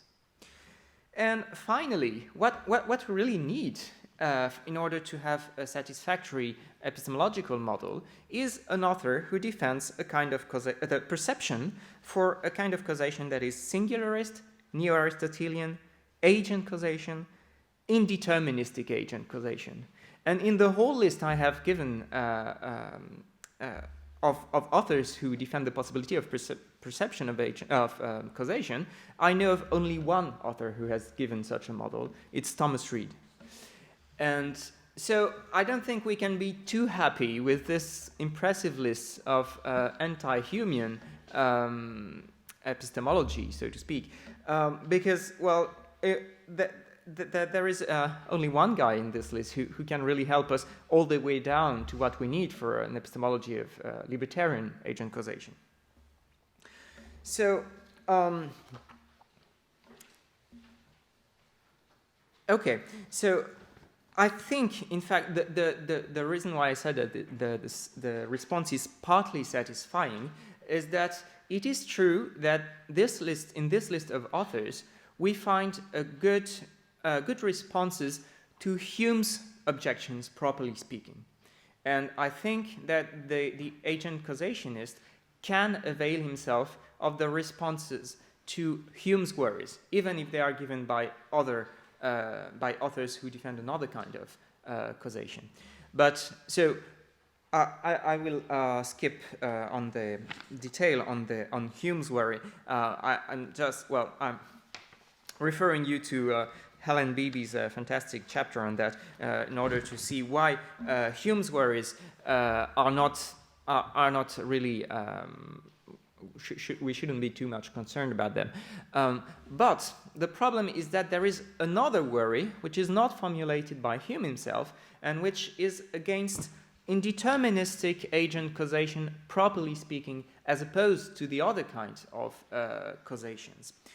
Against the perception of indeterministic agent causation as opposed to the perception of other kinds of causation. So Hume himself does not formulate this problem. Interestingly, the first author who formulates the proper problem for indeterministic agent causation, as far as I'm aware, is Thomas Reid himself. So Thomas Reid is aware of a problem that Hume apparently isn't aware of for his own view, and he gives a response to this problem. I will not follow his response because I think it has important problems, but the problem that Reid raises could be called the problem of perceiving the inactual. So Reid puts it this way: power is not an object of consciousness. That we are not conscious of it will be evident if we reflect that consciousness is that power of the mind by which it has an immediate knowledge of its own operation.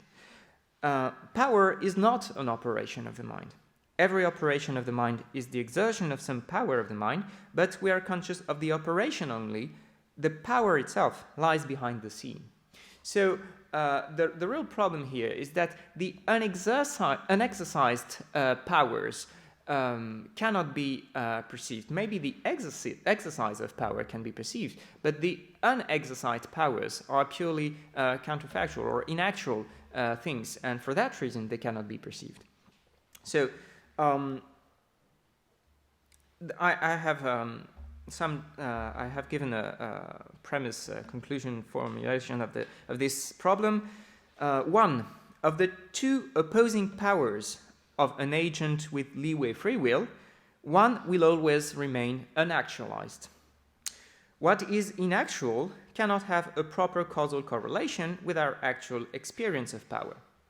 But perceiving something X requires that our perceptual experience as of X be properly causally correlated with X. Therefore, there cannot be a perception of a two-way powers. Maybe there can be a perception of the one way that is exercised, but not of the other way that is not exercised. So, okay, so Reid did have a solution to this problem.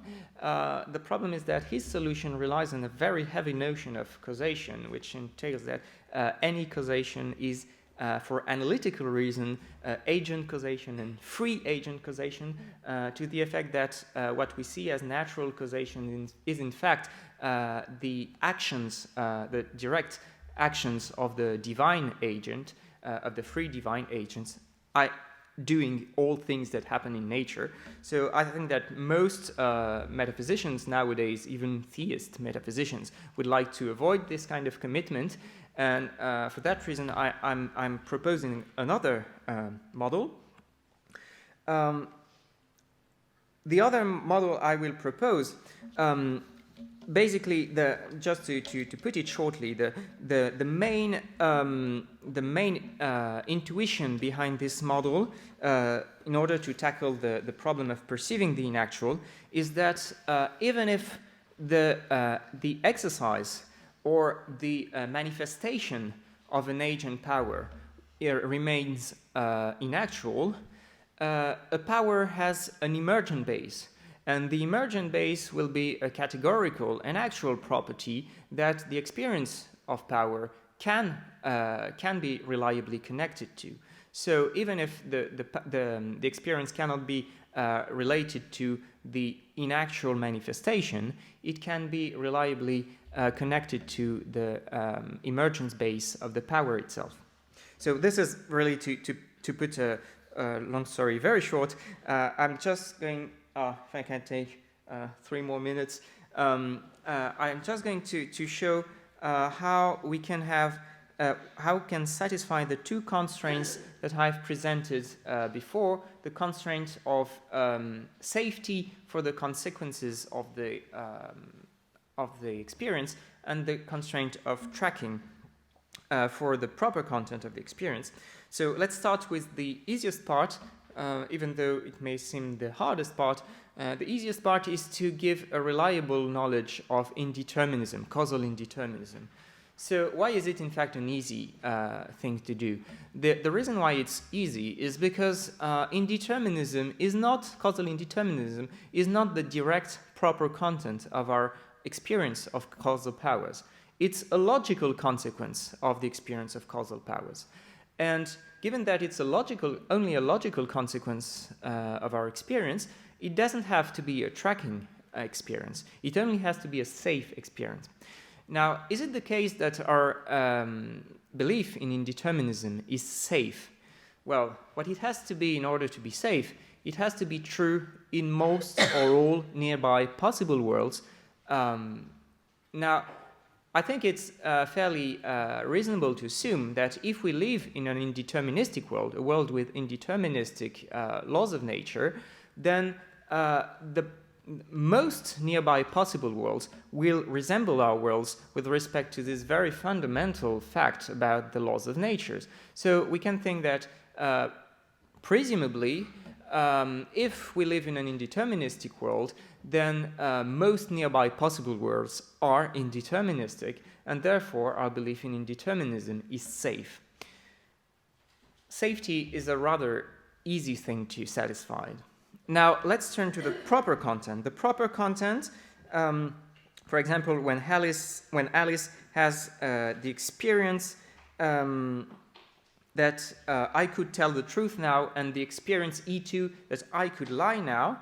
So she has these 2 experiences. How do these experiences track their content, their proper content, namely the presence of the power? Well, tracking means 2 conditions, counterfactual conditions. First, if Alice didn't have the power to tell the truth, she wouldn't have the experience E1. And second, if Alice did have the power to tell the truth in close counterfactual situations, Alice would still have the experience E1. I think it's fairly easy to satisfy the second conditional. Why so? Well, if you reflect on a rational agent, normally a rational agent is not going to try and do some things that he doesn't believe he can do. So it seems to be a necessary condition for rational agents to believe or to have the experience of ability in order to really have the ability. If the agent doesn't have the experience as of being able, he cannot have the real ability to do it. So, given that this is the case, in most, in the closest possible world in which Alice has the real ability to do A, to tell the truth, she will presumably, if she's still a rational agent, she will have the experience as of being able to tell the truth. So this is, I have summed up it as a condition. In normal rational agents, the configuration of the brain verifies the following property. The neural correlate of the experience as of being able to do A and the neural emergence base of the agent power to do A are correlated in such a way that if the agent had the power to do A in closed counterfactual situations, then he would still have the experience as of being able to do A. And my response for the second conditional is in fact in the same ballpark. I'm assuming that it's also possible that for some certain brain configurations, the neural emergence base of the power and the neural correlate of the experience are so much connected that it's impossible to have the former without having the latter. So this I call lucid brain structures because, well, there are brain structures in which you cannot have a power without being lucid about having it. So I just read very quickly this second condition. In normal lucid agents, the configuration of the brain verifies the following property. The neural correlate of the experience as of being able to do A and the neural emergence base of the agent power to do A are correlated in such a way that if the agent didn't have the power to do A, then he wouldn't have the experience as of being able to do A. I conclude with a very short remark. In this paper, I've tried to do two things. One, first thing, I have tried to convince the agent-causalists, agent-causal libertarians, that there is work to be done in order to provide an account of how our experience of agent causation could be reliable and in an epistemic sense. It is not enough to just point out similarities with skeptical discussions. You have to give a positive model of reliability and therefore of dependence, counterfactual or otherwise. Second, I have tried to provide such a model myself. And to be honest, I consider this second attempt as still very much tentative, and I'm much more interested in the success of the first task, which is to bring other agent causationists into my business of building substantive epistemological models. Thank you. So I need to say first that my topic is a bit tangential to the scope of this conference, as it is, as you indicated, mainly historical. And even sometimes I will tackle some obscure and outdated pieces of metaphysics and philosophy of mind. So parts of what I say will seem strange to most contemporary philosophers. But other parts, I hope so, will show that there are very close connections between some recent developments in the discussions about agent causation and Suarez's own metaphysical conception of what a free cause is. The problem of free will includes a practical as well as a metaphysical component, and the latter is not neutral with respect to the first. In a recent paper, Tim O'Connor and John Jacobs rightly underscored this. More precisely, they develop a so-called neo-Aristotelian metaphysics, which serves as a metaphysical framework for their agent causation view. Some views of agent causation rest on a dualistic conception of causation, where the causes of natural events are events and free actions involve a special kind of causation by an agent, involving new kind of causation in addition to the usual event causation. The neo-Aristotelian view is simpler insofar as all causation comes down to substance causation. That is, substances have powers, and all and only substances are causes of effects of various kinds, and substances cause such effects through their exercising of their own powers for effects of such and such kinds. This view rests in turn on the idea that agents are genuine substances and that they are ontologically fundamental. However, since all causation in this view is substance causation, the distinction between free agents and unfree causes or unfree agents cannot rest on the nature of the causal relata and has to do with the specific role of reasons and the fact that agent causes are intrinsically purposive.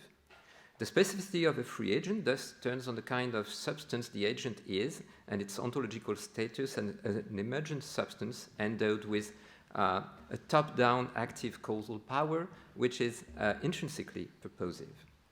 My aim here is to use this approach as a tool for understanding Suarez's account of free cause, which can be uncontroversially counted among agent-causal views of free will. The Jesuit thinker shares with O'Connor a similar, basically Aristotelian metaphysical framework, but his metaphysics of causation and substantial forms represents a form of Aristotelianism typical of late scholastic philosophy. A well-known feature of this framework is a marked tendency to the reification of faculties and powers scorned by early modern philosophers. On the other hand, this realist framework leads Suarez to take great care in the analysis of agent causation, and for this reason, I think, a study of his views is still rewarding from a philosophical point of view. As a guiding thread, I will start from the various denotations of the notion of a free cause. The identity of a free cause is diversely specified. Sometimes Suarez claims that it can refer to a human being or to the soul, which is the substantial form of a human being, and finally to an active power or a specific faculty of the soul. In this latter case, Suarez claims that the will is the single free power and that free will, or liberum arbitrium, is properly or formally a property of the will or rational appetite. Does anything substantial hinge on these terminological variations beyond mere conventions? Which of the denotations of free cause is more basic? I think there's a substantial problem here. Indeed, within the hylomorphic framework defended by Suarez, a human being is a composite corporal substance endowed with a soul, which is a substantial form and is united to a certain quantity or part of matter. But a human being is a free cause only insofar as it is endowed with this rational soul, which thus can be considered as the basic agent. Moreover, the soul is a free cause only insofar as it is endowed with this special faculty, the will, as well as with other distinct faculties, in particular the intellect. But Suarez holds that the soul's faculties are really distinct from each other. Now, if these faculties are really distinct, then it seems that, in particular, the intellect and will would, so it seems, operate as distinct causal agents, coordinated more or less tightly within the same causal network provided by the substance or the substantial form. But then one loses sight of a fully integrated agent. And this suggests Locke's famous objection that any realist theory of the faculties opens the way to a multiplication of distinct agents, subagents, or homunculi. More specifically, in the case of free will, the metaphysical complexity of the soul seems to be incompatible with the kind of control required for freedom and moral responsibility. Thus, Suarez's view faces the problem of rationality and control. Because if you consider the will as set off from reasons and motives, it appears as a mere random device or randomizing device. And if nothing determines the agent to exercise his agent causal power which is the will, in a particular way, then any action determined by the agent in this way will be indistinguishable from a mere chance happening. Again, this view raises the problem of practical rationality. If the will is basically the free cause, its two-way power looks like a power to act irrationally against what the intellect proposes. The agent-causal model thus seems not to be unable to account for the influence of reasons.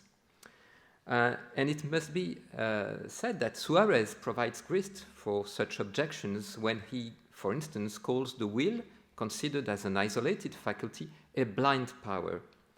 The will, thus, considered as a quasi-agent, would not differ from as a so-called randomizing device. So, in the following, I will tackle three questions. How is free causation or agent causation related to efficient causation in general for Suarez? Then, what is his account of the nature of the soul as an agent? And finally, how does his account of a free cause cope with the problem of rationality and control? But first, I will present a quick overview of his theory of free will. Very sketchy elements of his overall view. So Suarez distinguishes among causes necessary and necessary cause and free causes. Necessary causes are determined to one course of action in given circumstances.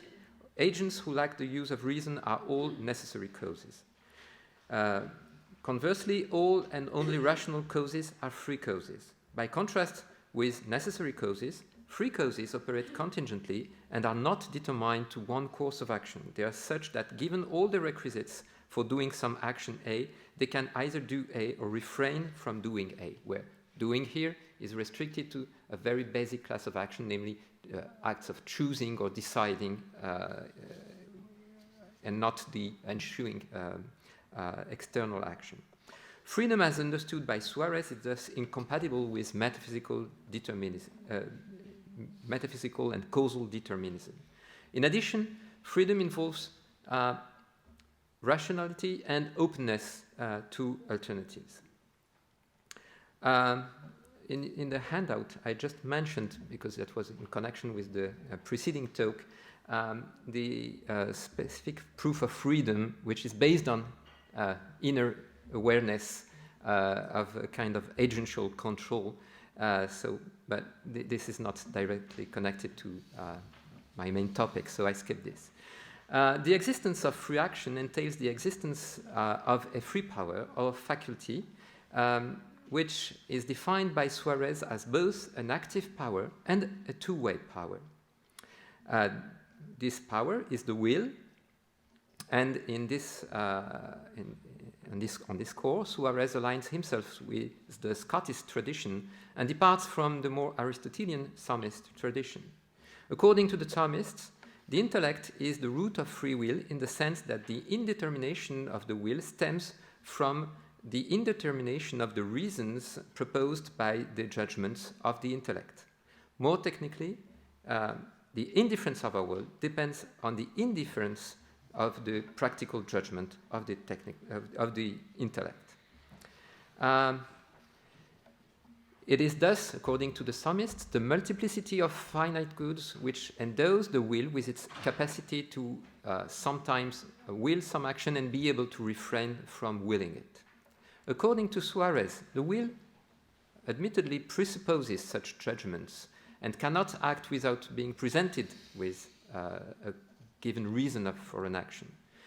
The will is thus essentially responsive to reasons, but these reasons are insufficient to determine the will's choice.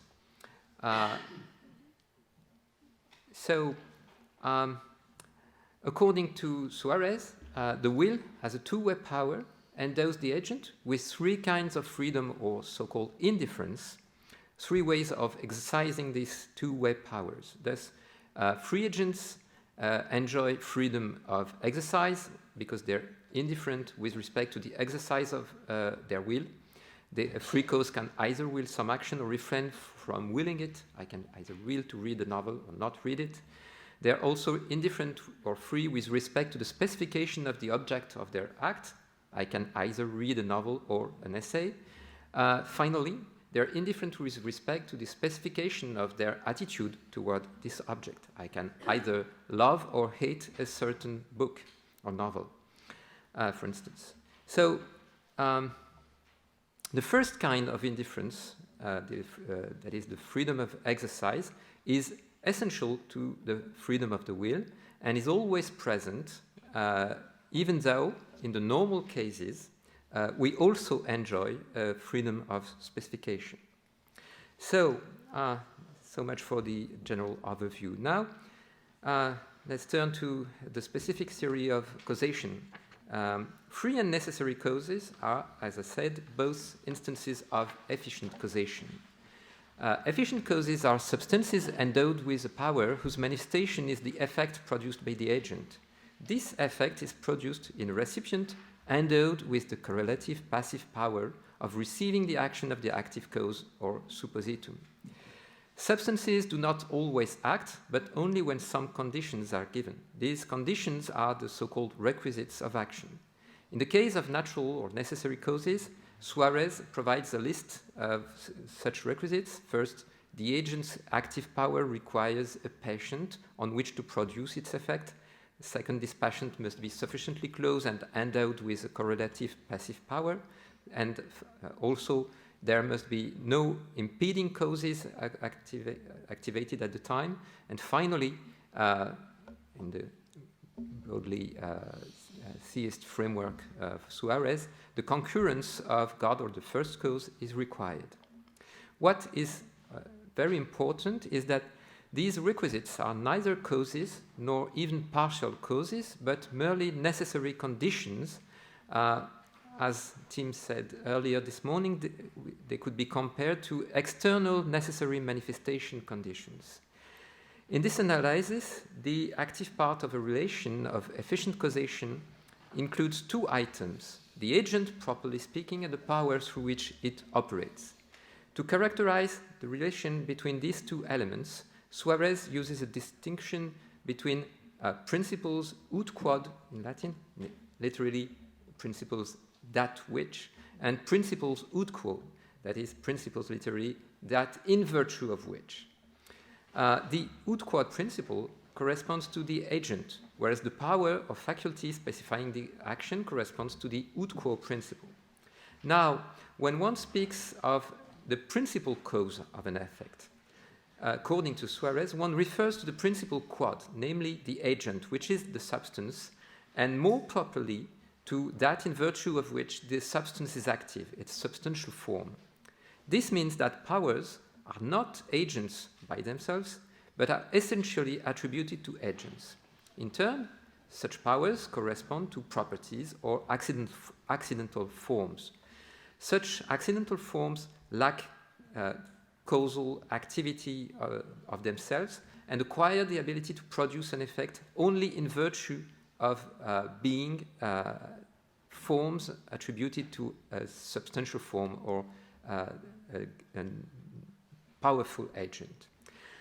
But these powers, considered as principle ut quo, specify the kind of causal activity exerted by the substantial form which would otherwise be indeterminate.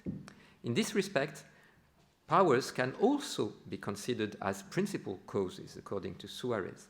For instance, an artist's ability of sculpting is a principal cause of the sculpture, but the artist, that is the substance, is the agent or the principal cause ut quod of this sculpture.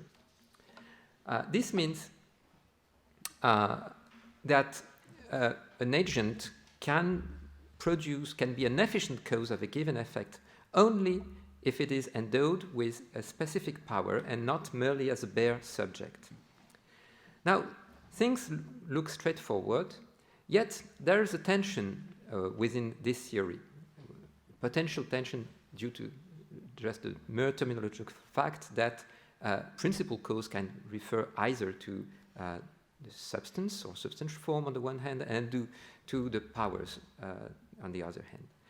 Because even if the official theory of efficient causality is a substance cause theory, some of what Suarez writes at some points rather evokes some kind of res or power causality, where powers do the real causal job, and substances are reduced to the role of being mere substrata or mere bundles of powers. For instance, heat is an accidental form whose manifestation can be produced in different subjects. And heat, according to the Aristotelian framework of Suarez, as it is in fire, can produce heat in the water contained in my kettle. But hot water is also able to heat the ambient air. So one and the same type of power produces the same type of effects in distinct subjects. This suggests that powers produce their manifestations as their effects directly through themselves. Suarez is led to accept this consequence because of some reasons that are connected with theology.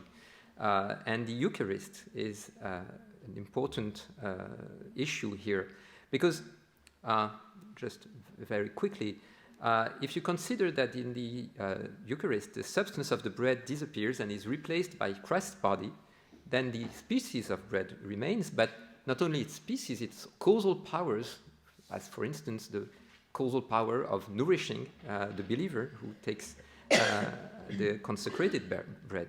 Thus, if God conserves the nutritive power separately from the substantial form, the power seems to be causally potent still. And so powers could be considered as genuine causes. However, such extraordinary possibilities can occur only with respect to a restricted class of powers, what Suarez calls non-vital powers. By contrast, the vital powers, namely powers and faculties of living substances, are intrinsically tied to their substantial forms and cannot act independently of these, even through God's omnipotence. For instance, in the place of his commentary on De Anima, Suarez considers the possibility that God prevents what he calls the natural emanation of the soul's faculties, in particular the intellect. The soul would continue to exist without its faculties, which proves that there is a real distinction between the soul and its powers, according to Suarez. And in a case like this, Suarez claims that the soul would be unable to think, which shows that powers are irreducible. Yet more importantly, even if we added the supposition that God supernaturally conserved the faculty of the intellect, that is the power itself, without the underlying agent, then, according to Suarez, the faculty would be unable to produce its characteristic manifestation. The intellect cannot think in the absence of a thinking agent. So, in the case of living beings in general, Suarez claims that there is an intrinsic dependence of the operation of the faculty upon the activity of the substantial form, which is the only active principle. Therefore, vital powers are they are strictly not autonomous sub-agents, but essentially involve the activity of the soul. For this reason, when it comes to identifying the principles of a free action, Suarez claims that the principle, ut quod, refers to man, and that the principles, ut quo, that in virtue of which, refers not to the will, but to the rational soul, which is the substantial form. The will is then, in man, only the proximate principle ut quo of the free action. It means that the will is not the agent, and that, properly speaking, the cause of the volition is the rational soul, in virtue of having a will as one of its powers or faculties. To use a metaphor, vital powers specify the causal energy provided by the substantial form, but their causal role is that of mere instruments.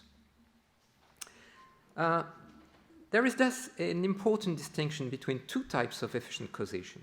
Efficient causation as it occurs in non-living beings, which covers cases of non-vital actions, and efficient causation in living beings, which produce their own vital actions. In the case of non-vital actions, a substance can produce an effect on a passive power of a distinct substance. And so, these powers are intrinsically powers of causing transitive actions. For example, the fire, through its heat, warms the water in the kettle, and this is a case of a transitive, non-vital action. By contrast, vital actions are necessarily produced by the powers of a single substance.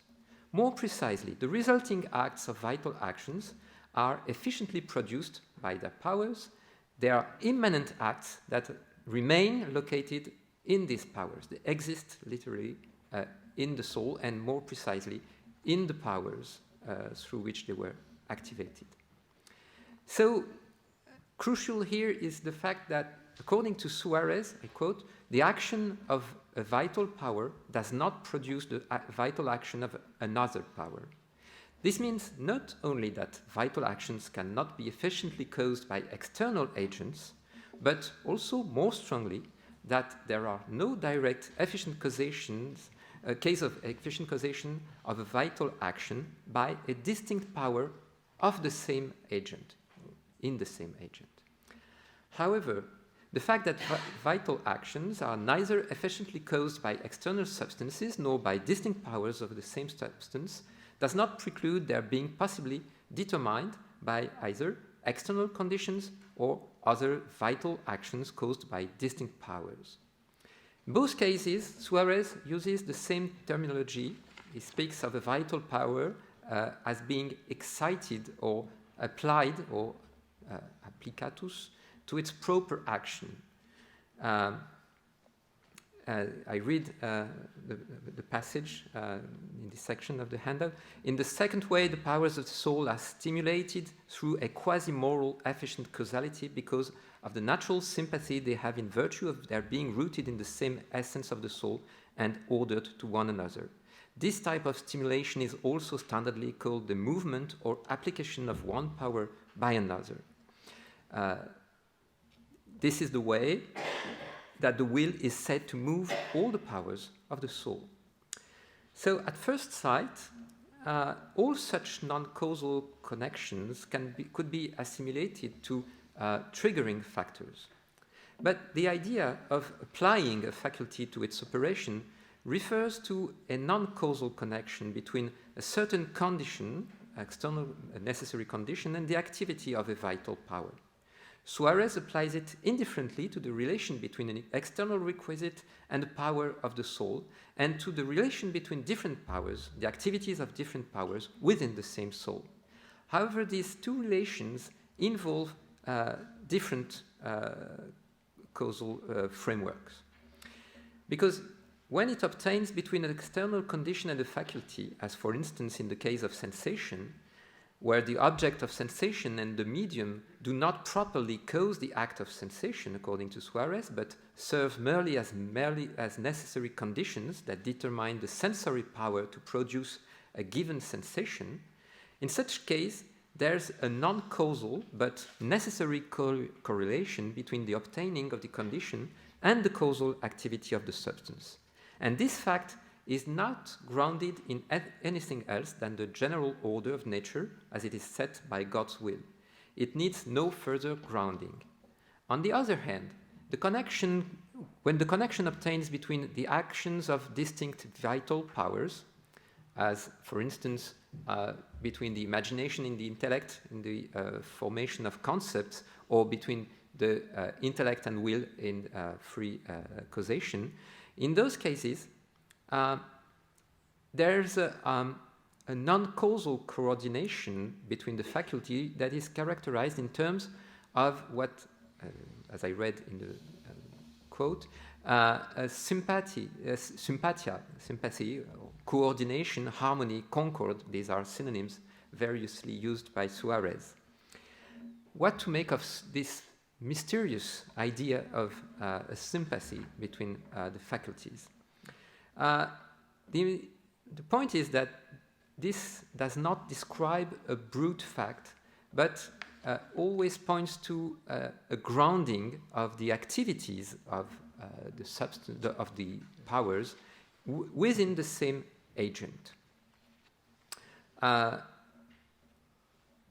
Suarez argues in the following way. The faculties of the soul display separate activities. However, these activities do not work randomly. The will elicits an act of volition only when there is a prior cognitive action.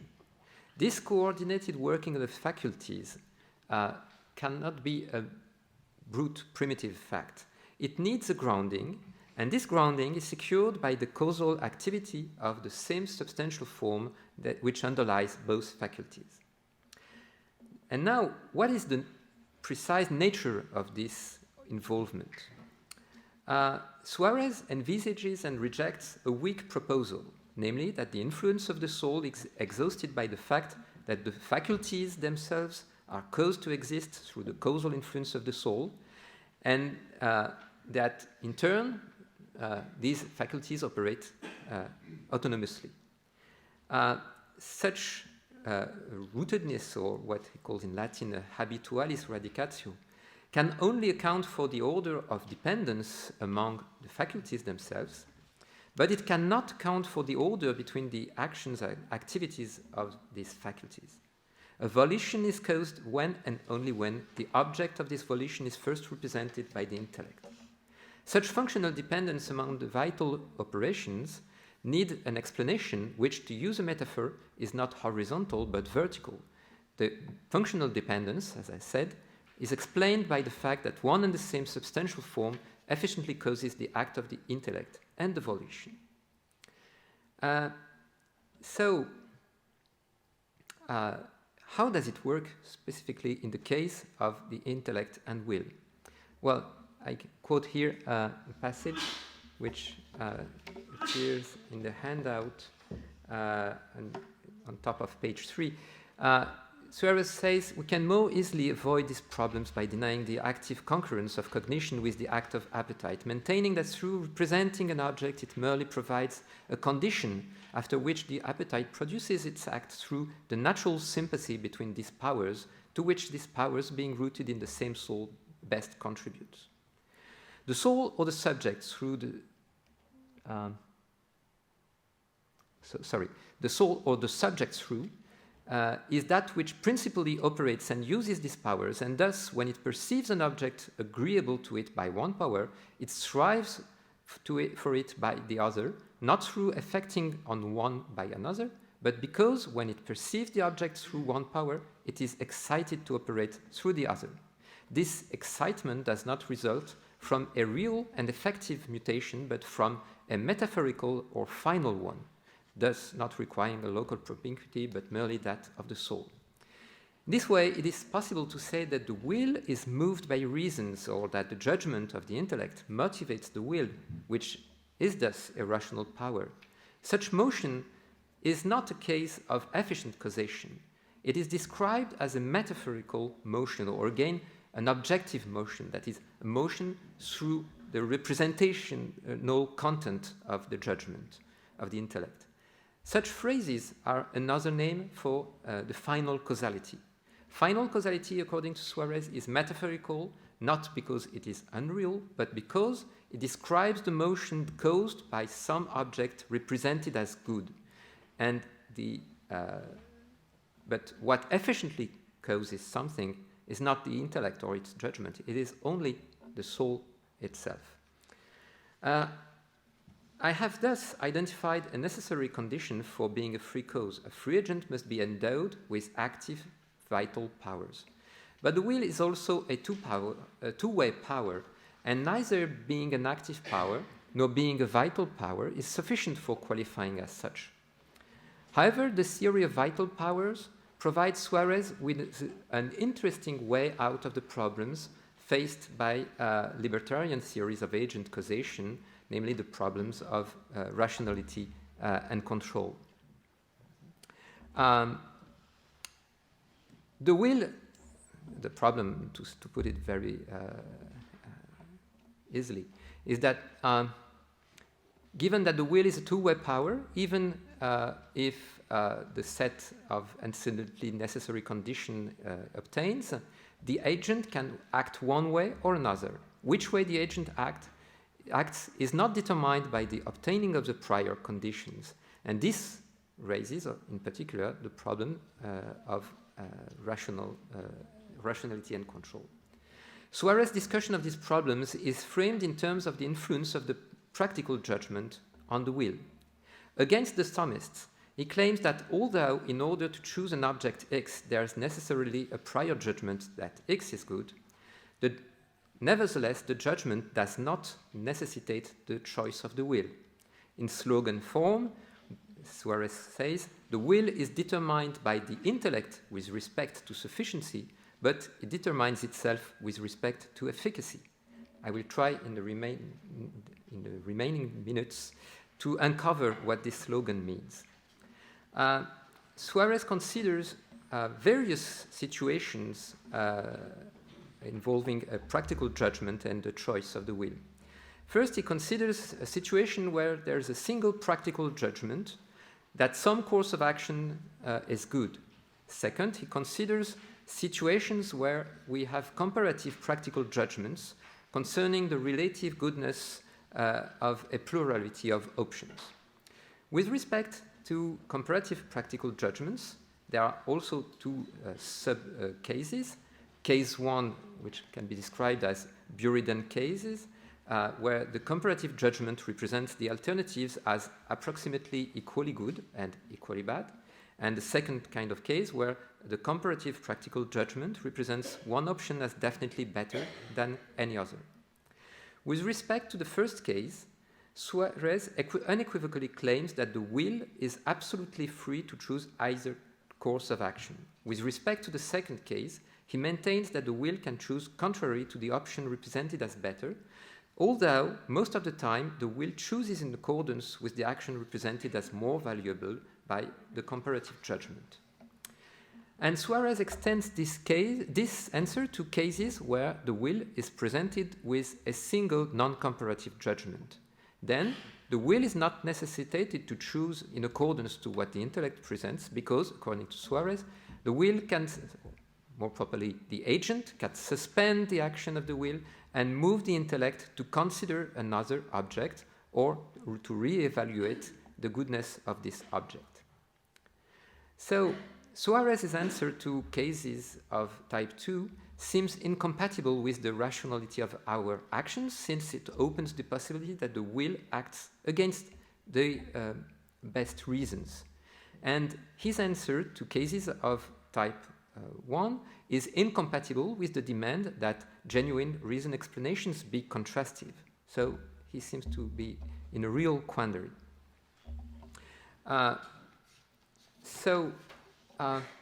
As I have not much time, how much time do I still have? Well, you can 10 minutes. Oh, 10 minutes, okay. So maybe a small detour through two contemporary answers to this problem, to this rationality problem. First, there's Randolph Clark, who has proposed an integrated account according to which a free decision is caused by two distinct factors: the reasons on the one hand, a belief-desire complex, and the agent-causal power on the other hand. Both factors contribute to the obtaining of the action as an effect. But how do these reasons influence the agent-causal power? Clark claims that when the agent causes the decision, she causes this decision for some of the reasons considered. Now, the problem is restated. How can the agent weigh reasons without being causally influenced by them in turn? The further part of Clark's answer is to postulate a correspondence between the propensities of an agent to cause an action and the weight or propensities of her reasons for acting. But according to an objection raised by Derk, Pereboom, this account raises two problems. First, this solution leaves large unexplained or brute coincidences. Second, such correspondence does not provide the right sort of relation between an agent and the reasons of her action. Tim O'Connor has elaborated an alternative model. On this account, agent-causal powers are uncaused, yet they are structured by the agent's motivational states. The agent's power to act on reason is built into the agent-causal power itself as a kind of structural as opposed to triggering cause. More precisely, to quote O'Connor, motivational states act causally on the persisting capacity of an agent freely to form an intention to act, altering the objective strength or generating the dispositions the agent has to form specific intentions within certain intervals. Reasons thus provide the agents with new powers of choice and action, distinct reasons having the potential to motivate to different action types. Such powers are transitory and they modify the one persistent agent causal power by altering its inclination towards its manifestation. Then, on O'Connor's account, the reasons and the agent causal power are not two distinct entities, but the reasons are integrated as a component of the agent causal power itself. The power to act on reasons is thus built into this agent causal power itself. As a solution to the problem of the lack of rational explanation in particular, Tim offers the following example. Suppose I'm deliberating as to what to do on Saturday afternoon. I am disposed with a strength of 0.3 to help a friend repair her deck, and I am disposed with a strength of 0.7 to watch a football game instead. Suppose further that I choose to help my friend. Then the question is, why did I so choose? And the answer, I so chose because I was motivated by the reasons favoring my helping my friend. According to O'Connor, then, this is a perfectly good explanation in spite of the fact that it's not a contrastive explanation. And yet, there's nothing mysterious here, since it is also the case with any kind of probabilistic explanations. With this in mind, I think it's now time to turn back to Suarez. So, the rationality objection against his account of free will rests on two assumptions. The first is that explanations always need to be contrastive, and the second is that the reasons motivate the will independently of it, namely that the will has no control over what counts as a motivating reason. Against the first assumption, Suarez opposes a weaker conception of practical rationality as based on good enough reasons. It is rational for some agent to choose A just in case she has a practical judgment that A is good in some respect. In particular, free choice does not require an all things considered comparative judgment involving that what is chosen is better than any other considered alternative, because this would entail the necessitation of the will by the practical judgment. Thus, Suarez claims that when confronted with reasons of unequal weight, there's a rational explanation of the action just because the agent had some reason to will it and acted on this reason, even if she had an antecedently stronger inclination or was antecedently more strongly motivated by another reason. Also, Suarez rejects the second assumption. Indeed, if, according to Suarez, the practical judgments of the intellect were intrinsically motivational, then by choosing against what a comparative judgment represents as best, the agent would act irrationally. However, it is only through the choice of the will that what is represented as good by the intellect acquires a motivational force, according to Suarez. This excludes that reasons influence choices through efficient causation, and it shows that the metaphorical motion, which is characteristic of final causality and motivation by reasons, has two components, namely a representational and normative component, the representation of an object as good under some respect, and a strictly motivational component, whereby the object motivates the will to choose this precise object. And the claim, the central claim, is that the motivational component depends on the agent. What justifies this claim is that a good represented by the intellect motivates the will only given the prior condition that the will pursues some end through this good.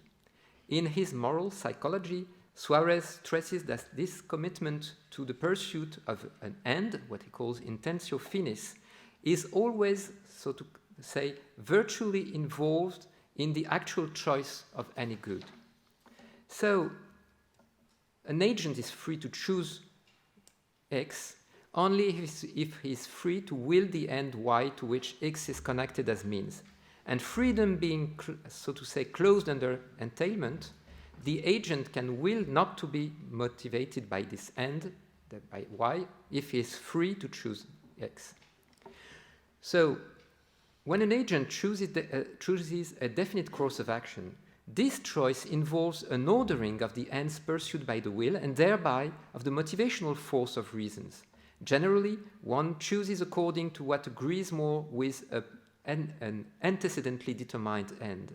But in some cases, as in temptations or moral dilemmas, one's choice involved, so to say, a resetting of these ends during the deliberation process, and thereby of the weight of reasons through the act of choice. This solution, and this will, I think, conclude with this remark, this solution to the challenge of rational explanation rests on the metaphysics of the soul and its faculties.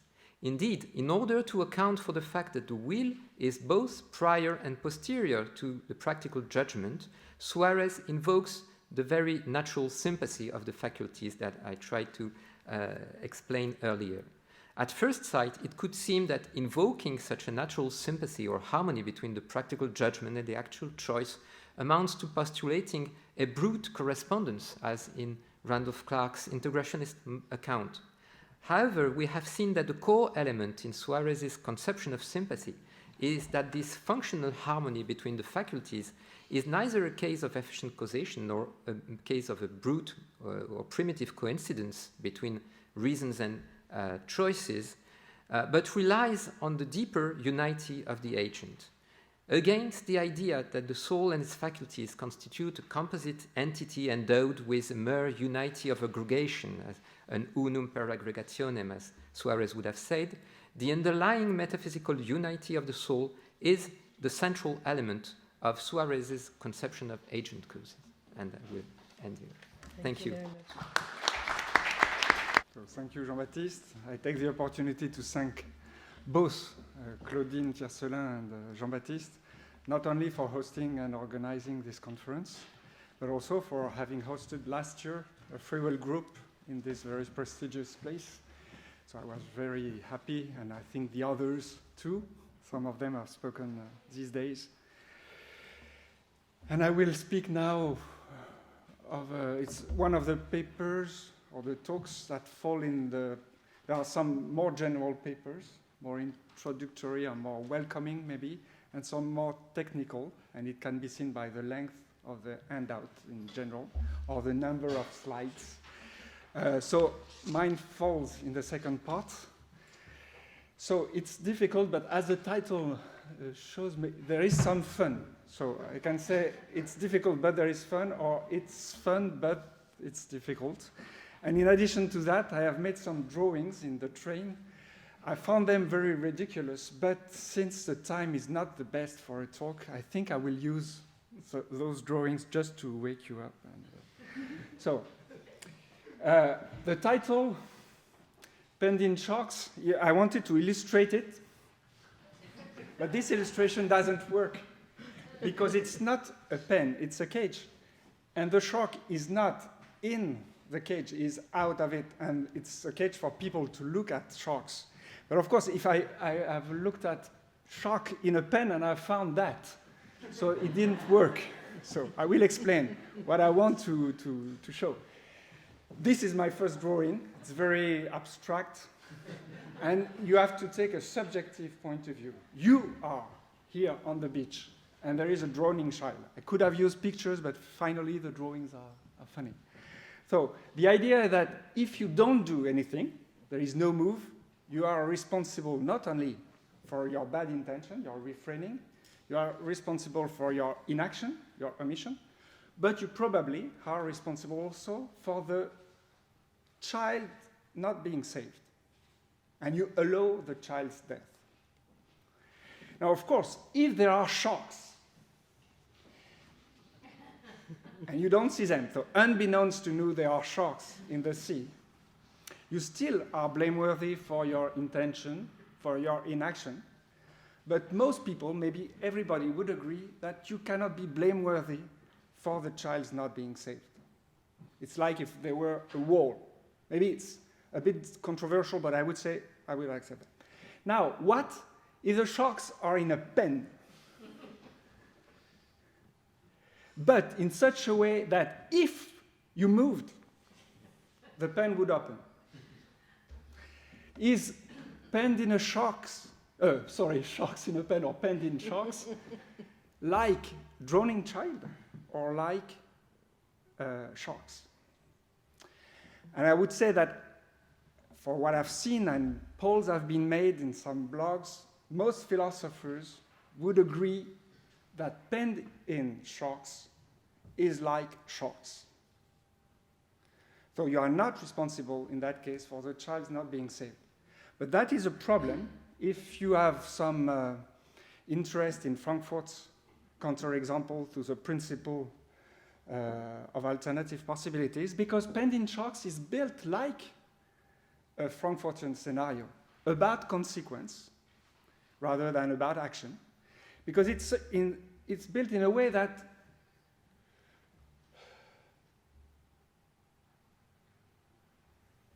you cannot save the child, but in the initial position, you are in a position when the pen is closed, which is like droning child. So you are responsible in droning child. The shocks are not free, so you seem to be responsible. I built a scenario in which a counterfactual intervener would, by his presence, necessitate the outcome, but for Frankfurtian scenarios, that does not take off responsibility. So if I want to use a Frankfurtian scenario, a real one, about action or about omission, I could have sloth about omissions, which is like droning child, except that unbeknownst to you, a malevolent counterfactual intervener would monitor your brain, his brain here, but your brain, so that you could determine, it could determine you to refrain from jumping into the water if you were about to do so. And in that case, Frankfurt says, though the omission is inevitable, there is still responsibility for the omission. Because it's like the mere presence of the counterfactual intervener should not change your judgment of responsibility. Assassin is, it's for the next time. The child is not droning, but the malevolent counterfactual intervener is monitoring your brain so that you would shoot at the child. You are shooting at the child, and he would intervene to make you shoot if you refrain from shooting. If you were about to refrain from shooting, sorry. So, if you accept the Frankfurtian scenarios, it seems that you should say that in pending shocks, you are responsible for the child not being saved. But if you have the intuition that you are not responsible in pending shocks, I think it causes, at first sight, a trouble for Frankfurtian scenarios. And that is the main point of my paper, and the rest is on the under. So, I think the real Frankfurtian scenarios, again, the PAP, are contaminated by the determinism or compatibilism, incompatibilism discussion. Some people have thought that the Frankfurtian scenario are a step toward compatibilism. Discussion has shown that you have compatibilists that refuse the Frankfurtian strategy, leeway compatibilists, and you have incompatibilists that accept Frankfurtian strategy, sourcehood incompatibilists, saying that what the Frankfurtian examples show is that alternative possibilities are not required for responsibility, but determinism is still incompatible with moral responsibility. The scenario just takes off alternative possibilities. It doesn't introduce another source, another necessitating cause. But of course, it has been useful to distinguish two families of theories about moral responsibility: the alternative possibility view, saying that alternative possibilities play a part in grounding and responsibility. There would be no responsibility if it were not in virtue of some alternative possibilities. And the actual sequence view, which I define both following Carolina Sartorio with a little change. I make avoidability the central concept because I want to have both actions, omissions, and consequences. I don't think it changes a lot, but if it does, You will tell me. So the actual sequence view says that the only ground of moral responsibility to be taken into account is the actual sequence of events leading to the action.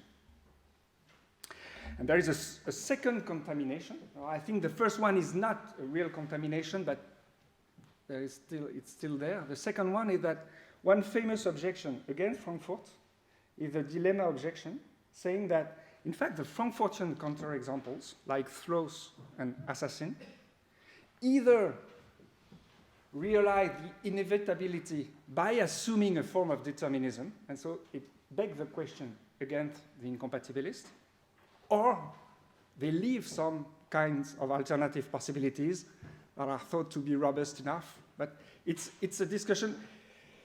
The discussion about Frankfurt's example seems to have to take a stand on the incompatibilism debate. What I want to say is that it is not so with consequences. And the reason is that everybody agrees that an action can bring about its outcome deterministically. It must not be so, but if it is so, it's better, because it gives you more control. If you deterministically cause the outcome of your action, you control it in a better way than if it were not. So a Frankfurtian scenario built about a consequence is like the one I wrote on the handout, which comes from Peter van Inwagen, of course, which I call murder. Gunnar shoots and kills Ridley intentionally, so it's blameworthy action, thereby bringing about Ridley's death, and he intended that death, so he's responsible at first sight for Ridley's death. But there is some factor F, like Factor or like Frankfurt, which play no role in Ridley's death, would have caused Ridley's death if Gunnar had not shot him, and is such that Gunnar could not have prevented it from causing Ridley's death except by killing Ridley himself. So it could be a counterfactual intervener, it could be an actual second shooter at Ridley, who would have killed Ridley if your shot did not come first.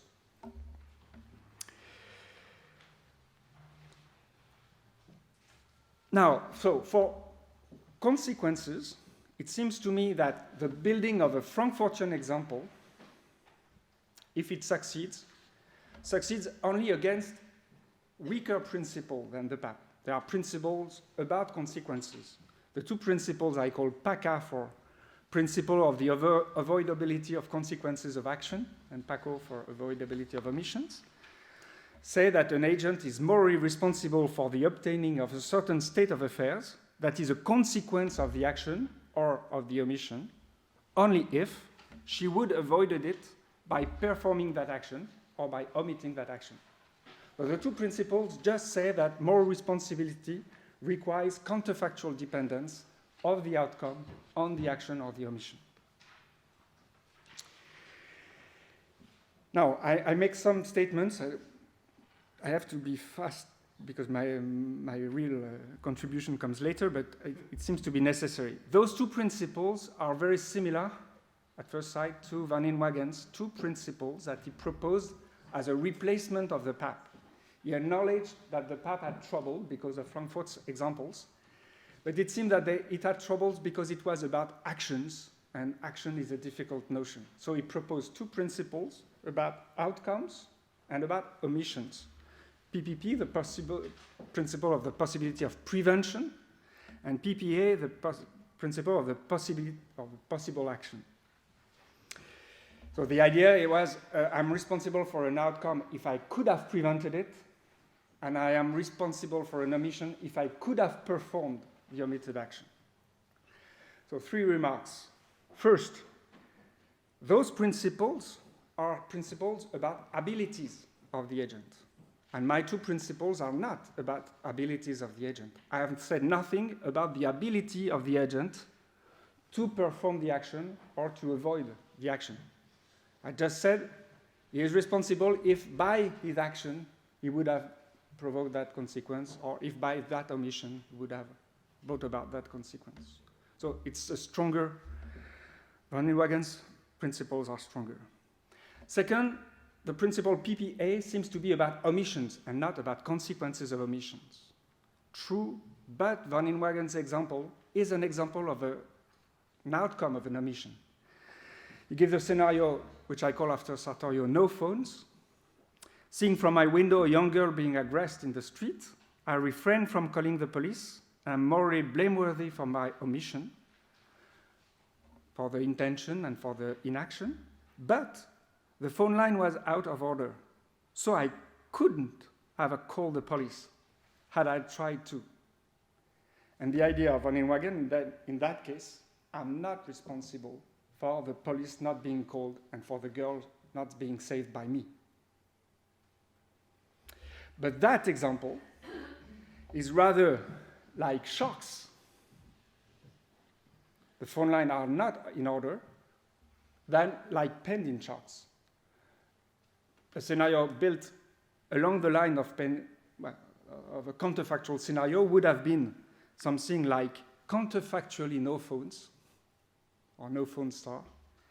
So the phone lines are in working order, but had I tried to call the police, someone would have shut the line down. I'm not sure the expression is correct, but you understand the idea. Yeah? So, he gives an example of the consequence of an omission, but it's not exactly a Frankfurtian in spirit. Then, of course, murder was Frankfurtian in spirit. But he gives also another example of what he thinks is a Frankfurtian scenario that would go against PPP, which is Rome, or all roads lead to Rome, in which rider's horse Dobbin is running in such a way that rider cannot slow it down, but can only have it respond to the bridle. At a crossroad, one road is apparently leading to Rome, while another is leading away from Rome. Rider is eager to cause damages in the city and thinks that a horse running foolishly in the streets would do so, so he chooses the first way. And unbeknownst to rider, but not to most of us, says Van Inwagen, all the roads lead in fact to Rome. So the idea that he cannot go anywhere else because of the structure of the roads. And what is interesting here is that for Van Inwagen, Rome has the same effect as murder and is the same kind of scenario, but it's not a scenario of a counterfactual intervention. What would be a Frankfurtian scenario would be counterfactually Rome. Not all roads lead to Rome, but had rider chosen another way, away from Rome, then a counterfactual intervener would have managed to bring back rider and Dobbin on the way to Rome. So I think Van Inwagen doesn't see, and he may be right, I don't say he's wrong, but doesn't make any difference between the two kinds of unavoidability. He makes room for a difference between particular events and general states of affairs. And he says that in murder or in Rome, the agent is responsible for the particular consequence, that death, those damages. But the particular consequences are avoidable. He could have gone to Rome through another way. He could have avoided killing himself, Ridley. No, I remember, I don't remember. It doesn't matter. But the general state of affairs is unavoidable, and according to Van Inwagen, no one is responsible for them. Now, the Frankfurtians agree about shocks and so about Rome, that the agent is not responsible. But about murder, or counterfactually Rome, they say that the agent is responsible for the general state of affairs. In the case of Rome, damages being caused in Rome. In the case of murder, Gunnars being shot, or Ridley's being shot. Ridley's being killed. So they need a theory, an explanation of the difference between the two kinds of avoidability. And they need to show how the actual sequence is grounding or responsibility. The two best theories, and in a way, I changed, it was a paper first, I gave some years ago about Fisher and Ravizza, and I moved it to a discussion of Sartorio, but I keep some things from Fisher and Ravizza. But I think, I will tell you why, that Sartorio surpasses Fisher and Ravizza. They have resources. They explain that it's not unavoidability by itself that deresponsibilize the agent in a Frankfurtian scenario. According to Fisher and Ravizza, the idea is that the process leading from the action, I stick to consequences of action first, from the action to the consequence, is not sensitive to action. And what that means is that the process is the part of the situation that is causally relevant for the production, the bringing about of the consequence. More technically, the sensitivity to action of the causal process is defined as such, and it's a simple definition, then there is a much more elaborated one, but I stick to that. If all the conditions were the same, and if all occurring or not occurring events that would have triggered the consequence in the case the action would not have been performed were not to occur, then the consequence would not have occurred if the action had not been performed.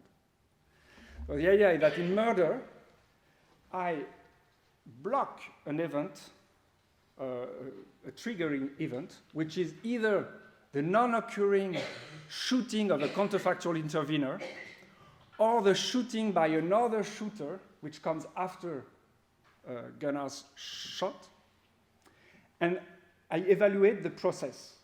And that process is sensitive to action, because now the outcome counterfactually depends, according to Van Inwagen, on the action. The situation as a whole is not sensitive because of the presence of the counterfactual intervener, because of the second shooter, but the process is sensitive to action. Sartorio has a much simpler explanation. She said that there is a difference between Rome and counterfactually Rome, or between murder and sharks, for example. But the sharks doesn't work here, but let's say Rome and counterfactually Rome, is that the action makes a difference. And what does mean difference making for action or for causes?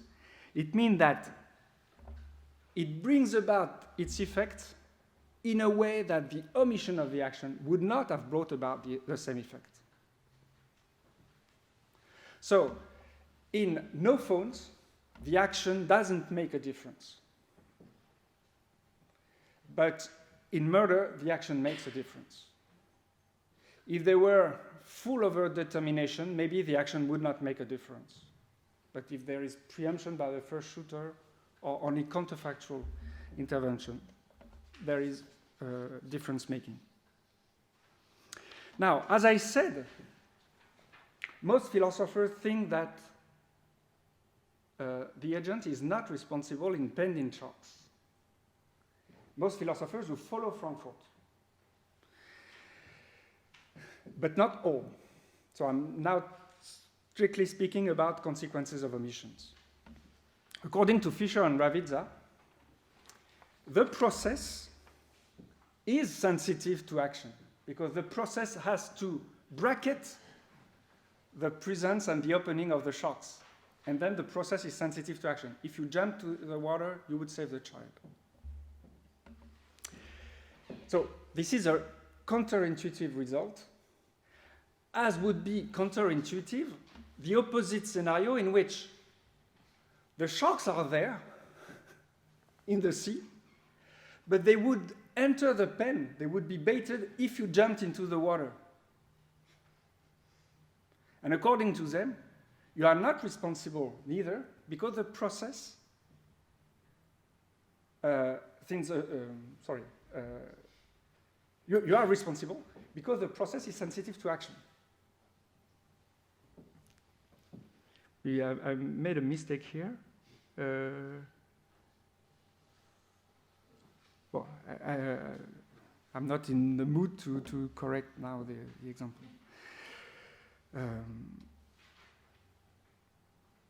But it doesn't matter. So, I would say Paco seems to resist the example.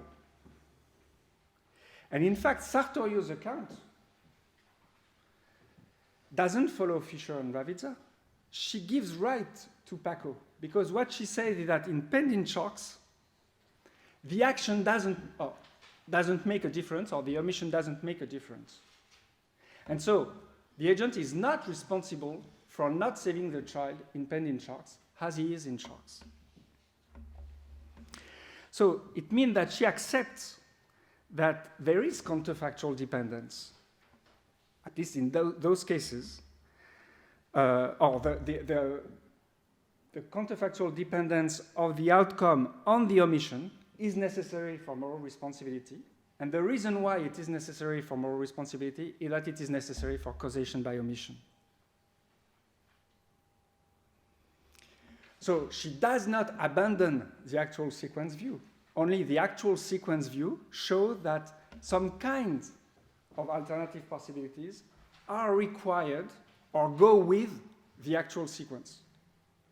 And maybe she could accept, I'm not sure she does, or I'm even sure she doesn't, but as a possibility, that the actual possibility could ground the actual sequence, and so that the alternative possibility view and the actual sequence view would go together for consequences of omissions. But of course, she does not accept this idea for consequences of actions. And neither do Fischer and Ravizza for the reason I've given. Reason sensitivity of the action sensitivity of the process, difference making of the action. And I want to argue now in favor of PACA, so the idea that responsibility for consequences of action require counterfactual dependence of the consequence on the action. It's not a straight argument. I have different arguments and different drawings.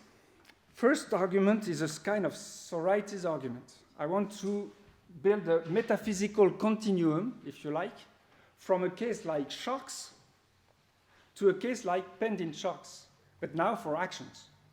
So from a case in which you are not responsible because your action doesn't seem to make a difference with the consequence, to a case like a Frankfurtian case. But I show you on examples. So case A, you have a dog which is on a track. Those are train tracks. If you do nothing, the train will avoid the dog. But you want the dog to be killed, and you kill the dog. You are responsible for your bad intention, for your action, and for the consequence of the action. Now, if unbeknownst to you, case B, the other track comes back to the dog. So if you had deflected the train, it would have killed the dog. Then we are in a case for actions that is similar to shocks. And the idea is that you are not responsible for the dog's death. You are still responsible for your intention and for your action, but not for the dog's death. Now, what about case C? In case C, you deflect the train onto the dog. But had you not do that, a counterfactual intervener would have thrown the switch and kept the train onto the dog. So this idea is like murder. So case B is like many shooters shooting before you and you shooting and you do nothing to the situation. And case C is like murder, so there is a counterfactual shooter, but here it's a counterfactual switcher. Now, William Rowe, who imagined those cases, also imagined the following case. Case D, you still deflect the train onto the dog. Had you not deflected the train, there would have been a counterfactual action not on the switch, but on the tracks. So, giving you the situation of case B. The intuition is that case D is more like case C. If you are responsible in case C, you are responsible for the dog's death in case D. So the idea, for a Frankfurtian, in case C, you are responsible because the action makes a difference or because the process is sensitive to action. In case D, you are responsible because the action makes a difference and you are responsible, and the process is sensible to action. Now, what about case E, which is similar to case A, but the tracks, as I shown on the are such that had you not acted, there would have been a counterfactual switch, nobody there. It's an idea from Jean-Baptiste, that would have deflected the train onto the dog. So it's just the inaction or the train going on the second track that causes a second switch to bring back the train on the dog, though the track goes on also. Is it like the sensing of the swimmer by the shocks? I don't know, but I think that for Fischer and Ravizza, the same reasoning applies. You are responsible for the dog's death. I'm not sure Sartorio would still say that the action makes a difference. And now I propose case F. You deflect the train onto the dog, but workers, unbeknownst to you, have modified the tracks. And so the second track you thought was going away from the dog is now going onto the dog. The idea is that if the workers have worked before your action, we are in a case which is like case B. The tracks go onto the dog. If the workers work after your action, you have to bracket this event in the Fischer-Ravizza case to evaluate the sensitivity of the process, and the process is sensitive to action. But now, if the workers work 2 seconds before action and 2 seconds after action, would that make such a big moral difference? The consequence of the theory is that there is a moral difference due to 4 seconds of work between the workers. I find that implausible.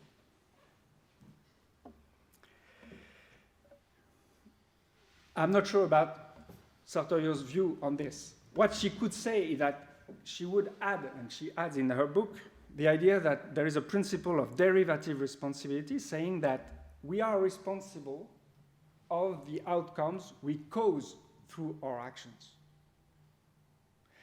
And anyway, it may be not the case in F, but in case C, the counterfactual scenario, the basic counterfactual scenario for consequences, the action makes a difference, so the agent causes the dog's death, and so the agent is responsible. But now we have the intuition for a principle, the principle PDR. And my answer to that is, of course, if you accept PDR, then the evaluation of case C is an evaluation of responsibility. Okay. 5 minutes. And so the actual sequence view is safe. But if you accept the principle PACA, which is also intuitive, then the evaluation of scenario C is negative. The agent is not responsible for the dog's death. And the alternative possibility view is safe. So the only question is which is most plausible between the two principles, PDR and PACA. I'm tempted to say there is a stalemate here between intuitions. So I add a second argument, which is an argument from symmetry. It has been much discussed, but I think I present it a way that has not been so well discussed. And I have two, it's also a forking argument. One is an argument from similarity and the other one from identity. Similarity, it seems to me that case A is very similar to case OA, which is just if you do nothing, the train will go on the dog. And if you do something, you will deflect it. In case A, if you do nothing, it will be deflected, but you act and you direct it onto the dog. Now it's the opposite. Case OB is like case B. the action deflect the train onto the dog, but had you not acted, it would have gone onto the dog.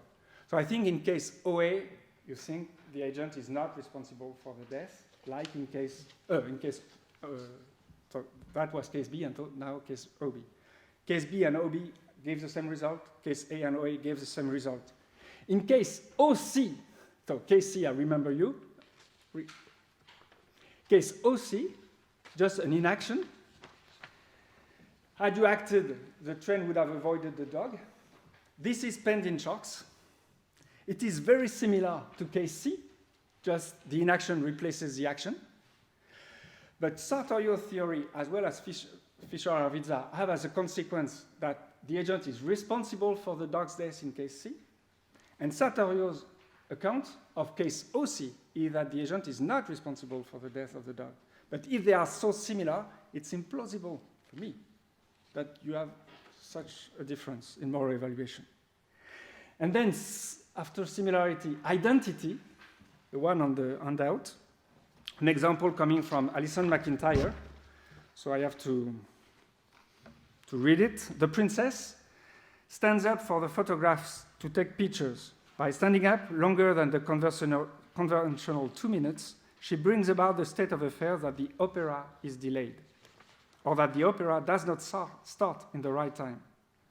Unbeknownst to her, a magnetic field would have impeded her to sit had she tried. The example is to show that the same situation can be described both as an action and as an omission. You can say that she delays the opera by standing still, or she delays the opera by not sitting. Now, if you are responsible for the consequence of an action and not for the consequence of an omission that does not counterfactually depend on your omission, then you should say the princess is both responsible and not responsible for the opera being delayed. Alison McIntyre's solution is to say that action trumps omission. But I find that implausible, and I find the similarity view more plausible, so I would say the alternate possibility view is simpler. And so I conclude with the dialectics I see of this discussion. We have two syllogisms. One, the alternative possibilities view, for example, Carolina Sartorio's stance. She accepts PACO in a way I've presented, or at least for some situations. She has the intuition of actual sequence view, the one on the right side. She has the intuition of the moral responsibility of agents in Frankfurt's cases for consequences of action, like murder. And so she must admit that there is an asymmetry concerning the moral relevance of counterfactual dependence for moral responsibility. It's necessary for consequences of omission, but not for consequences of action. And the other syllogism, from the alternative possibilities view, PACO is valid. We have the intuition that there is a moral symmetry between consequences of actions and consequences of omissions. And so PACA is valid. And so Frankfurt's cases for consequences of omissions do not work, or are cases of non-responsibility. And so it is, I think, a little failure for the alternative sequence view. The rest of the discussion is for action and omission. I have not spoken of that. Thank you. Thank you very much for the presentation. Thank you very much for the invitation. I'm very honored to be here. Well, I'm not going to be as ambitious today as I was in my dissertation. I'm just going to present a much smaller portion of my work. So I'm going to present to you my idea on how agent causation and supervenience are compatible, which I believe it's very important for the agent causalist if she wants to be to have a stronger position in the debate. So I'm going to start just by framing the problem. We have different questions on the debate of free will, of course. We have the question that is most usually debated: can an agent decide and act freely in a deterministic world? Answers to this question set the divide between compatibilists and incompatibilists. We've already heard a lot about that yesterday and today. And then there is another question, which I believe is more complicated, and for me it's more important even, which is the question whether an agent can decide and act freely if her thoughts, beliefs, and desires are entirely encoded in her brain. So if the hypothesis of neuroscience is true, that everything that all the psychological level of a human being is encoded in her brain, then can she actually act freely and decide freely? And this question unfolds in two other separate questions or separate lines of research. One is the one concerning the hierarchical relation between the neurobiological and the mental levels, which is a synchronic relation. And this answers to this question have to do with this divide between dualism and monism, emergentism or reductionism. There is a whole spectrum, very broad spectrum of positions that one can take regarding this problem. And then we have the other problem, which is the one regarding the causal relation between an action and its causes. So it has to do with the diachronic relation between the action and what brought it about. And the answers to this question, or to this problem, are what sets the divide between event causalism and agent causalism. So from here, we can see already that I consider that the choice between agent causalism and event causalism is not a choice that only an incompatibilist has to make. Also, one could have a compatibilist answer to the first question and then have an agent causalist question to this problem, to the problem B. And I'm going to show now how I think the agent causalist position should defend its right to be considered seriously, independently from the position we take on the first question. So the big difference between event causalists and agent causalists is this, just very briefly, if anyone is not familiar with this debate. So we could, an event causalist considers that states and events, mental states and events, are what causes a decision or an action to happen. And the agent causalist considers that those states and events belong to a certain agent who, as herself, as a composite entity, is part of the causal etiology of the action. So basically, the states and events are what indirectly causes or indirectly influences the choice that a substance, which is the agent herself, will make. So there is a causal link between that substance and the decision, which is underdetermined by those states and events. Of course, she's influenced by those states. Those states incline her with a certain propensity, with a certain probability towards one choice rather than another, but then the ultimate choice is up to the agent.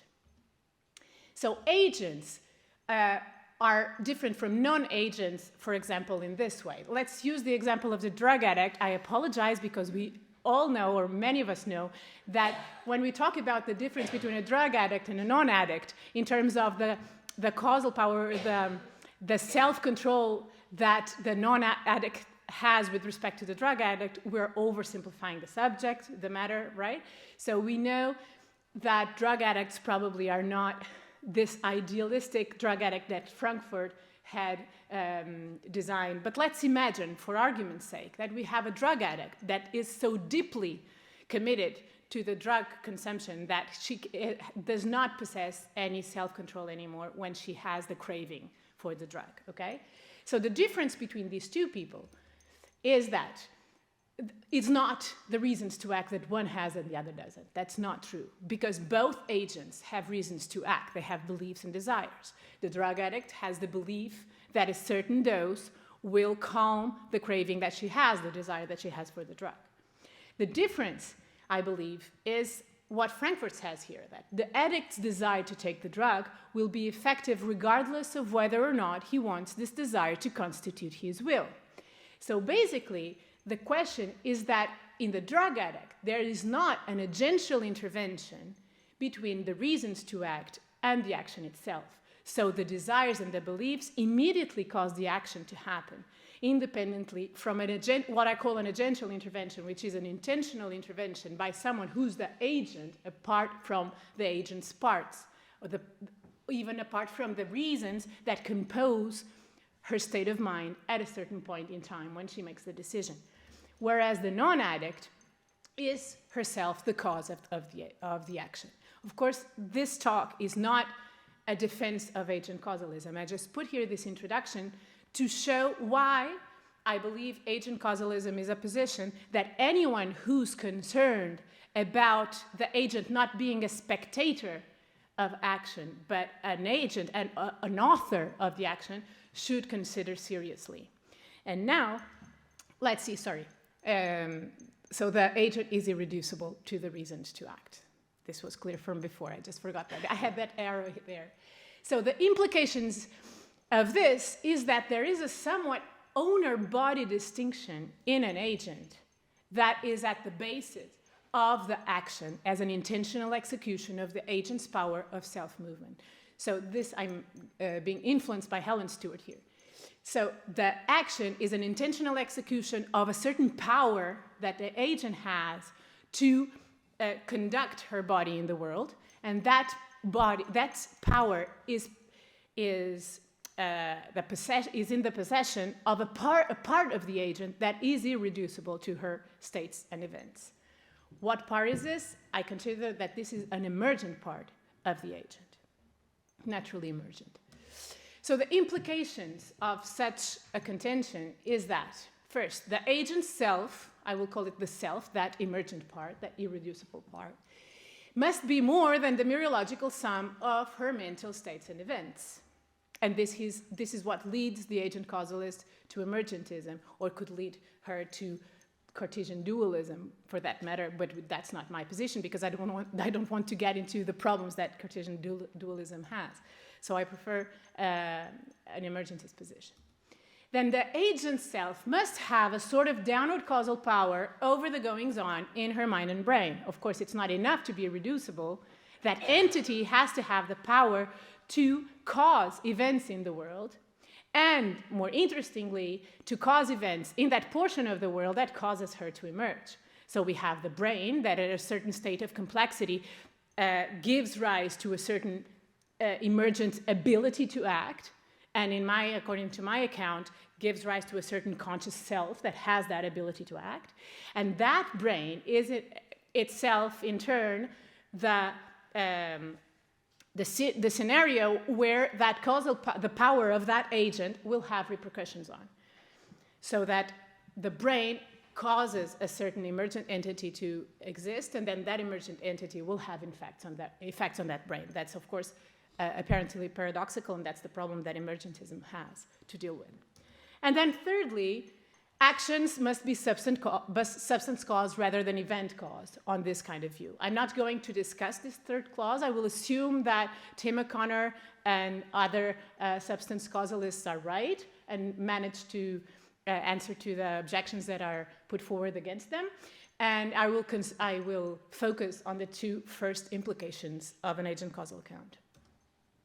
Now, first, let's understand what I intend with emergence as an answer to the first concern of the irreducible self. So ontological emergence is a relation between an upper-level entity and a lower-level entity. And of course, this already makes clear that I'm not talking about epistemological emergence. So I'm not talking about a relation between descriptions, between theories that account for a certain portion of reality. I'm talking about the reality itself independently from the theories we have. Because, I mean, epistemological emergence is uncontroversial. Of course, we have certain theories that are, in certain aspects, are irreducible to other theories that describe a bottom-level reality. So concepts in biology are not entirely reducible to concepts in chemistry, etc. But that's not what concerns me here.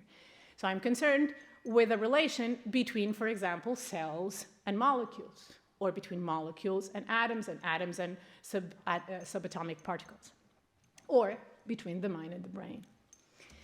And so that upper-level entity depends on the lower-level entity in order to exist.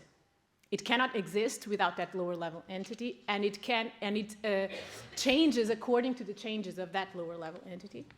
But it has new causal powers that are underived from the causal powers of that lower-level entity. And by this, I mean that for an entity to be called emergent, its causal powers cannot be entirely explainable on the basis of the causal powers of the entity below.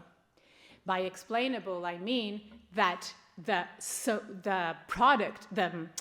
of the causal powers below and the laws that explain and describe and prescribe the behavior of the parts of the emergent entity are not sufficient to account for what happens at the upper level. So we're not talking about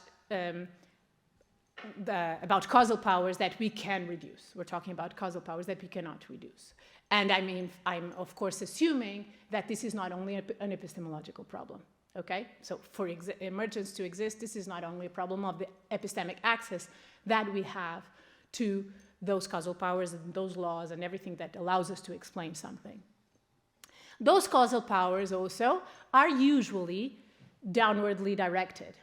So the new causal powers of the upper level entity have effects on the lower level entity, like I was saying before. What are the conditions of possibility for this downward causation phenomenon?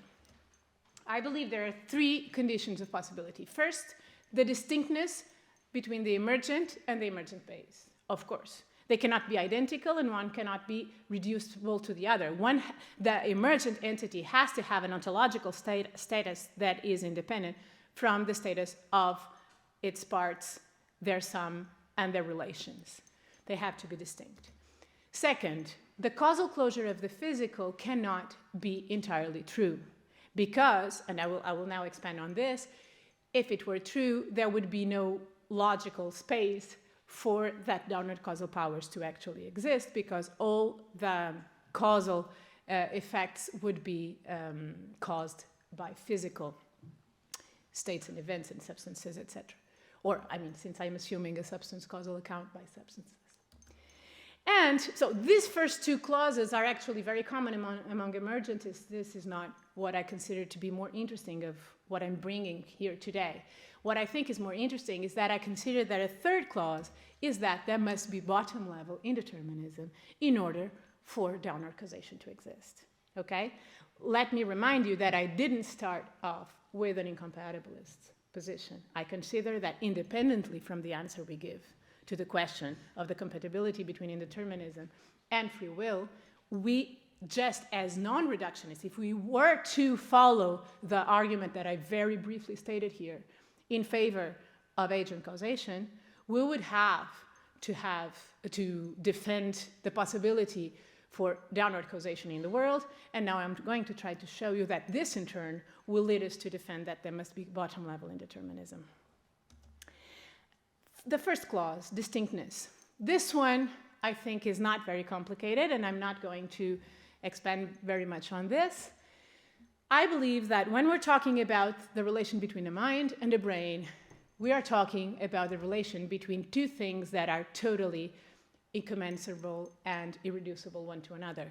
Because I'm concerned not about the mind overall, but I'm concerned about the conscious portion of the mind, which is something that exists in the world that everybody has a direct evidence of, and which is something that is totally distinct from anything else that exists in the world, which is the subjective experience that each one has.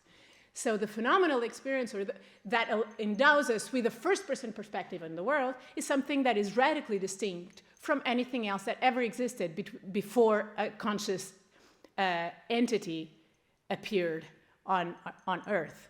A stone, an atom, a chair, they're all somehow comparable, and I believe also a living entity and the non-living entity are comparable because a living entity such as a cell can be described in terms of structure and function, etc.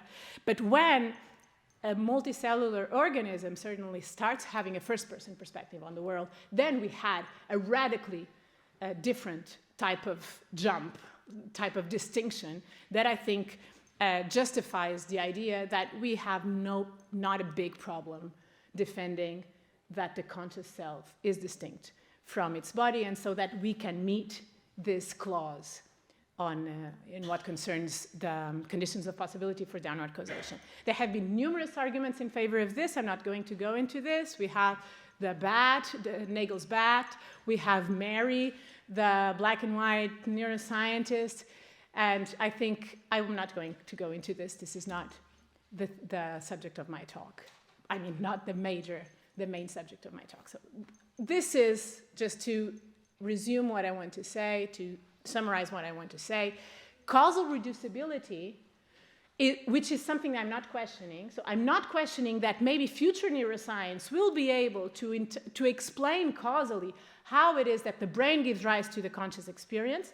This is not something that I'm questioning, but that causal reducibility will never amount to ontological reducibility. Okay? And Cyrille has a very good argument in favor of this. Now, the causal closure of the physical. This, I think, is more interesting. This is a principle that claims that for every physical event or its chances, depending on whether we're talking about a deterministically caused event or an indeterministically caused event, there is a sufficient physical cause insofar as there is any cause at all. So this is the principle of the causal closure of the physical, which naturally has an implication that forces us into making a choice. Either the two things that we're talking, the two levels that we're discussing. Right now I'm discussing the psychological, the conscious level, as opposed to the non-conscious level. Either they're not distinct after all, or the conscious level is epiphenomenal. Because if every physical event has to be a physical cause, then the non-physical causes are either false causes, illusory causes, so they're epiphenomenal, or they can actually reduce to the physical causes. Maybe the physical is identical to the non-physical, or the non-physical is identical to the physical. That's actually what I wanted to say. But you may be guessing that this is a bit ambiguous. What do we mean by physical here, right? So there are two senses in which we can interpret the causal closure of the physical. We can interpret it as the causal closure of the microphysical, in which we intend the physical as opposed to the chemical, the biological, the psychological, the social, etc. So the physical as what is studied by physical science. And this would mean that any microphysical event, insofar as it has a physical cause, it has a microphysical cause. Or we can intend it as the causal closure of the material, and I'm sorry for this word, it's not the best word because it already pushes us toward lots of questions, what is matter, etc. But I didn't find a better word for this. I intend the causal closure of the physical as anything that can be studied by any natural science. So the physical as the microphysical plus the chemical, the biological, etc. So all the portions of matter that can be quantified, detected by our senses or by our measuring devices, all that as opposed to the mental. This is what is usually discussed in philosophy of mind, whereas the first version of the causal closure is what is usually studied in philosophy of science. But I prefer, instead of putting the mental there, I prefer to put the conscious there, because I think I have no problem with considering that the non-conscious operations of our mind may be identical to their neural substrates. I have no problem with that. The problem is that the conscious parts of our activity, of our mental activity, be reducible to their neural substrates. Okay? So now the causal closure of the physical is something that I'm also not very concerned about, because it is not something that we have any proof of. Physics itself does not imply its own causal closure, nor is there any proof within physics of its own completeness. I'm quoting Robert Bishop here. So the causal closure of the physical is a metaphysical assumption that we use in order to defend physicalism. It's a metaphysical assumption that we use in order to extrapolate from the results we have from our scientific experiments into generalizations about how the world is like. But it's not a scientific truth. It's not something that a scientist can assume to be true as a scientist. He can assume it personally, at a personal level. Okay? And so what we know, what science tells us, is that typically physical causes produce physical events. Under controlled conditions, when we're trying to figure out what is the cause of a certain event in the world, we program a certain experiment under certain conditions in a certain type of room in order to prevent non-physical causes to intervene. And for example, in what concerns microphysical experiment, we're going to try to isolate the initial conditions that we're testing from any other sort of interference, and then we can actually verify that physical causes produce physical effects. But that's very different from asserting that all causes have to be physical causes. This is something that is only a metaphysical assumption that someone could eventually endorse, and many people do, but they cannot say that this is something we can be certain about. So if we have good reasons for questioning this, for example, depending on our phenomenological experience of free will and of mental causation, for example, then we may as well just contend that the causal closure of the physical is not true. And also, I want to highlight that even if reductionism were true of the whole non-conscious domain, what I call the material domain, still the irreducibility, the radical, I'm sorry for saying irreducibility, I want to say that the radical discontinuity, the radical distinctness between phenomenal experience and the objective brain and body could give us good reason to think that at a certain point in the scale of complexity of nature, the break of causal closure could happen. For example, I personally tend to believe that reductionism is true of all the material world. I have a lot of problems understanding when emergentists tell me that the biologically does have causal power that is irreducible to the causal powers of the parts that constitute organisms. So I'm not saying that this is not true. I've discussed this with very serious condensed matter physicists, for example, that defend that emergentism is true. But what I've realized so far is that the only thing that we have evidence of is of a very persistent epistemological emergentism in physics, for example, in condensed matter physics, unlike what is usually said that physics would be a portion of science that proves to us that reductionism is true. That is not true. Particle physics maybe, other parts of physics they don't, and most condensed matter physicists are actually reductionists. But what they are discussing about and all the examples they give to me only show that epistemological emergence is actually very, very strong. And there is no reduction of particle physics to quantum mechanics, for example, with all the other levels in between. But in what concerns ontological emergence, I believe that we should be very cautious in contending that that is how the world works from the conscious level downwards.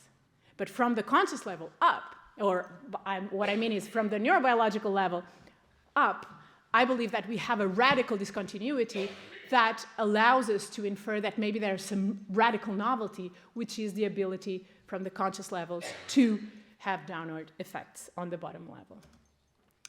Now, emergent dualism, and I'm using the word dualism, and so usually people I lose most of my audience here, but I hope you won't be so afraid of that word. Emergent dualism is just a combination of emergentism with the specific case of the relation between the conscious mind and the brain. That's all it is. It's a contention that the conscious self is distinct from its body. It can affect its body intentionally, but it emerges from the body naturally and is dependent on the body throughout life. This is the only thing that I'm defending when I talk about emergent dualism or when I endorse emergent dualism. Okay, so it's the combination between the distinction clause, the downward causation clause, with the idea that emergence is something that happens naturally, that there are laws that make it so that when a certain brain achieves a certain state of complexity, something will emerge that is conscious, and the dependency condition. Now, the problem now is that we can't have it all. Just as we can't keep the causal closure of the physical and drop the causal closure of the physical, we have to keep one. Just as if we keep the causal closure of the physical, we have to drop the distinctness condition, or we have to drop the idea that the conscious has causal effects in the world, so we have to pick one. Same-wise, even if the causal closure of the physical breaks, we have to pick one between supervenience and bottom-level indeterminism. Okay? Because even if the causal closure of the physical breaks, it's not easy to explain how it is that an emergent entity could have downward effects on the world. And I'm going now to expand on this, and this is my main claim today. This problem of that alternative has to do with the exclusion problem, or the supervenience problem, as Kim called it. And when Kim is explaining that problem, he cites Jonathan Edwards on this quote: "The images of things in a glass, as we keep our eyes upon them, seem to remain precisely the same, with a continuing perfect identity.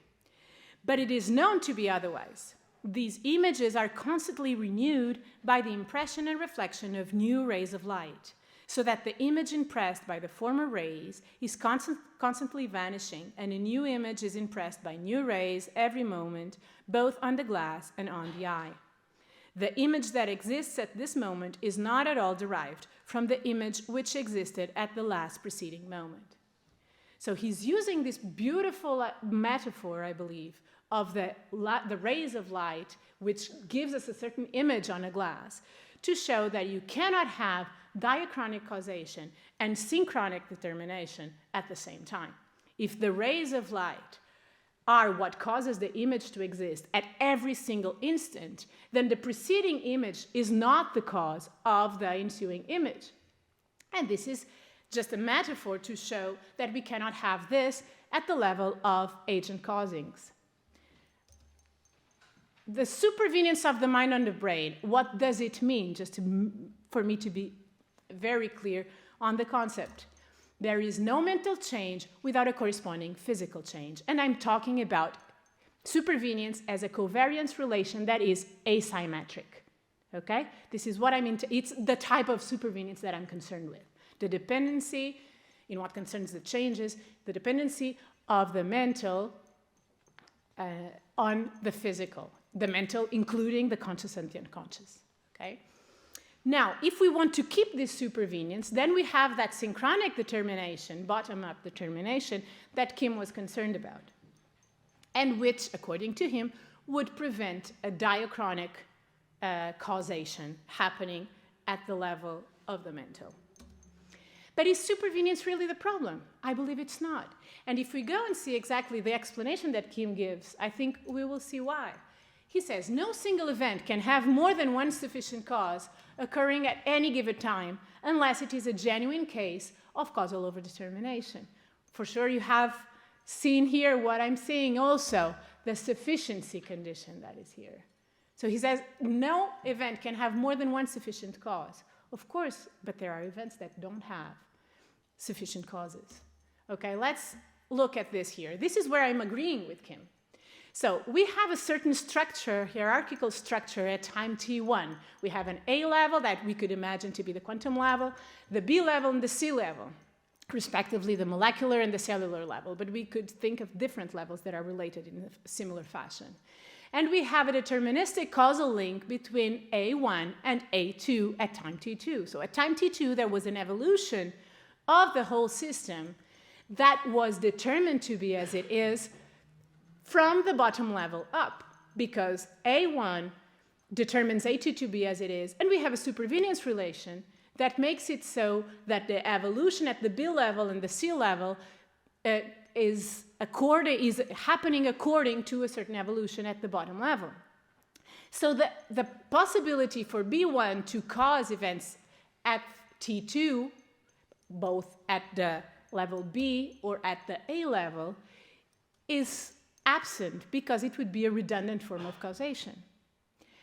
But if there were to be an indeterministic causal link between the structure at T1 and two alternative possible structures at T2, then things would be different. Because from given A at T1, we have two possible states in which the quantum level can be at T2, either A1 or A2. And that supervenience causal link can still assure that the structure 1 happens rather than the structure 2, or alternative, the structure 2 rather than the structure 1. So B1 and B2 are respectively determined by A1 and A2. But still, at the D level, which is the level of the conscious domain in this schema, we could have an entity that can be a joint cause of which of the two structures becomes actual. So without the intervention of D, the selection between A1 or A2 would be totally chancy. Because given A, we have two possible effects. This is the definition of an indeterministic cause. Given that cause, we have two alternative effects in the world.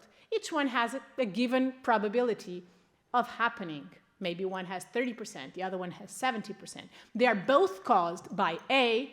Like Tim said this morning, it's not true that they don't have a cause. They do have a cause. Without A, none of them would happen. But given A, either of them is possible. But given D, one of them becomes actual because given those two causes, then that one has a higher probability of happening, okay? It's still not determined, but D was what tipped the balance towards in one direction rather than another. D is also an indeterministic cause, okay?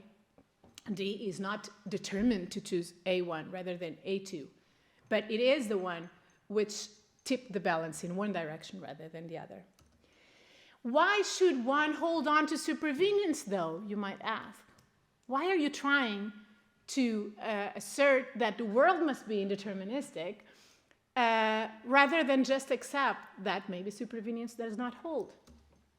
This would imply, though, that indeterminism could be, for example, an emergent feature of reality. This is what certain incompatibilists defend, that we should not be too concerned about what happens at the bottommost level, because maybe indeterminism is an emergent feature of reality. We would have emergent indeterminism. I don't think that's a concern of the majority of people in this room, but I wanted to address that because I found it very interesting that in the literature on emergentism and on free will, very few authors specify whether they consider that indeterminism has to start from the bottom up. Very few authors are specific on this, which I find very interesting because if indeterminism could be something that appears only at a certain level of reality, libertarians wouldn't have half the problems that they have because they wouldn't have to speculate about the physical nature of the world, right? But this is something that very few authors are explicit about. And I want to explicitly address this concern. So let's imagine that we have a structure that could have, for example, a composition relation between the level A to the level B or C. Okay, so A are parts of B, B are parts of C. And there is a deterministic causal link between A and A star. And only at the level B, or C or E, we can imagine any level, an indeterministic part of reality appears. By this I mean that given B, B1 and B2 are both possible. But at the bottom level, determinism holds. But this means that we have to find a different type of relation between A star and the two B's. It cannot be a composition relation because, of course, A star cannot compose B1 and at the same time for it to be possible to compose B2. Okay, either one. So let's imagine this is an indeterministic causal relation because this is the type of relation that is indeterministic, right? So we would have a branching type of reality in which at a certain time t2, given the precedent state of the world at t1, only A star is possible, but different states at level B or level C are possible. Well, could the reality be like this? Looking at it, at the image like this, it seems a bit strange, right? But it's not that strange if we look at what certain authors have said. For example, Elizabeth Anscombe, in her very, very, very influential article, used the image of chess. I don't know if you remember. In relation to the solar system, she says, the laws are like the rules of an infantile card game. And by this, she means a card game in which, given the initial conditions of the game, you already can predict what will happen. There are not alternatives, given the rules and the initial conditions. But in relation to what happens on and inside a planet, the laws are rather like the rules of chess. The play is seldom determined, though nobody breaks the rules. So this is a beautiful image. And we could imagine the world of free agents to be like this. So we have only a handful of laws, and it's totally unpredictable how the game will unfold. This is what happens apparently with chess. With soccer, it's the same thing. Well, I believe this is actually a very fallacious image.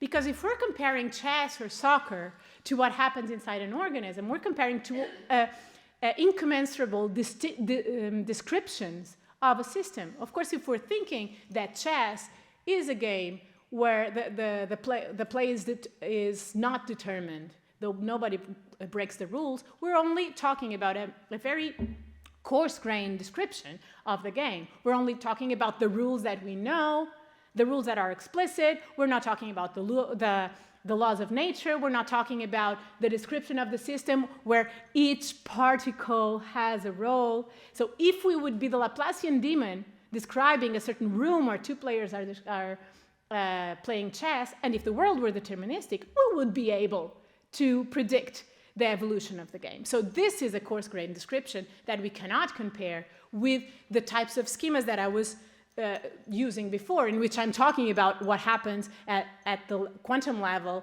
with a complete description of the system at the quantum level and all the other levels, okay?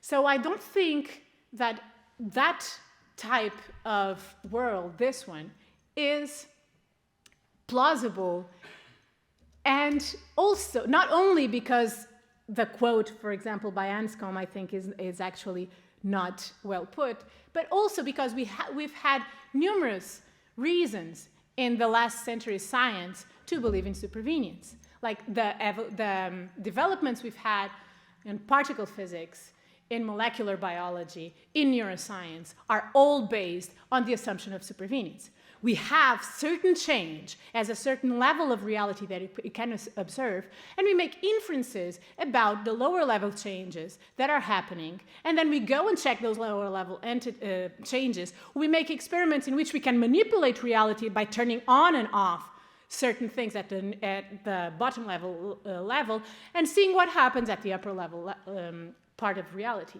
And this is also what educated people do normally in their daily basis, in their daily lives. For example, imagine we put 2 glasses of milk in the fridge. The 2 glasses come from the same pack with the same expiration date.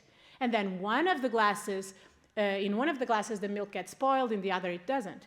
We will infer that there must be some micro level cause, some invisible cause that made it so that one milk got spoiled rather than the other. So the differences that we observe at the macro level lead us to inferences about what is happening at the micro level. And this is not only in what concerns glasses of milk, but I believe, or at least in my opinion, also in what concerns at the psychological level. Okay, so some changes at the psychological level are due to changes at the neurological level.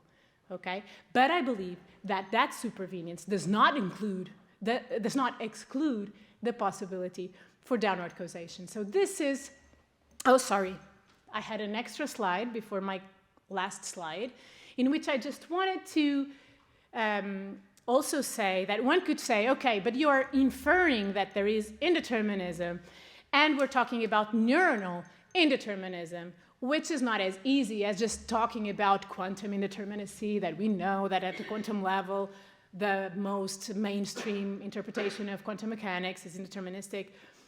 Many will say, well, this is not the kind of indeterminism you want. You want an indeterminism in the brain that has effects at the level of synapses. And that's highly implausible because we're talking about a very big system, wet and warm, where the quantum effects are washed out. I just wanted to say that this is not consensual, that most of the neuroscientists I know are agnostic about the indeterminacy in the brain. They say that the neural processes that we observe and study in the brain are stochastic, they're only probabilistic, and most of the neuroscientists don't know and are agnostic about whether those probabilistic processes at the neural level are caused by indeterminacies at the bottom level or it is only that we don't yet know what causes them at a one-to-one basis, not statistically, okay? So this is something that is still under discussion in neuroscientists, but there are certain neuroscientists that have already claimed explicitly that they endorse an indeterministic view about the brain, whether, according to which the behavioral indeterminacy that we can observe, not only in people, but in flies, for example, is caused by random events in the cell, which in turn are caused by interactions at the atomic level, many of which are governed by quantum physics and thus are truly indeterminate events. I found several authors that defend this. The one I'm quoting here is Paul Glimcher, who says, in a conclusion of an article that he has about indeterminacy in the brain, he says, physical indeterminacy seems to be a fundamental property of the brain. Of course, I'm not saying it is. I'm saying that it's wrong when people criticize libertarians or anyone that defends that there is indeterminacy in the brain by saying this is scientifically implausible, this is true, this is false, you're just contradicting what our current best science tells us. Now, to conclude, this is my model, okay? So we have different domains. Here I'm concerned about the neural domain. Of course, we know that the decision-making happens in an embodied brain. It's not only something that concerns the mind and the brain. We're talking about the whole body. But for simplicity's sake, let's talk about the neural domain as opposed to the conscious domain. And we have that the neural domain has different levels that are connected by a bottom-up determination relation and that abound the principle of supervenience, which is a logical principle of covariance. Okay, that bottom-up determination relation, we can think of it as a composition relation, for example. And then from the level B, the biochemical level, I changed the numbers here, the letters here, please don't be confused, because now I was more specific. I called the bottom level the level Q because it's a quantum level, then the level C, chemical level, and the level B, biological level. From the biological level up, we have that qualitative jump when consciousness happens, when consciousness appears. And now we have an emergence relation. It's a new type of relation, okay? But I don't think it's spooky, because it's something that is natural. The only difference between this relation and the others is that the new emergent entity has causal powers that are irreducible to the causal powers below. But it's something that naturally appears in the world. And the problem of the appearance of consciousness, as you know, is an open problem. It's a big mystery, both for philosophers and for scientists. So this emergence relation between the biochemical level and the conscious domain here leads to what I call the self. When I'm talking about the self, I'm not talking about a fixed entity with no structure. It has a structure. You can see there MA, MB, MN. Those are different mental states that are part of the self at any given state. They are evolving. They're always evolving. This is a dynamical entity that has some sort of unity that is conferred to it by its first-person perspective on the world, which is unified, but it still has, it's very complex psychologically speaking. Those different mental states influence the decision of the self, and they are correlated with the different neural states at any given instant. But then that self, being an indeterministic cause, can go either way. And when it goes either way, it causes the structure 1 to happen rather than the structure 2, for example, or vice versa. So it has downward causal influences in the world. And by this, it can act and have real effects on the world. And this does not contradict the laws of nature, because the laws of nature, being indeterministic, leave it open which of the two alternatives will become actual. And supervenience is true of all these levels, because at each given instant, the bottom-up consequences are still true. So the self one is conditioned by that, all that structure, all that hierarchical complex structure that goes from the chemical to the, from the quantum to the chemical to the biochemical level. Thank you very much. Thanks very much. So this disappearing agent objection is kind of is part of an in-house debate among incompatibilists. So the question is, can you get a viable sort of incompatibilist theory of moral responsibility and basic desert moral responsibility in particular without agent causation? So the event causalist says yes. There is a coherent libertarian account of basic desert moral responsibility that countenances only events as causes and doesn't make reference to agents as causes. And this is taken by a lot of people to be a virtue, because the thought is, contrary to what, say, Tim was saying this morning, that the event causal view is more scientifically respected than the substance causal view. But that a lot of people, including Tim and Jonathan Lowe and Richard Swinburne, have called that view into question in recent years. Okay, so there's this general worry about event causal views, that they fall to disappearing agent objection. And there are two sorts. There's one kind of disappearing agent objection that targets the view that agency itself has an event causal account. And a number of authors, for example, Jennifer Hornsby has argued in a couple of papers in 2004 that agency itself requires agent causation and can't do with just event causation. Okay? So in my 2014 book and in this 2004 paper, my sights were set a little bit lower. The view is that you can't get basic desert moral responsibility on an event causal view. Although I'm going to address the more general objection to agency in this talk a little later on. Okay, so here's the basic setup. So we imagine that the event causal view is true, that there is indeterminism in the event causal network at just the right places, the kinds of places that libertarians would want the indeterminism to take place.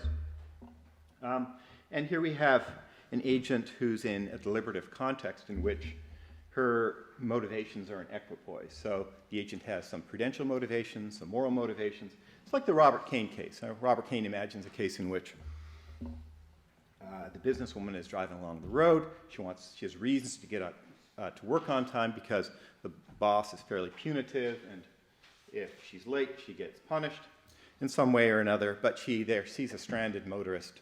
I guess in one case it was a stranded motorist. In the other case it's the assault victim, an assault victim in an alley. So the question is whether to do the moral thing and stop and help the assault victim, or do the prudential thing and speed on to work so that the boss doesn't get mad at you. Okay?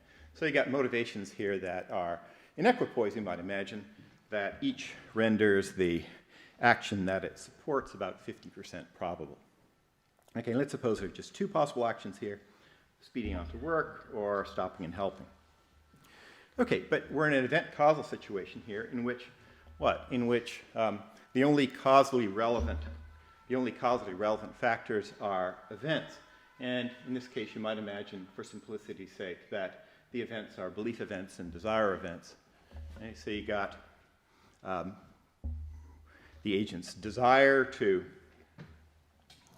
please her boss, and her her belief that speeding on to work will result in pleasing her boss. And you got the agent's desire to help people in trouble, and her belief that if she stops, she'll help people in trouble. Okay. Now, so construe these both as events. The thing is that here we are at the time of decision, and the only causal input here are these events, these belief events and desire events. Now we want to ask the following question with someone like Helen Stewart, like what settles which way the decision goes, right? What settles which decision is made? And it doesn't seem to be that there's anything in the causal setup that settles which decision occurs. And you might think, well, like in this type of situation, I decide which decision occurs, but it seems that the event causalist only has recourse to these events, and that the events are an equipoise, so there's nothing about the events that can settle which way the decision occurs. So there seems to be something missing in the account of responsibility. The intuition is that if agents are morally responsible, in particular in the basic desert sense, then the agent or something about the agent has to settle, in this case, which way the decision goes. But there isn't anything, so the event causal libertarian theory is in trouble. Okay, so that's a kind of quick statement of the argument. There are a number of other arguments that have been raised against event causal libertarianism in the literature in the last while. One is the present luck objection, raised, for example, by Ishhaji and Al-Mili. Another one is the enhanced control objection, the idea that the event causal libertarian view doesn't provide control enhanced relative to causal determination. You know, Tim O'Connor and Randy Clark and I have all raised that objection. And how these arguments are related is an interesting issue, and I may have a chance at the end to weigh in on that. Okay, so this argument has been subjected to criticism in recent years on the part of Randy Clark and Al-Mili and Laura Ekstrom.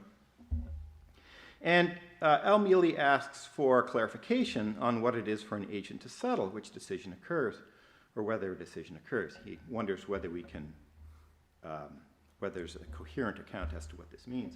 Right? So the first thing I want to say is to settle which action to perform is to determine. Now, I don't want to prejudge the issue as to whether the determination has to be causal. After all, there are non-causalists about settling around. We don't want to rule them out by definition.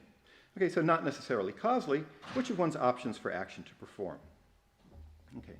Now, Al has a specific question about settling which decision occurs as opposed to settling which action occurs. And he himself has a nice account of this in his 1992 book. Typically, one settles whether one decides to A or decides not to A by determining whether or not to A or not A. Right?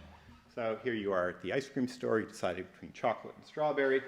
How do you settle which decision occurs? The answer is, at least psychologically, you settle which ice cream to order, which flavor of ice cream to order.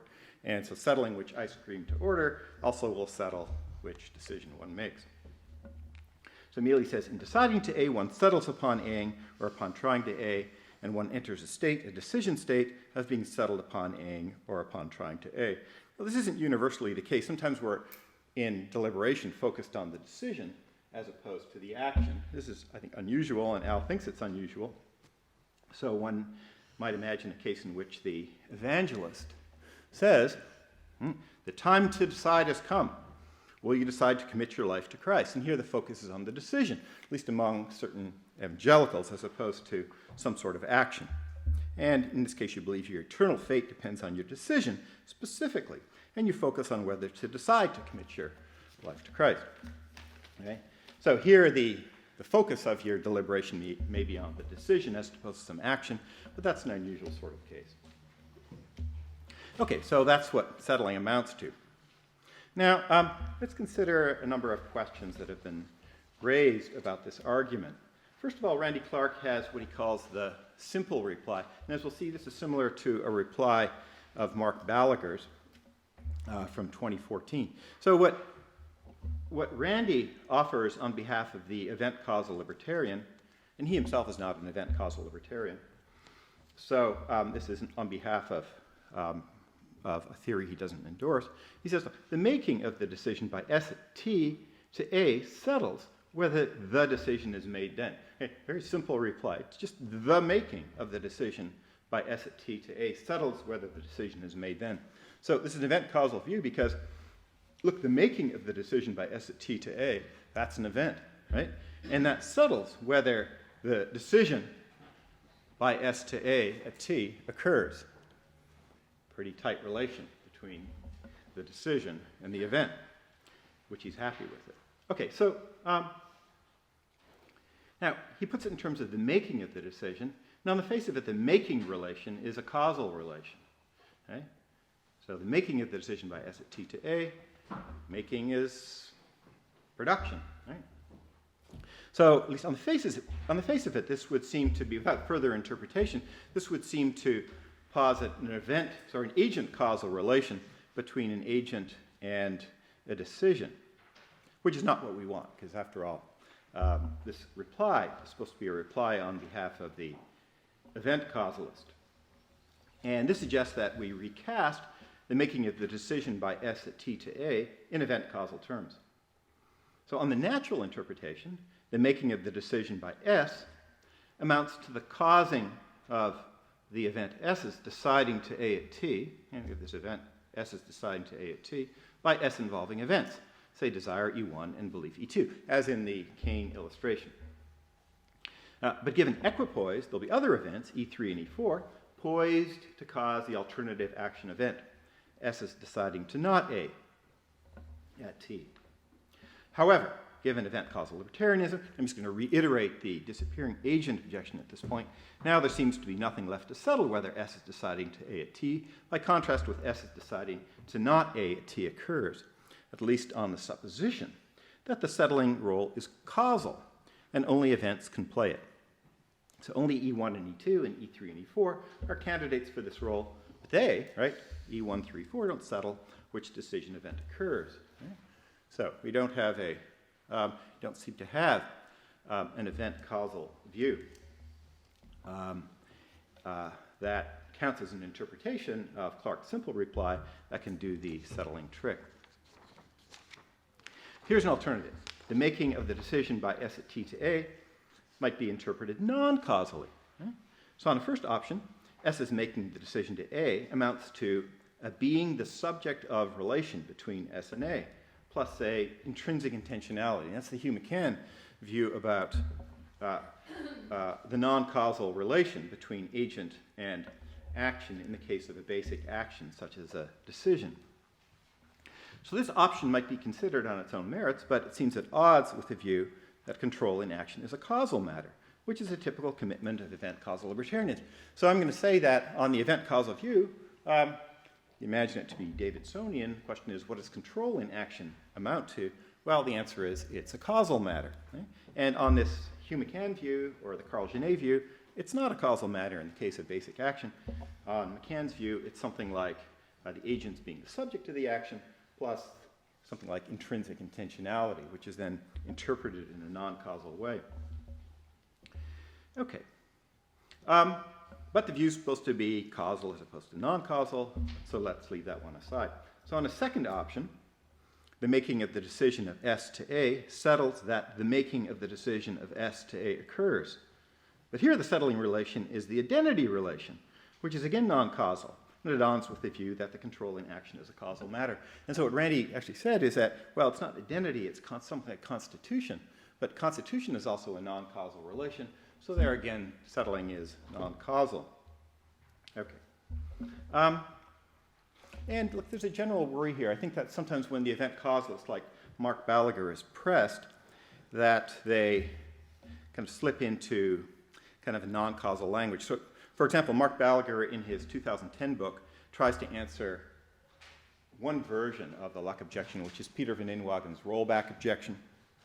Doesn't matter what the details are. But then the question is, like, who settles? Like, how does the settling of the decision occur? And in his example, the relevant agent is Ralph. And he says, it's Ralph who does the choosing. It's Ralph who does the choosing. And this is supposed to be an event causal account. Okay. So, and then I argue against him in my 2014 book, as I argued against Randy, that, look, if this is interpreted event causally, then we don't have an answer to the disappearing agent objection. But more recently, he proposes that a response to the disappearing agent objection that features a combination of event causal and non-causal relations. This is what I meant all along. Right? It's supposed to be an event causal plus non-causal view. Okay, so he says, in the scenario, the event that settles which option is chosen is the conscious decision, i.e., the event with a me consciously choosing now phenomenology. Okay, first, if we're going to reinterpret this in event causal terms again, the disappearing agent objection arises all over again. But I think there's a worry about the non-causal view more generally. I mean, there's a general question about whether this really counts as an event-causal view, but let's leave that aside for a second. So one problem with non-causal views generally is one that I develop in my 2014 book, and it developed in particular against my colleague Carl Genet's conception of non-causalism. So one thing that Genet says is that in the case of a basic action, even though the relation between agent and action is non-causal, it's still the case that the agent makes the action happen and makes the difference as to when it'll happen. At this point I say, well, making happen, that's a causal relation, right? That's just what causation is, making happen. So how can it be the case that the relation between the agent and the basic action is non-causal, and the agent makes it happen, given that causation is just making happen? Right? And he also wants to say that the agent makes a difference as to whether it'll happen. And difference making is at least a causal notion, right? Especially if you're David Lewis. Okay, so the problem there is that non-causalists seem kind of driven to causal talk once they kind of specify the details of the theory. Also, this is true of Stuart Getz's view. He claims it's a non-causal view, but then starts using causal language to explicate the position. Now, the only kind of resolute non-causalism that I know of, which I think is a very cool theory, is developed by Henri Bergson, who was appointed as professor by the Collège de France in the year 1900, so it's appropriate we discuss him. Right? So what he says, and maybe he's the originator of all non-causal views. Is that a plausible historical thesis? But anyway, here's how it goes. So his view is, look, all this theorizing that we do about the self, it's not really all that great. We're driven to it, but it can't really get it right, because the best sort of epistemic relation we have to consciousness and freedom is intuitive and not theoretical. So what you intuit about the self is the way it really is. Now, we're all driven to theory, especially if we have academic positions. But the only way to theorize about free will and consciousness is to use concepts from the natural sciences. So as soon as we start theorizing, we use causal concepts to explicate the way we think the self works. Okay? But this has to be resisted. Right? These theoretical intrusions onto our view of the self and free will all involve error. Okay? So the way it really is, the way the self really is discernible only to intuition, non-theoretical intuition. Okay, so if you're Bergson, you wouldn't try to explicate the non-causal relation the way that Genet tries to, in terms of making happen and difference making. Okay? You might just use words that aren't taken from the physical sciences, like you say agents decide. Maybe even you'd use the word control, but you wouldn't use the causal concepts derived from the physical sciences. Okay? Anyway, so maybe that's one to make non-causalism work. But non-causalism that sort of non-causalism isn't a vindication of event-causal libertarianism, a very different sort of view with different aims. Okay, some other questions about the position. So Clark also asked whether the notion of settling can have the role in determining whether an event-causal libertarian theory can secure moral responsibility, given the rejection of robust alternatives, the robust alternatives requirement for moral responsibility motivated by successful Frankfurt examples. Okay, so I'm on Frankfurt's side in this debate. Carolina is as well, so let me give you her Frankfurt case, because I also think that her account of difference making in the case of action provides an account of settling, a compatibilist account of settling, and this compatibilist account of settling stands in contrast to what Helen Stewart argues. So Helen Stewart also argues that the notion of settling is central to theory of moral responsibility, but she thinks that settling is necessarily an indeterministic concept. Right? So you can't settle unless indeterminism is true on her view. At least you can't settle in the sense required for moral responsibility. Okay, so here's Carolina's Frank and Furt example. Again, Frank has reasons to harm Furt and makes the choice to shoot him, moved by those reasons. Unbeknownst to Frank, a neuroscientist has been secretly monitoring his brain processes. Had the neuroscientist had any reason to believe that Frank wasn't going to make the choice to shoot Furt on his own, the neuroscientist is a reliable predictor of those things. He would have intervened by manipulating Frank's brain in a way that Frank would still have made the same choice. So it's not the case that Frank's reasons make the difference as to whether he will choose to shoot Furt, in the sense that the choice counterfactually depends on this cause in a simple way, says Carolina. But in general, effects don't, in a simple way, counterfactually depend on their causes. So she argues that causes do make a difference to their effects, and that the effects wouldn't have been caused by the absence of their causes. And we saw this account in Cyrille's presentation earlier this afternoon. So the reasons for which Frank makes his choice make a difference to the choice, because even if the same choice would still have occurred in their absence, the choice wouldn't have been caused by their absence. Something else, she explains, would have caused the choice, in this case the neuroscientist. Following this lead and adapting these conditions to the notion of settling, we can propose. So an agent settles whether an action occurs only if it is caused by certain reasons of hers, where the absence of those reasons would not have caused that action. And you can adapt this to different theories. For example, agent-causation, which is where we're headed. Let's say an agent settles whether an action occurs only if she agent causes it for certain reasons, where the absence of her agent causing the action for those reasons would not have caused that action.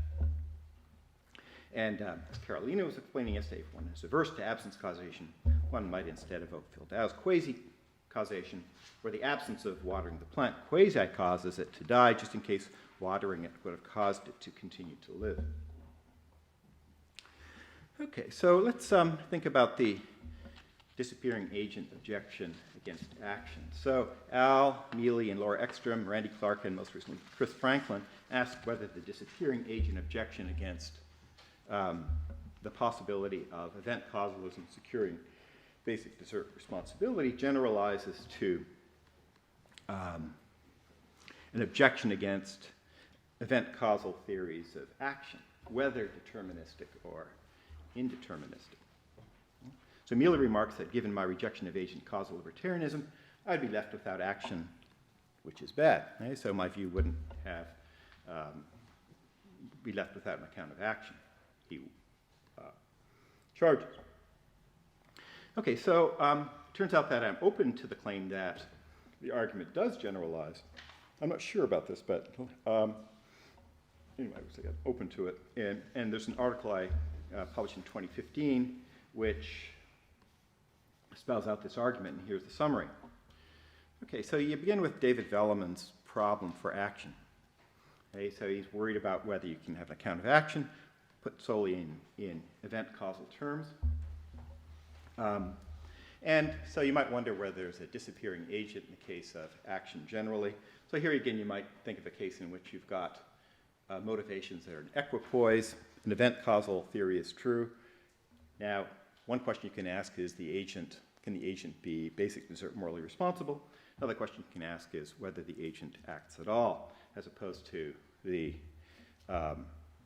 decision simply occurring without the agent being without the agent acting. Okay, so Velleman's proposal is that the role of the agent is to have the role of the agent be played by an event, an event which is a desire event, and that desire is a desire to act in accord with the reasons. Now, there's a worry here as well. In the case of the torn decisions, it's not a desire to act in accord with the reasons isn't going to be apt for settling which of the two options occurs, because the reasons are equal in strength. Right? You might even imagine that they're equal in normative strength, and that this is something that the agent understands. Okay, so a desire to act in accordance with the reasons wouldn't seem to do the trick in a case like that. So Laura Ekstrom, another event causalist, in her view, like Velleman's, the functional role of the agent is played by certain events. In her case, it's general preference events. Okay, so in her view, a decision for which an agent is morally responsible must result by a normal causal process from an undefeated authorized general preference, where such preferences are non-coercively formed or maintained and are caused but not causally determined by considerations brought to bear in his deliberation. So you might imagine there's an undefeated authorized general preference to do the right thing, right? To do the right thing. Okay, so here you can object again in a way that is similar to how we objected to Velleman's account. So we can suppose that in our equipoise situation, these authorized general preferences are in motivational equipoise. Yeah? So you might imagine that an agent has authorized general preferences for morality and for self-interest that are in equipoise. Okay? They weigh equally for that agent. Okay? And so in the kinds of situations we're imagining, it's not as if these general preferences can settle which way the decision goes. Okay, so now at this point, am I left without an account of action? Well, one way to go, there are a number of different possibilities here. One might be to argue that on the determinist event-causal model, these problems don't arise. Right? But maybe they still do. So Dan and Elkin, for example, does think that they arise on the determinist event-causal model. So at this point, one might, like Ned Markosian and Dan and Elkin, appeal to deterministic agent causation. So you could have agent causation on a deterministic model. And of course, we see this in the history of philosophy. Maybe a really good case is Leibniz. Right? Leibniz is clearly not an event causalist. He's a substance causalist, agent causalist, but also very much a determinist. So in his view, we have deterministic agent causation. Spinoza is probably also a deterministic agent causalist. Right? So we have a couple of people who hold this view in the history of philosophy. So why not? And so you might imagine that it's agent causes that settle on this view which decision has occurred, but maybe in ways that are not totally evident to the agent. On all occasions, these agents are nonetheless causally determined to settle as they do. So that's a possible account. Okay, so Al Mealy raises another charge. He says, look, on the event-causal libertarian view, and I see this kind of, Laura Ekstrom actually raises the same kind of worry in her 2016 article. So it remains correct to say that agents and not events decide and make decisions. Right? So Laura says it's not as if, so here's Al's example.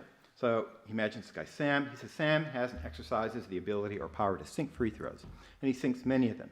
His intentions, beliefs, skills, and the like do not sink free throws, alone or in combination with one another. And that is no surprise, because they're not able to sink free throws. Okay? You don't say, so even if you're event causalist, you're going to say, Sam sunk the free throw. It's a basketball thing. Okay? And you're not going to say Al's intentions, beliefs, skills, and the like sunk the free throw. This is how we talk. Okay, that's fine. This is how we talk. But event-causal libertarianism has a certain kind of metaphysical commitment.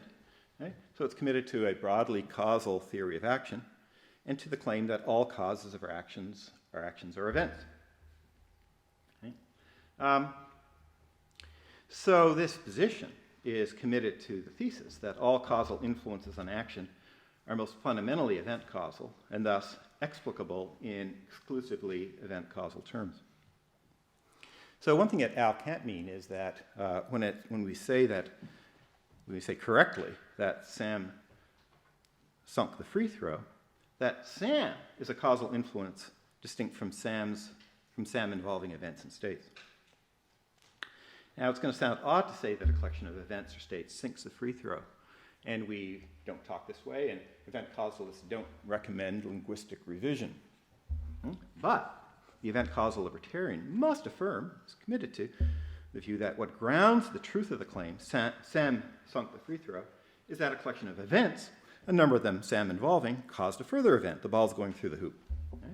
So there's that. That's the truth maker. The truth maker is event-causal and not agent-causal. Okay? So what's at issue here isn't how we're used to speaking, but the metaphysical commitments of an event-causal theory of action. Okay, so one thing I want to say is that the disappearing agent objection targets, and I hope successfully, the semantic position, according to which claims such as Sam sunk the free throw are true, but the causal relations that make them true are solely event causal relations. Right? So another kind of view that I think is successfully targeted by the objection is kind of the reductionist view that all substance causal relations reduce to event causal relations. Okay? So if that's your view, the disappearing agent argument targets you as well. But there's another view, a non-reductive physicalist view, that's not targeted by the, I shouldn't say it's not targeted by the objection. I don't claim that it's targeted by this objection. Okay? And so you might think that there is such a thing as substance causation at the agent level, okay? And it's libertarian substance causation. So we have agent causation here, and so we wheel in agent causation to solve the disappearing agent objection. But all agent causal relations, despite the fact that they're substance causal, are grounded in event causal relations. So at lower levels, you get only event causation. At the higher level, you get substance causation. So I don't know of anything that rules that out. That's a possibility, as long as there's a non-reductive relation between the substance causation level and the event causation level. Now, it may be better to opt for the view that Tim was arguing for this morning if you're a non-reductive physicalist, to think that, if you're going to go for deterministic agent causation or libertarian agent causation, and you want to ground this in lower levels, it's best to be a substance causalist all the way down. Okay? But I don't see a clear objection to the view that the lower level constitution might consist just in event causation. So finally, I was going to say something about how these other objections, the present luck objection and the enhanced control objection, are related to the disappearing agent objection. So, the present luck objection is this, that if you take Keynes' businesswoman, right, you've got these events, E1 and E2, and E3 and E4 that occur, and then she makes the decision to speed on to work, say, occurs. So Mealy says it seems to be a matter of luck because there's nothing in the preceding events that fixes what's going to occur at the level of decision. Now, Mealy does think that luck is consistent with free will. He has no argument against the view that luck is consistent with free will, although Haji thinks that it's not. Okay? So what's the relation between that argument, maybe as Haji sees it, and the disappearing agent objection? Well, maybe it's just this, that the disappearing agent objection is kind of like the present luck objection, but with an eye toward what would answer the present luck objection, namely the reappearance of the agent. So that's one way to think about it dialectically. Then we have the enhanced control view, enhanced control objection, which is this. Look, if you take a deterministic situation, you don't have enough. You're an incompatibilist. You think that there's insufficient control for basic desert moral responsibility. And so the question is, what would enhance that? What would enhance that control so that you would get this sort of responsibility? And the disappearing agent objection, again, may point to a solution, that at least you need the agent as cause. Not only the agent as cause, but also indeterminism. So at least it's attractive to think that what would provide the enhanced control is agent causation plus indeterminism. Thanks. Thank you very much.